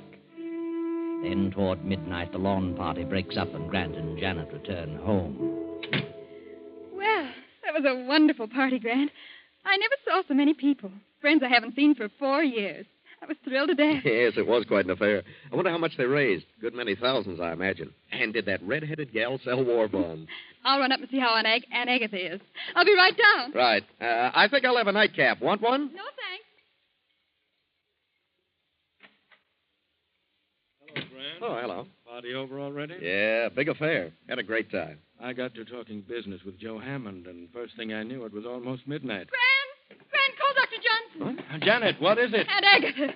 Come quickly, Uncle Henry. Call Dr. Johnson, Grant. You can't get him. Call the emergency hospital. Get a police ambulance.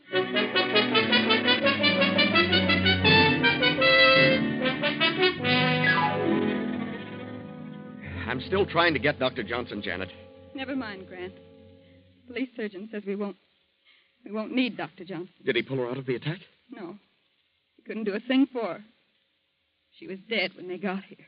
Good heavens. Well, she must have had a severe attack. Well, you see, Grant, Just a minute, folks. I'd like to ask a few questions, and I'd prefer that you didn't carry on any conversation with each other. No conversation? Well, what's he mean, Janet? Never mind. I'll get around to that. Take all their fingerprints, Davis, while I'm talking. Yeah, Captain. I demand an explanation. What do you mean, fingerprints? How long have you known Janet Farrington? Oh, about 6 weeks. Where did you meet her? At a dance, a party. Did you know all about her? Who she was, her family? Certainly. What do you know about him? Why, I just knew I loved him, and that was enough. I take it your financial condition is not so good, Grant. Well, no, I haven't any money, but what's that to do with it? Did Agatha Farrington object to your marriage? Yes, she did. She threatened to change her will unless we had the marriage annulled, but... Did you care whether that happened, Grant? Well, certainly. I didn't want Janet to lose her inheritance. What are you getting at? Grant had nothing to do with it, I tell you. I know what you're inferring, and it's ridiculous.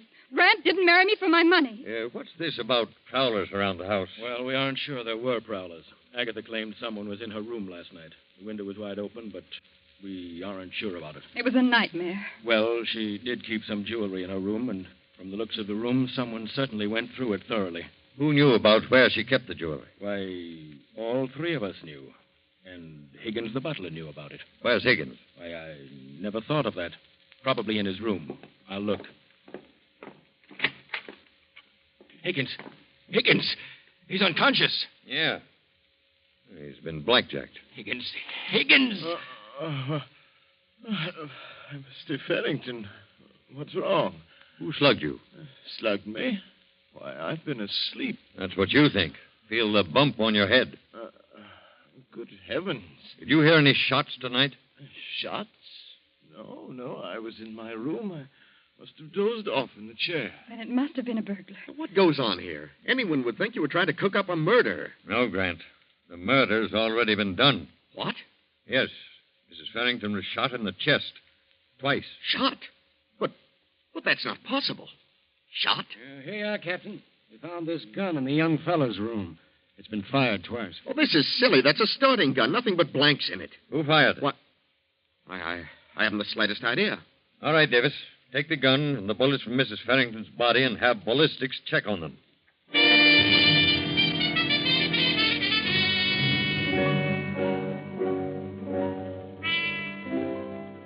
Well, young fellow, according to the ballistics test, the bullets that killed her were fired from your gun. But it isn't possible, I tell you. My gun had nothing but blanks in it. And there were no fingerprints but yours. I'm afraid you're stuck with this deal. No, please listen. I couldn't have done it. You had a motive, a gun, and an opportunity. And furthermore, you left that party for a half hour tonight. We checked on it. We have a witness who saw you leave. All right, what if I did? My gun has blanks in it. Oh, please believe me. I couldn't bring myself to do such a thing. I couldn't. You killed Mrs. Farrington, and you might as well admit it. I didn't. I didn't shoot her. I swear I never touched her. I can't stand by and see an innocent person suffer for this. The boy didn't do it. I did it. I had a better reason. I planned it. I'd have enough of Agatha, and I was caught in a jam. I did it to get the insurance she left me. I was desperate. I came back and slugged Higgins while he was asleep, shot Agatha, and left the house. I don't believe you. You're trying to cover up for him, but it won't hold water. We've got him dead to rights. But I couldn't have killed her. I only wanted to scare her. What? Go ahead. Nothing. Then you did come back here. Spill it. Well, all right, I did come back. Grant, what are you saying? I had the gun, but there were nothing but blanks in it. I doped Higgins' coffee before I left the house. I came back and went to her room. I fired the blank. Why? Well, I knew she had a weak heart. I figured the shock would bring on her death. I was the figure in her bedroom. I couldn't see Janet lose her fortune, but I didn't want to give her up. Grant, how could you?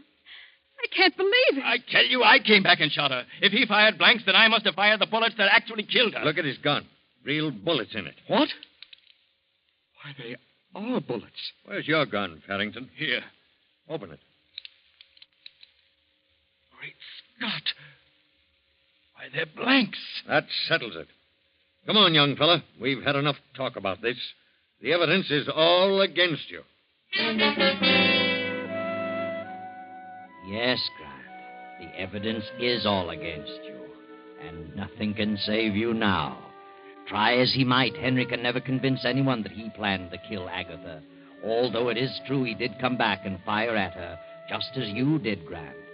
But it was definitely you and your gun that fired the fatal bullets. Of course, I know what you're wondering.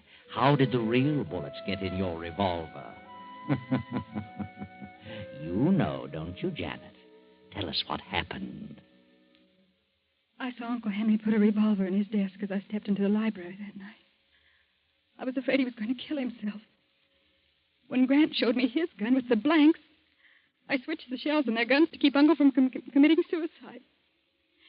You see, I never dreamed that Grant had a plan afoot to cause my aunt's death by mental murder. There you are. Another tale of greed and revenge and hatred, all unraveled as neatly as you please.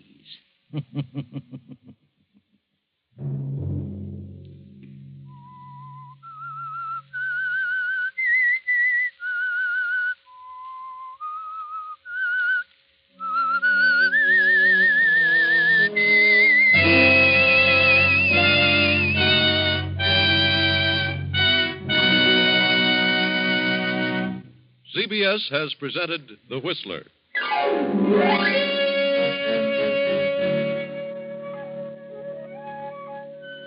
Original music for this production was composed and conducted by Wilbur Hatch.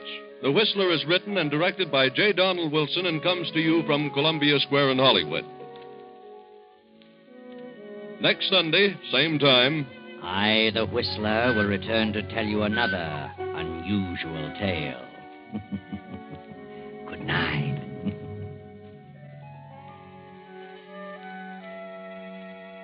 This is the Columbia Broadcasting System.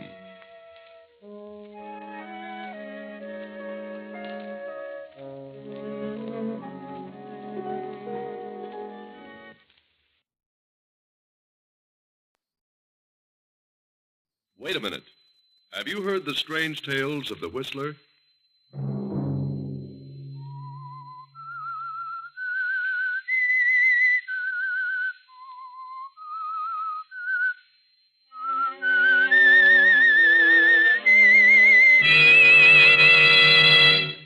I'm the Whistler.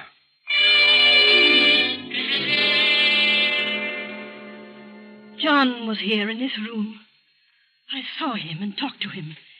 He had a message for me. And while he was here, the room was filled with the odor of musty roses. Another Sunday night, and again CBS presents The Whistler.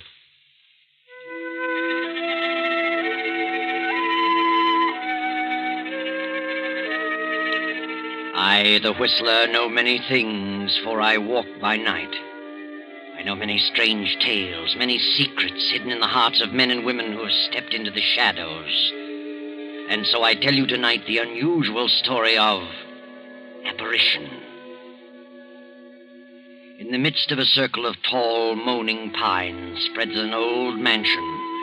On the second floor, a low light burns in a large bedroom, the bedroom of Elizabeth Kemper, the elderly mistress of the mansion. Mrs. Kemper's husband, John, died suddenly a year ago and left his entire estate to his wife, Elizabeth. Shortly after John's death, Elizabeth brought her husband's sister, Bertha, and Bertha's daughter, Celia, to live with her. Since John's death, Elizabeth's health has gradually failed and she has taken to her bed. In the meantime, Elizabeth's only sister, Mary, has come to live in the great house, and Mary's son, Herbert. Now, long past midnight, Elizabeth tosses in her bed and mumbles. John, what is it? What do you want? Why don't you say it? Suddenly, Elizabeth's door bursts open, and Bertha moves into the room and stands beside the bed. Elizabeth? Elizabeth? Huh? Elizabeth! It's Bertha. Oh, Bertha. Oh, yes, Bertha. Why did you scream? Scream? Did I scream? Yes. Just as I came in the room. You must have frightened me. Were you dreaming? No, I don't think so. But I don't know. I thought John was here. John? You thought John was here? Yes. Standing there beside the bed. Elizabeth, I saw him, too. Just a moment ago. What? In my room. Oh, but that's nonsense.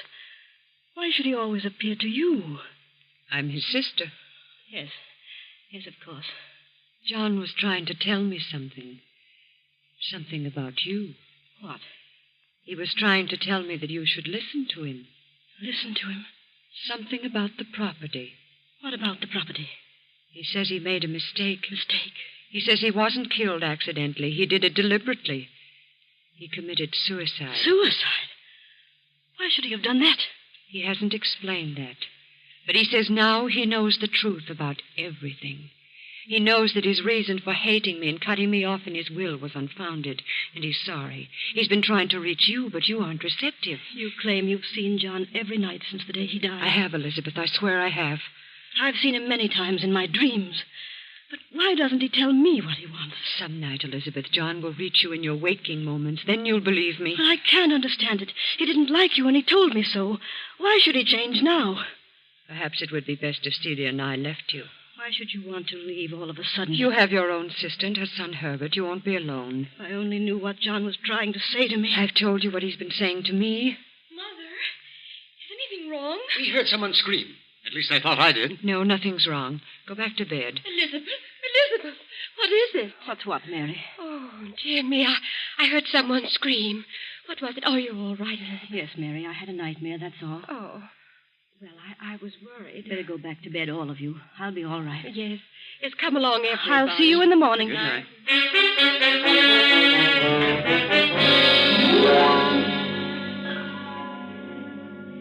But, Mother, why do you keep frightening Aunt Elizabeth by telling her about Uncle John? I'm not frightening her. She should know the truth. But she is frightened. Why, she's getting worse and worse. Are you sure you have seen Uncle, really? Do you dare suggest that I'm lying? Is that what you mean, Celia? No, Mother. I didn't mean that honest. It's better. And don't you ever say such a thing again. But why doesn't he appear to Aunt Elizabeth? She only dreams about him. That's something that can't be answered. There are those who are gifted with the powers to see those who have departed. See them and talk with them. I'm one of those so gifted. Do you understand? Yes, Mother. John is trying to get a message to Elizabeth about me. And because he finds it difficult to reach her, he's chosen me as the medium. What is the message? He left me nothing in his will because he hated me and thought I hated him. But you did. I did not. It was his imagination. But now he's learned the truth. Now he knows I had nothing but his best interests at heart. He's trying to tell Elizabeth to leave all the estate to me. And he will continue to return to this house until his mission is accomplished. Then his soul can rest in peace. I'm frightened, Mother. I don't want to stay here another day. I can't stand it You here. stay here until I'm ready to leave. Do you hear me? Yes, Mother. I hear. Now stop this nonsense and go to bed. Yes, Mother. I'm sorry. You'd better be.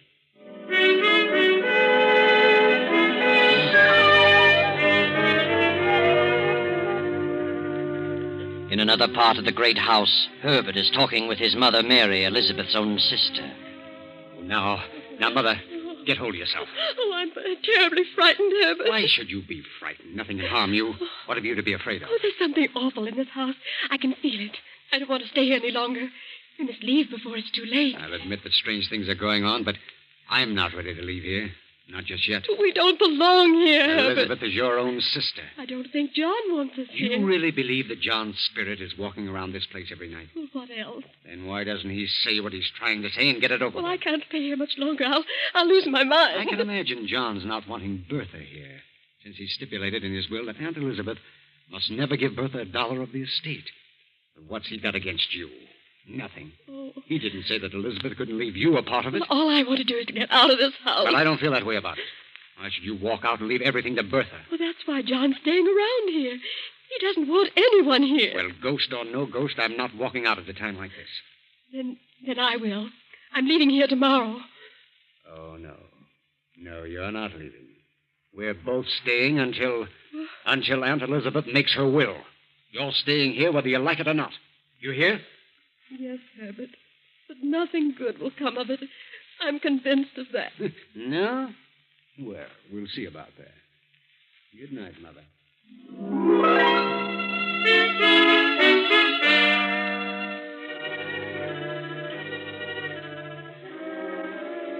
An hour later, Mary has finally dropped off to sleep. Then, as the clock strikes 3, a figure in white slips into Mary's room and stands beside the bed. Slowly, Mary opens her eyes and stifles a scream. Who is it? What do you want? I want to talk to you, Mary. Bertha. I have a message for you. A message? Yes. John is here, standing beside me. I don't see anyone. He is here. What is the message? John says that Elizabeth is planning to leave the estate to you. But he's learned the truth. He knows that his dislike for me was unfounded. He wants the estate left to me because it's rightfully mine. And he'll never be able to rest in peace until that is accomplished. Oh, I don't want it. I don't want any part of the Then estate. if you want to escape this torment, you must convince your sister that John made a mistake. If you accept any part of it, John will never let you rest. Do you understand?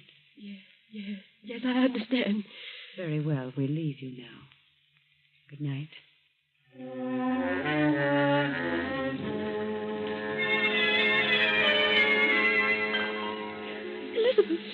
Elizabeth, wake up. Oh, what? Wake up. Oh, Mary, what's wrong? You're shaking like a leaf. He was in my room. Who? John, he was in my room. Mary, what are you saying? He had a message. He said you were planning to leave the estate to me, according to his will. But he made a mistake about Bertha. He wants you to leave it to her, so he can rest in peace. Mary, are you out of your mind? No, you must believe me. I don't want any part of the estate. Oh, please promise me. Leave it to Bertha and have done with it. I refuse to accept it. Get control of yourself, Mary. I'm leaving here in the morning. I'm frightened. And if you had any sense, you'd leave too. If you stay here, you'll go mad. Very well, Mary. If that's what you call gratitude, you can go. Oh, I'm sorry, Elizabeth, but I won't remain another night. Are you sure you saw John? Well, no. No, but he was there in my room. Did you talk with him? No, that is, Then how do you know he was there? Well, Bertha told me he was there. Bertha? Was she there, too? Oh, yes. She told me what he wanted. He said he couldn't reach you. Oh, why should John appear to everyone but me? Oh, I don't know. But I know he was there. I could sense it. I tell you, there was someone in the room with Bertha. It must have been John. Oh, let Bertha have the estate or something terrible will happen to all of us. Oh, please, Elizabeth. Go to bed, Mary. We'll talk about it tomorrow. Yes, Elizabeth.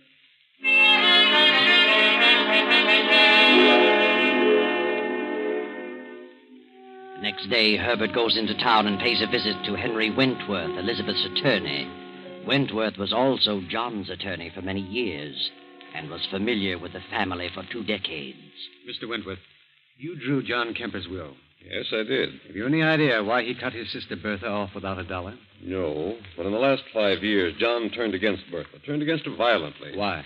I don't really know. She was his only sister, and he had no brothers. It was very strange. What happened to Bertha's husband? Well, he died about 5 years ago. Committed suicide. He worked for John at one time. Then John set him up in a business of his own.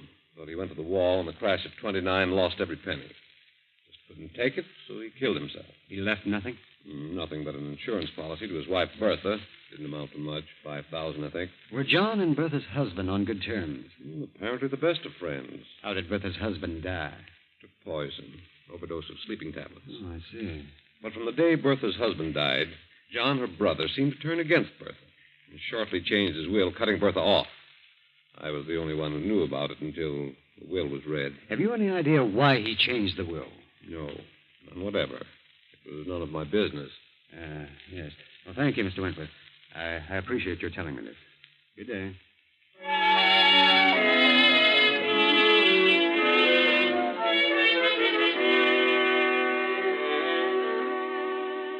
Then Herbert pays another visit, a visit to Dr. Martin, formerly John Kemper's physician. Dr. Martin is at first reluctant to talk, but finally answers a few questions. Doctor, you were John Kemper's physician for many years? Yes, that's right. Uh-huh. Was there anything wrong with him? You mean, was he unbalanced? No. Did he have any severe ailments? Well, no. The last year or so, he seemed to change considerably, though. Became a bit morose. Anything wrong with his heart? Well, yes and no. Yes and no? Well, he began to suffer from severe headaches. Took to using a lot of aspirin. Was too much of anything's bad. He was killed in a car wreck. Yes, he'd been to the city and was driving back home late at night. Drove off into the ditch. Did you attend him? I saw the body shortly after the wreck. He'd been dead about an hour, badly smashed up. Was it his heart? Oh, could have been, but I think he went to sleep at the wheel. Was there an autopsy? No, it was obvious how he died. His skull had been crushed in. Mm-hmm. Who had he visited in the city on business? I don't know. I never thought about it. Where is John Kemper buried? In the family vault at the edge of his own estate. Didn't you know that? Huh? Oh, yes. Yes. I'd forgotten. Well, good day, Doctor. And thanks for the information.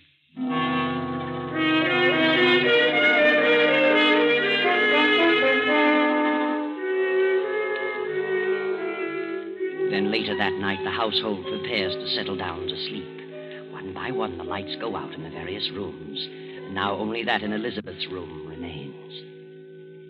Will there be anything else, ma'am? No, Higgins. That'll be all. Has everyone gone to bed? Oh, yes, ma'am. They've all retired. Is the milk warm enough? Yes. Good night, Higgins. Good night, ma'am. I hope you rest well tonight. Thank you, Higgins. The moon bathes the estate in its eerie glow. The big clock strikes off the hour. Then In the distance, there is the howl of a dog.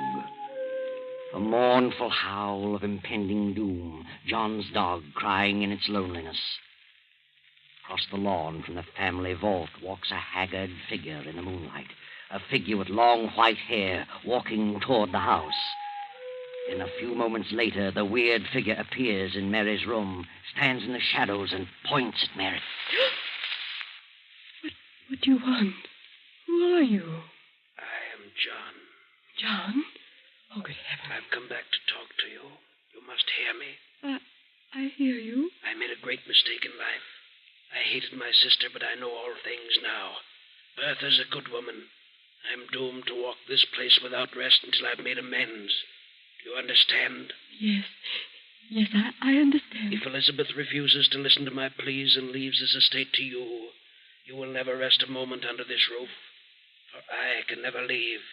It rightfully belongs to Bertha, and to her it must go. Oh, I don't want it. I don't want any part of it. I won't stay here. I promise. Just let me alone. I will. If you and your son leave here at once. We will. We will. Oh, where are you? John? Are you here? John? Mary gasps and suddenly falls back on her pillow. Poor Mary has fainted dead away. From the darkened stairway, the great clock chimes out the hour, 3 o'clock. Elizabeth, eyes closed but still awake, senses a presence and slowly opens her eyes. Standing close beside her is the white-haired figure, its face hidden in the shadows. No, Elizabeth. Don't turn on the lights. Who is it? You wouldn't want to see me. I've been out there too long. John! John! At last I've reached through to you. Oh, I must be dreaming again. No, not this time.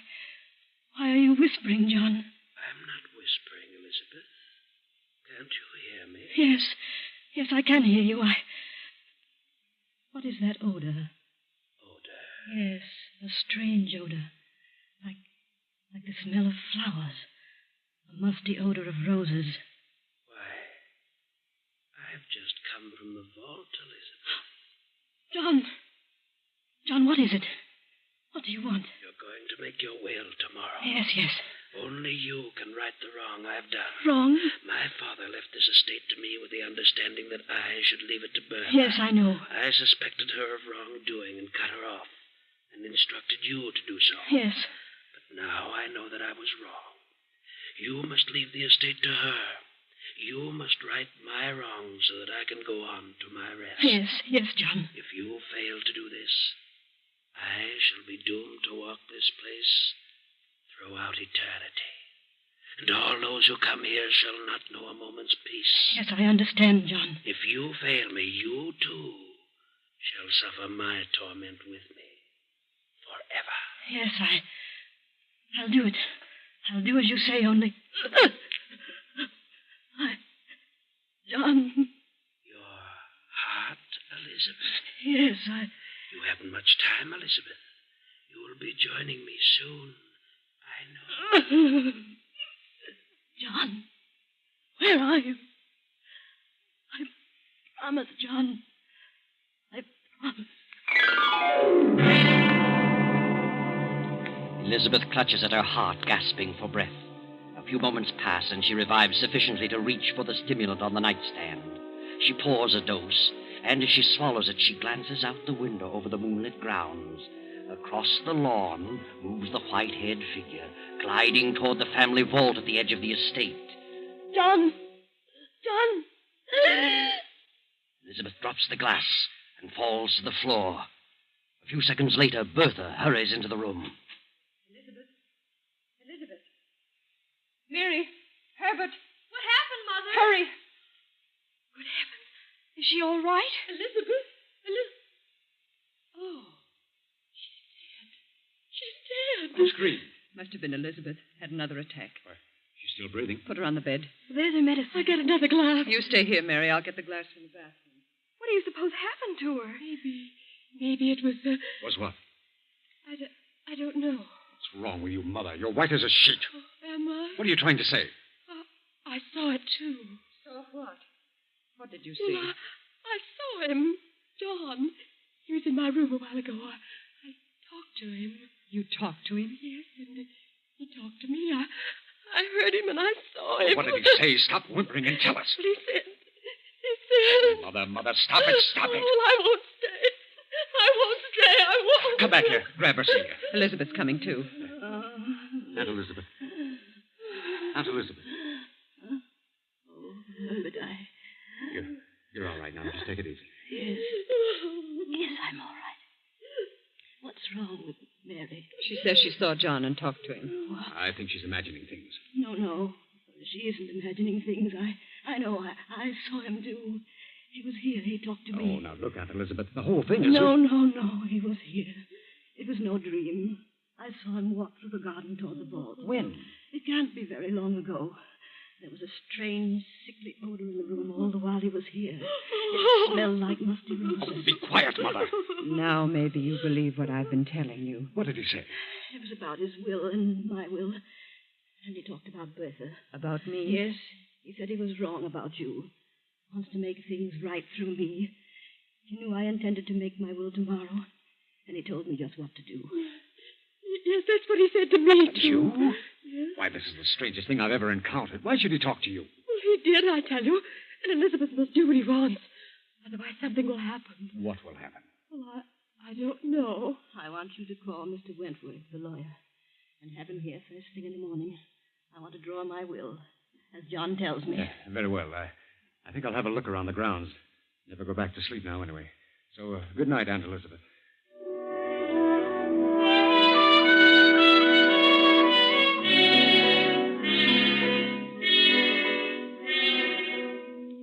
Herbert wanders about the grounds for a while and finally goes to Higgins, the butler, and after some persuasion obtains the keys to the family vault. The next morning, the lawyer, Wentworth, visits Elizabeth in her room. Well, how are you this morning, Elizabeth? Much better, Mr. Wentworth. Here you had a bad night. Yes, I guess I had another attack. Oh, so? Mr. Wentworth, I want to draw up my will. I should have done it long ago, but, well, something held me back. I see. Well, I'll take down the data and have it typed, then bring it back for you to sign. I'll be in court all day, probably through the evening, so I'll have to come around 11 tonight. Very well, as soon as possible. Good. Now, let's have the particulars. Yes. To my sister, Mary Wilton, I leave the 5-room cottage in Danbury. Hmm? To my nephew, Herbert Wilton, I leave $1,000 in cash. Yes. And to my husband's sister, Bertha Mallory, I leave all other property, personal and real, amounting to some $400,000. What? Please. Amounting to some $400,000, according to my late husband's wishes. What do you mean? John stipulated that you leave not a penny to Bertha. John has changed his mind. When did he change his mind? Since his death. Don't you think we'd better postpone this until you feel better? I want my will drawn just as I have told you. But what do you mean by saying John has changed his mind? How could he? He told me so last night. You know what you're saying. Yes. I saw John. I talked to him. He was wrong in his attitude toward Bertha. Oh, this is ridiculous. I want it done as I say. Very well. I'll draw it up this way. But I certainly think that... You think I'm insane? Well, since you bring it up, yes, I do. So did I, at first. But I'm not. I'll be expecting you around 11 tonight, Mr. Wentworth. Yes. Yes, of course. I'll be here.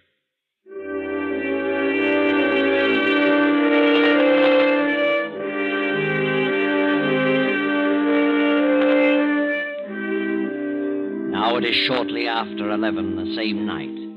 The lawyer has returned to the will, and Elizabeth has called her 3 relatives to her room. Very well, Mr. Wentworth. This is drawn the way I want it. You mean as John wants it? I mean just that. I'm leaving the property that was mine before I married John, the small cottage, to you, Mary, and $1,000 to Herbert. All else I am leaving according to John's directions to you, Bertha. That's the way John wants it. And that's the way it shall be. You must do as you think best. I'm doing as John wishes. Hand me the pen, Wentworth. There you are, and I hope you all understand. I don't. Thank you, Elizabeth. Well, now that you've got it, Bertha, what good is it going to do you? What do you mean? How much chance do you think you'll have to use it? What happiness do you think it'll bring you? More than it would you. Isn't it rightfully mine? Is it? That's the way John wanted it. Oh, no, it isn't. It's the way you want it. I had nothing to do with John it. made a will. He's never wanted to change. Elizabeth knows better than that. Aunt Elizabeth knows nothing of the kind. This is my house now, and the sooner you leave, the better. You'll be leaving sooner than I will, you and your spooks. You don't believe in ghosts, and you never saw one. I saw John. Night after night. Everyone saw him. Everyone but me, because I'm not a dump. Your own Mother Mary saw him and talked to him. Gosh, John is dead in his coffin out there in the vault. I saw him. But I did see him. So did I. You wouldn't know if you did see him. We would. We've seen him. Yeah. Then turn around. Turn around, all of you. And look. John! Good Lord. It's him. Is that John? Is it? Yes, yes. Take off your wig. Higgins. Yes, the butler. There's your spook. Why, I'm sorry, ma'am. You can go, Higgins. I'll explain everything. Yes. Bertha hired Higgins to impersonate John. That's a lie. Higgins would never have done it if he'd known about the murders. I trapped him into it. He confessed everything. Murders? What do you mean? I got wise to the whole thing. I investigated the whole story about Bertha's husband and John's accidental death. They were both murdered. You're lying. I have the bodies exhumed and examined. They both died of an overdose of sleeping tablets. The very same purchased by Bertha at a certain drugstore. He's crazy. He's crazy, I tell you. Don't She put listen. the tablets in her husband's aspirin bottle. She was the one John visited. That night he had the wreck. She must have drugged him. That's why he went to sleep at the wheel. I didn't. She killed her husband for his insurance. And John cut her off in his will because he suspected that she killed her husband. It's a lie, I tell John you. never wanted his will changed. I have proof of the whole thing, and the police are waiting outside now. You haven't a chance, Bertha. You're guilty. The police. Oh. What No, good no. will all this do you? Where is your fortune now? They'll hang you. Oh. Yes. Yes, I did it. I don't know why, but I did it. I gave him the tablets. Did Higgins know that? No. No, he didn't know. Oh. Bertha, she's fainted. Mother. No, she hasn't fainted. Well, what's wrong with her? She's dead. Oh, Mother. Hand me that will, Mr. Wentworth. I'll want to draw up a new one in the morning.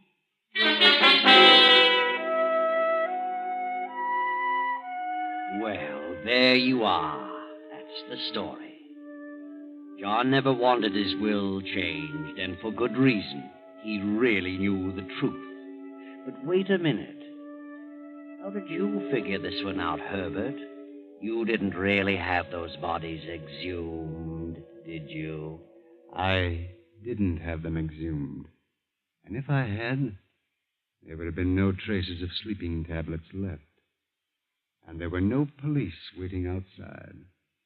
I was bluffing, working on pure hypothesis. But it did work. Yes, it worked, Herbert. And it afforded me a very nice story indeed. Thank you, Herbert. You're welcome.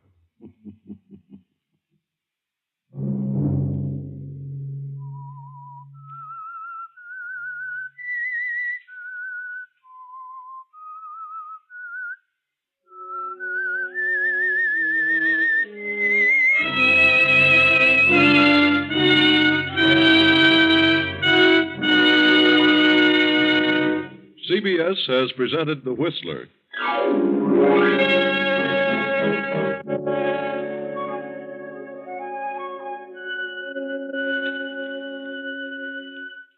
Original music for this production was composed and conducted by Wilbur Hatch.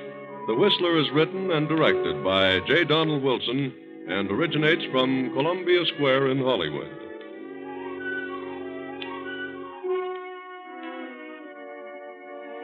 Next week, same time. I, the Whistler, will return to tell you another weird tale. Good night.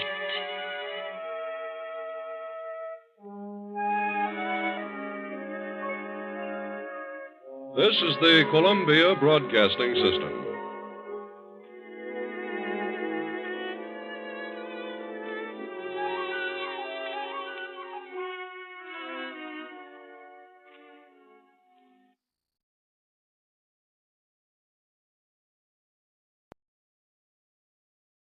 Wait a minute. Have you heard the strange tales of the Whistler?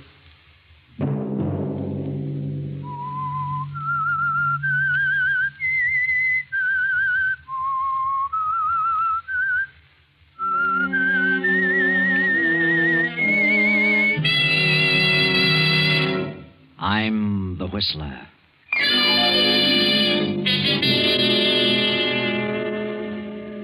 I refuse to accept the responsibility of the failure of our marriage. I know who caused it, and I know who she is. I refuse to give you up to her. And so, I have made a decision.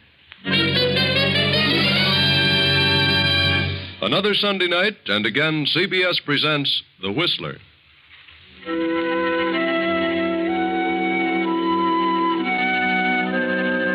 I, the Whistler, know many things, for I walk by night. I know many strange tales, many secrets hidden in the hearts of men and women who have stepped into the shadows. And so I tell you tonight the unusual story of the other woman. Olivia Martin paces the floor of her bedroom. She's been pacing for hours, and it is now long past midnight. Her husband, Fred Martin, did not come home to dinner. He was detained at his office on business. So he said. But Olivia knows that it isn't his advertising business that detains him. And she knows, too, that tonight will be the climax and the final crash of their marriage. The end of everything for Olivia. She knows what Fred is going to say tonight. For months she has been fearful of this moment, and now it has come. Olivia, you awake? Yes? Come in. I thought you might be asleep. How could I sleep? You know better than that. It's 1 o'clock, isn't it? Yes, Fred. I didn't realize it was that late. You don't usually bother to see if I'm awake. Don't I? For the past 2 months, you've passed right on to your own room. Yes. Yes, I guess I have. Get your business settled? Yes. Yes, I had quite a bit to attend to. Have dinner at the club? Oh, yes, at the club. Then why didn't you answer my call? I had you paged. They said you hadn't been there this evening. Oh? Well, perhaps I hadn't arrived yet. Really? What did you want? I don't know. I don't remember now what I called you for. I see. Well, I think I'll turn in. Good night, Olivia. Why don't you say it? Say what? What you came here to say. What makes you think I had anything particular to say? I know. I don't know how, but I've known all evening you were planning to tell me something when you got in. Oh, that's nonsense. No, Fred. I've known for months this was coming. I know what sort of business detained you. Another woman. What? First, I believed you. As the weeks passed and I realized you were growing colder, the whole thing became clear to me. Then I knew you were evading me, that you were lying about those business appointments at night. Go on. We've been married 10 years, Fred. I've done everything humanly possible to make our marriage a success. Have you? I think I have. At least I've tried. That's your opinion, Olivia. Why didn't you come right out and tell me about this woman at the very beginning? Why should I? Oh, Fred. I'm sick all over. I've tried not to believe it. Now, let's not have a scene, Olivia. What do you expect me to do, laugh it off? No, not you, Olivia. Certainly not you. I suppose you'll say it's all my fault. I'm to blame for everything. Well, isn't that what you're trying to say? I haven't said anything. Then why don't you? Say something. Why do you beat about the bush? You came here to say something, say it. Very well, since you put it that way, I will. I'm going out of town tomorrow on business. I'm sending my things to the club. When I return, I intend to live there. Fred. Wait a minute, Olivia. I haven't finished yet. I want you to get a divorce on any grounds you please. Desertion or whatever you wish. Divorce? Do you mean that? I do. Very well. If that's the way you want it, there's nothing else I can do. No, Olivia, nothing. Good night.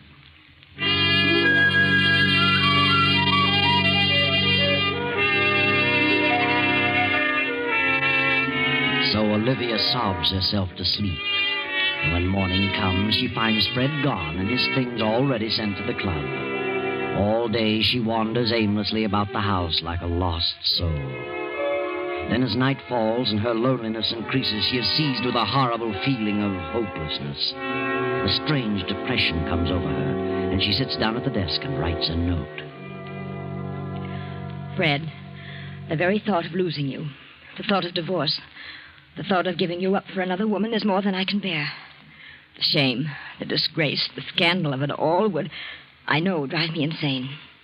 Regardless of what you may think, I refuse to accept the responsibility of the failure of our marriage. I know who caused it, and I know who she is. You'd never be happy with a woman of her type. You'd be throwing your life away. I refuse to give you up to her. And so, I have made a decision. Goodbye, Fred. Olivia.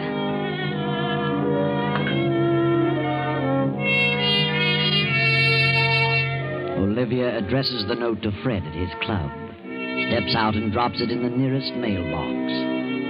She wanders about for a while, then returns to the empty house, takes some sleeping tablets, and goes to bed. Then, the next morning at Fred's office, Doris, Fred's private secretary, is going over some papers. Yes? Very well. Put him on. Hello? Oh, yes, Mr. Goldberg. This is Doris Hammond. Mr. Martin's out of town for a few days. Yes. Well, Miss Bartow is head of the art department. I'll have her check on it right away. Yes. Yes, goodbye. Yes? Tell Rita Bartow to come in here, please. Miss Bartow isn't coming in today. She's staying home. Has a bad cold. Oh, I see. Well, we'll send Jack Mallory in then. Yes, Miss Hammond. Do you want to see me, Miss Hammond? Oh, yes, Jack. I understand Rita's ill, isn't coming in today. No, I guess not. Well, Mr. Goldberg over at Lake Laboratories wants to know which ad she intended to run next week. Only Rita knows about that. Perhaps we'd better send them over to Rita's apartment and have her select the one she wants to use. Very well. Who shall I send? Well, I don't know of anyone who'd rather go on that errand than you, Jack. Well, how'd go if you insist? I don't think I have to insist, especially where Rita's concerned. All right. I'll run over there. I thought you would. Thanks, Doris. See you later.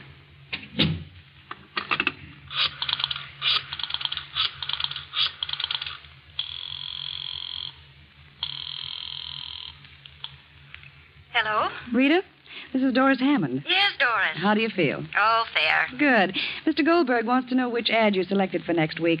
I'm sending Jack Mallory over with the layouts. He should be there in a short while. Very well. How I've forgotten which it was. And send Jack back as soon as possible. He'll hang around all day if you don't. I will, don't worry. Goodbye. Bye.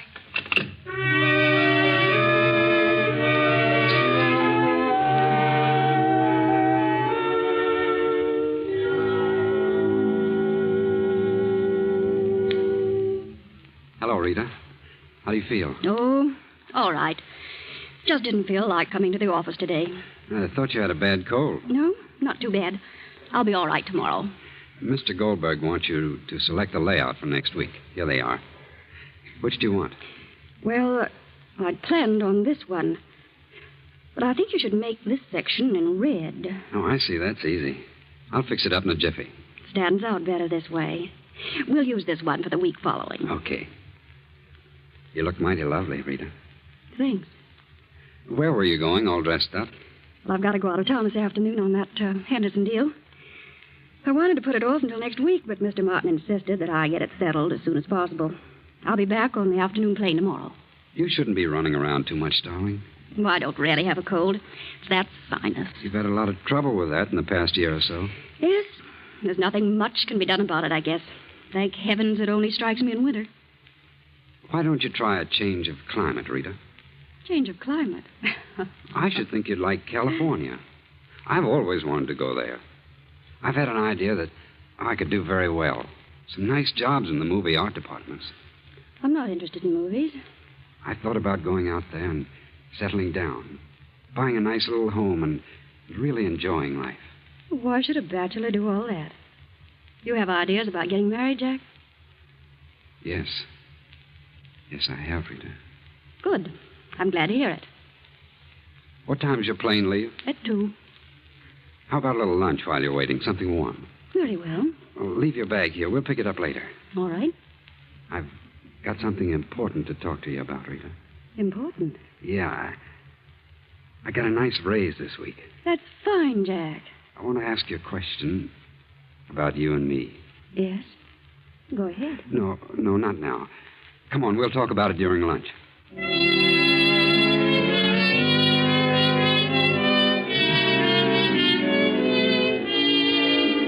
Meanwhile, Olivia Martin, having made a decision and formulated a plan, visits her husband's office and calls on Doris, the secretary.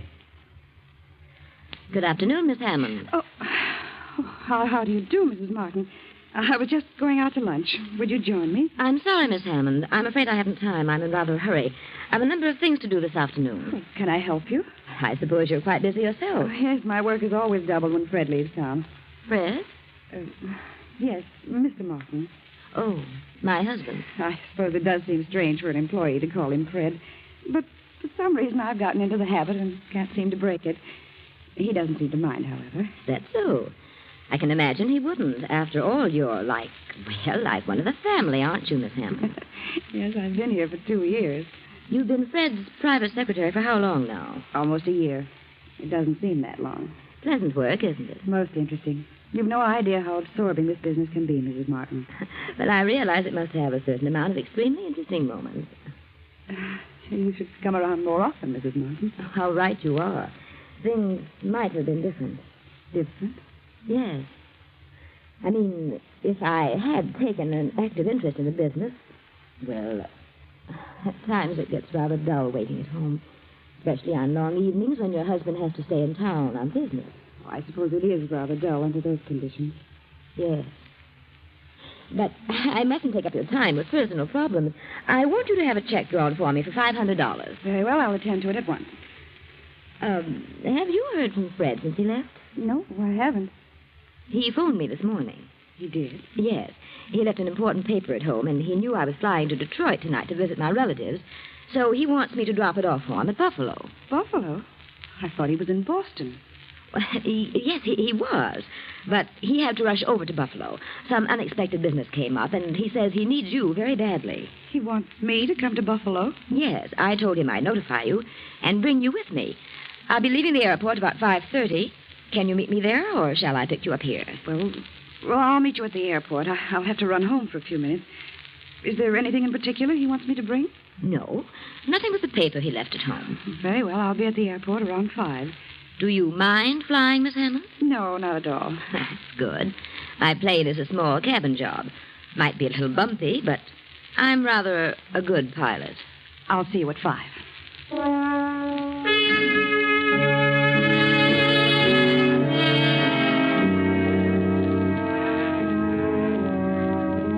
Shortly after noon, rain begins to fall. Round 2, the storm becomes heavier. Then Jack returns. Jack Mallory, where on earth have you been? Do you know what time it is? Yes, I'm sorry. I got to talking and didn't realize the hour. Well, what about the layout? Did Rita select one? Yeah, this one. She made a couple of changes in it. So? What changed? Oh, nothing important. Just wanted this section set up in red. Stands out better. Yes, so it does. Well, I'd better put it through right away. I'm sorry to have been so late with it. I'm glad you got back with it before I left. Left? Where were you going? Mr. Martin phoned. He wants me to join him in Buffalo. Something important has come up. Buffalo? Mm-hmm. I thought he was in Boston. He had to run over there in a hurry. Buffalo, huh? Strange. What's strange? Huh? Oh, well, I mean his being in Buffalo. What's strange about it? Oh, I don't know. I suppose he could be in Buffalo. Well, what's the matter with you, Jack? Why? Oh, nothing at all. Here, lean over here. What? Why? A little closer. What? What's the matter? Well, of all things, now I've seen everything. You've actually had a drink. You, of all people. Well, I don't approve of it as a rule, but I walked back from Rita's place. I got my feet a little wet in the rain. Felt kind of chilly. I was afraid I was catching cold, so I dropped in at a bar on the way back and had a drink. Well, I hope you don't get sick. Can't afford to have you and Rita both out. No, that's right. A lot of work to be done this week. Here, take off that top coat. It's damp. Let me have it. Now hang it over the radiator. Well. What's wrong? How on earth did you do this? You spilled ink on the front of your coat. Yeah. Well, what do you know? Fine thing. I just got it yesterday. I must have done that over at Rita's when I blocked that section and read. You'll have to get it out as soon as possible. Hand me a towel from that closet and dampen it. Oh, don't bother, Doris. I'll have it cleaned tomorrow. Get some of it out now. Thanks. Certainly hard to get off. Well, it's probably dried in by now. The cleaners can get it out. Strangest ink I ever saw. Doesn't seem to be ink. More like blood, if you ask me. Blood? Let me see. It is strange. Let me see that layout. It does seem a little darker than this on the card. Maybe the cloth has something to do with it. Perhaps. Better let the cleaners worry about it. What time are you leaving, Doris? In a few minutes. I'm flying from the airport around 5. Well, good luck, Doris. See you in a few days. Thanks, Jack. Take care of yourself. And lay off the liquor. That's bad stuff to get started on. Are you kidding? What do you think?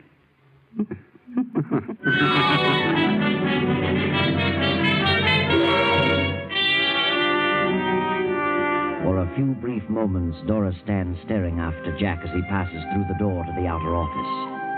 Then she picks up the towel, studies it for a moment. Suddenly she tosses it into the desk drawer, leaves the office, and goes home. Then around 5, Doris meets Olivia at the airport. Oh, Mrs. Martin, do you think we should try it tonight? You mean you'd rather not go? Are you frightened? Oh, no. No, I'm not exactly frightened, but... Well, the storm's passed. What's wrong? Well, I don't really know. Nothing, I guess. Well, nothing to worry about. I've flown this plane in all kinds of weather. Yes, of course. Well, we're all set. Let's climb in. I wish I could have talked to Fred. I haven't the slightest idea what this is all about. You'll know what it's all about in no time at all. What? We'll get there in a couple of hours. Don't worry.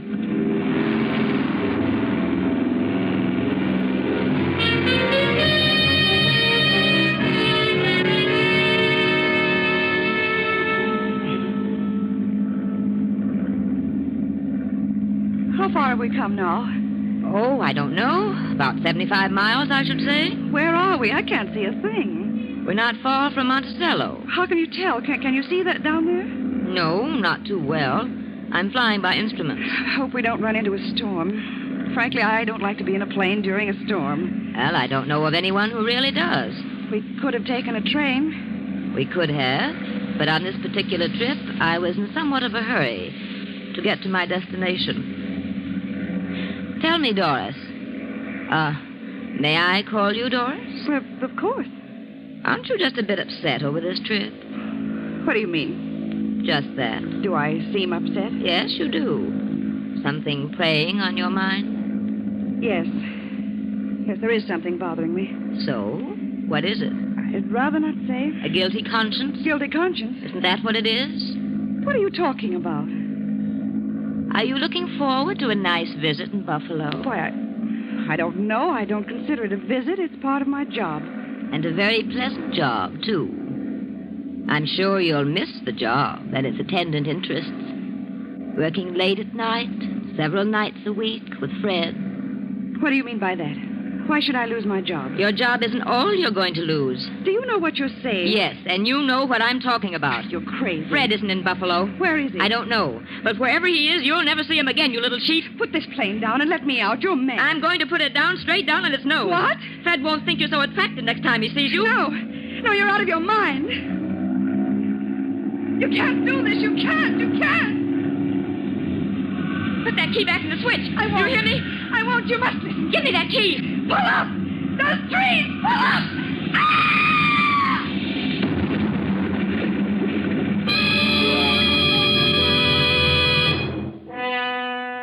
By some strange quirk of fate, Olivia is foiled in her plan of suicide and murder.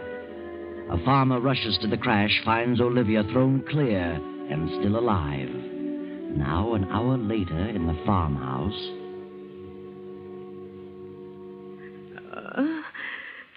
Well, how do you feel, ma'am? What? Why, who are you? I'm Doc Sanders. Doctor? Where am I? You're on Jake Barrett's farm. Found you right after the crash. Believe me, you're mighty lucky. Lucky? What do you mean? You were thrown clear when you hit the treetops. Got off with a few scratches and a couple of rattling good bumps, but not a busted bone anyplace. What happened to my passenger? Well, I'm sorry to say she's dead. Dead? She's dead. Yeah, she wasn't as lucky as you. I'm lucky, am I? Don't you think so? No. No, I don't. I'm not lucky. That isn't the way. Now. Take it easy. I know how you feel, but you couldn't help it, ma'am. These things just happen sometimes. No, they don't just... What were you going to say, ma'am? Nothing. I wasn't going to say anything. Oh. Well, they located your husband, ma'am. Jake's driving you back to New York tonight. Now, you'll be all right.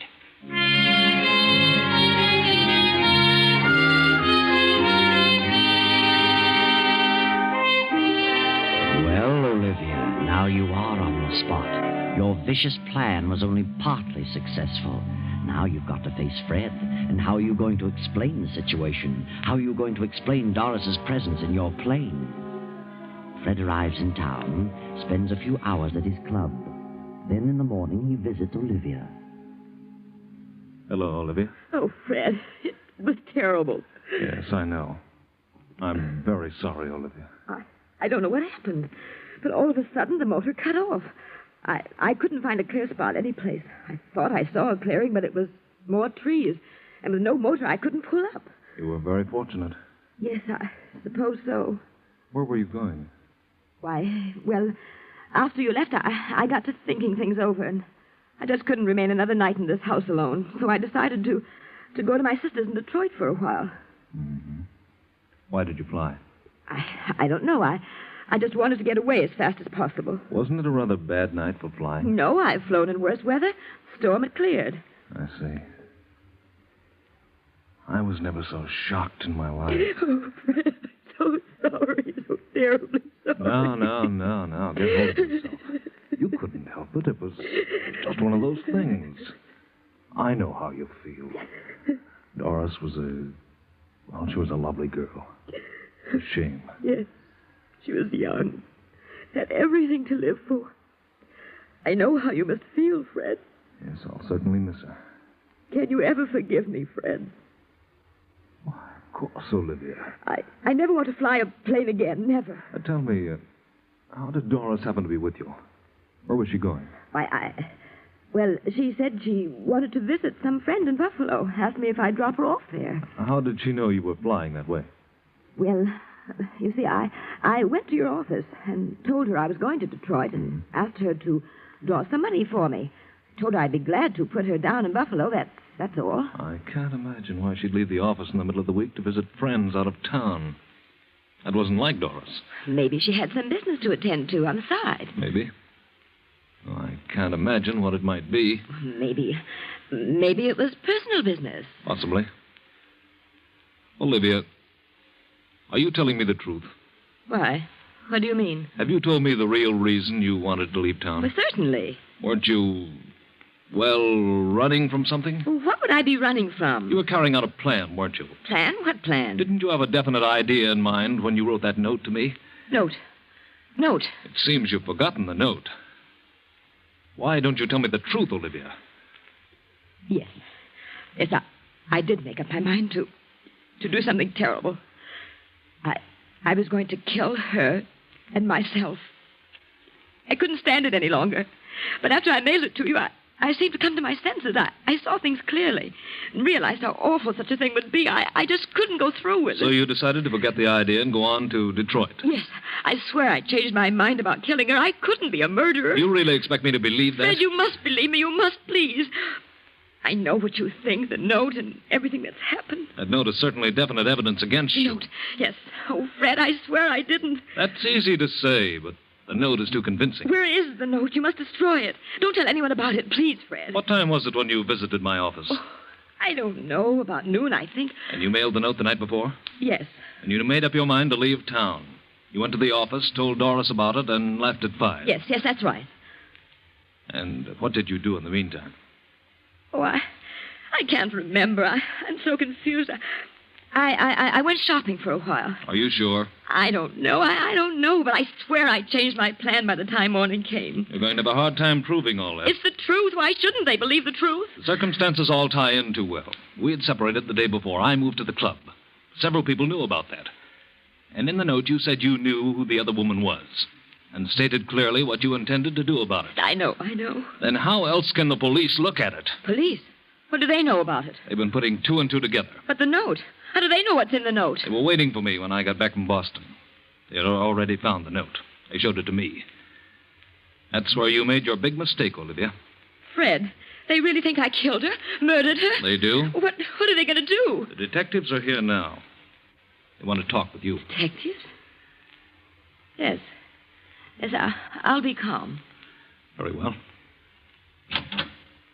Come in, Captain Evans. Thank you. Olivia, this is Captain Evans. And this is Lieutenant Davis. How do you do? Good morning, Mrs. Martin. Did you gentlemen wish to see me? Yes, we'd like to ask you a few questions. Yes. Yes, of course. But I haven't done anything. I'm absolutely innocent. Yes, I know, Mrs. Martin. We don't want to upset you. Just answer a few questions.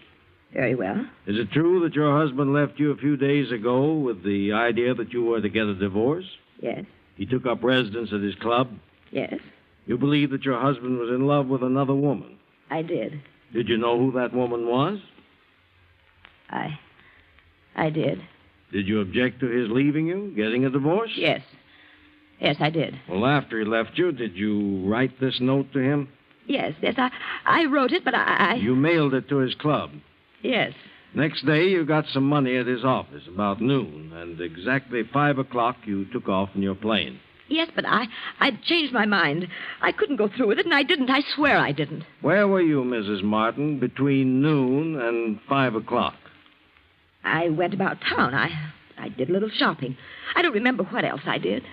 Can you prove where you were during that period? No, I don't see how I could. No one was with you during that time. Did you frequent any establishment where you were known? No, I didn't. I saw no one I knew. Are you sure, Olivia? I'm positive. What difference does it make where I was between noon and 5 o'clock? It makes a lot of difference. Because it was about that hour that Rita Bartow was stabbed to death in her apartment. Rita Bartow? The head of the art department? That's right. The weapon's not been found, and there were no clues to the identity of the murderer, excepting your note to your husband. But Rita Bartow, what have I to do with her? You said in your note here that you knew who the woman was. Rita Bartow was the other woman. What? Then what about... What about who? What were you going to say? Nothing. I wasn't going to say anything. Not one thing. Oh, yes, you were, Olivia. Yes, you were. You were going to say that you killed the wrong woman, poor, innocent Doris Hammond. Of course, we know you didn't kill Rita Bartow, because Jack Mallory killed her when she turned him down and said she was going to marry Fred Martin. And Doris was the only one who knew about the bloodstains on Jack's coat. She was the only one who could have pinned it on Jack and cleared you, Olivia. But Doris is dead now, and you killed her. Killed the very one who could have saved you. What a shame.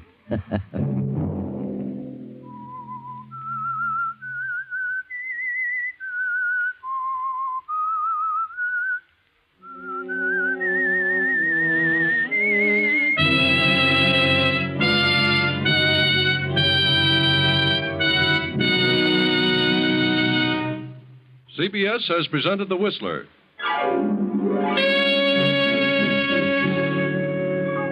Next week, same time. I, the Whistler, will return to tell you another unusual tale. Good night. This is the Columbia Broadcasting System.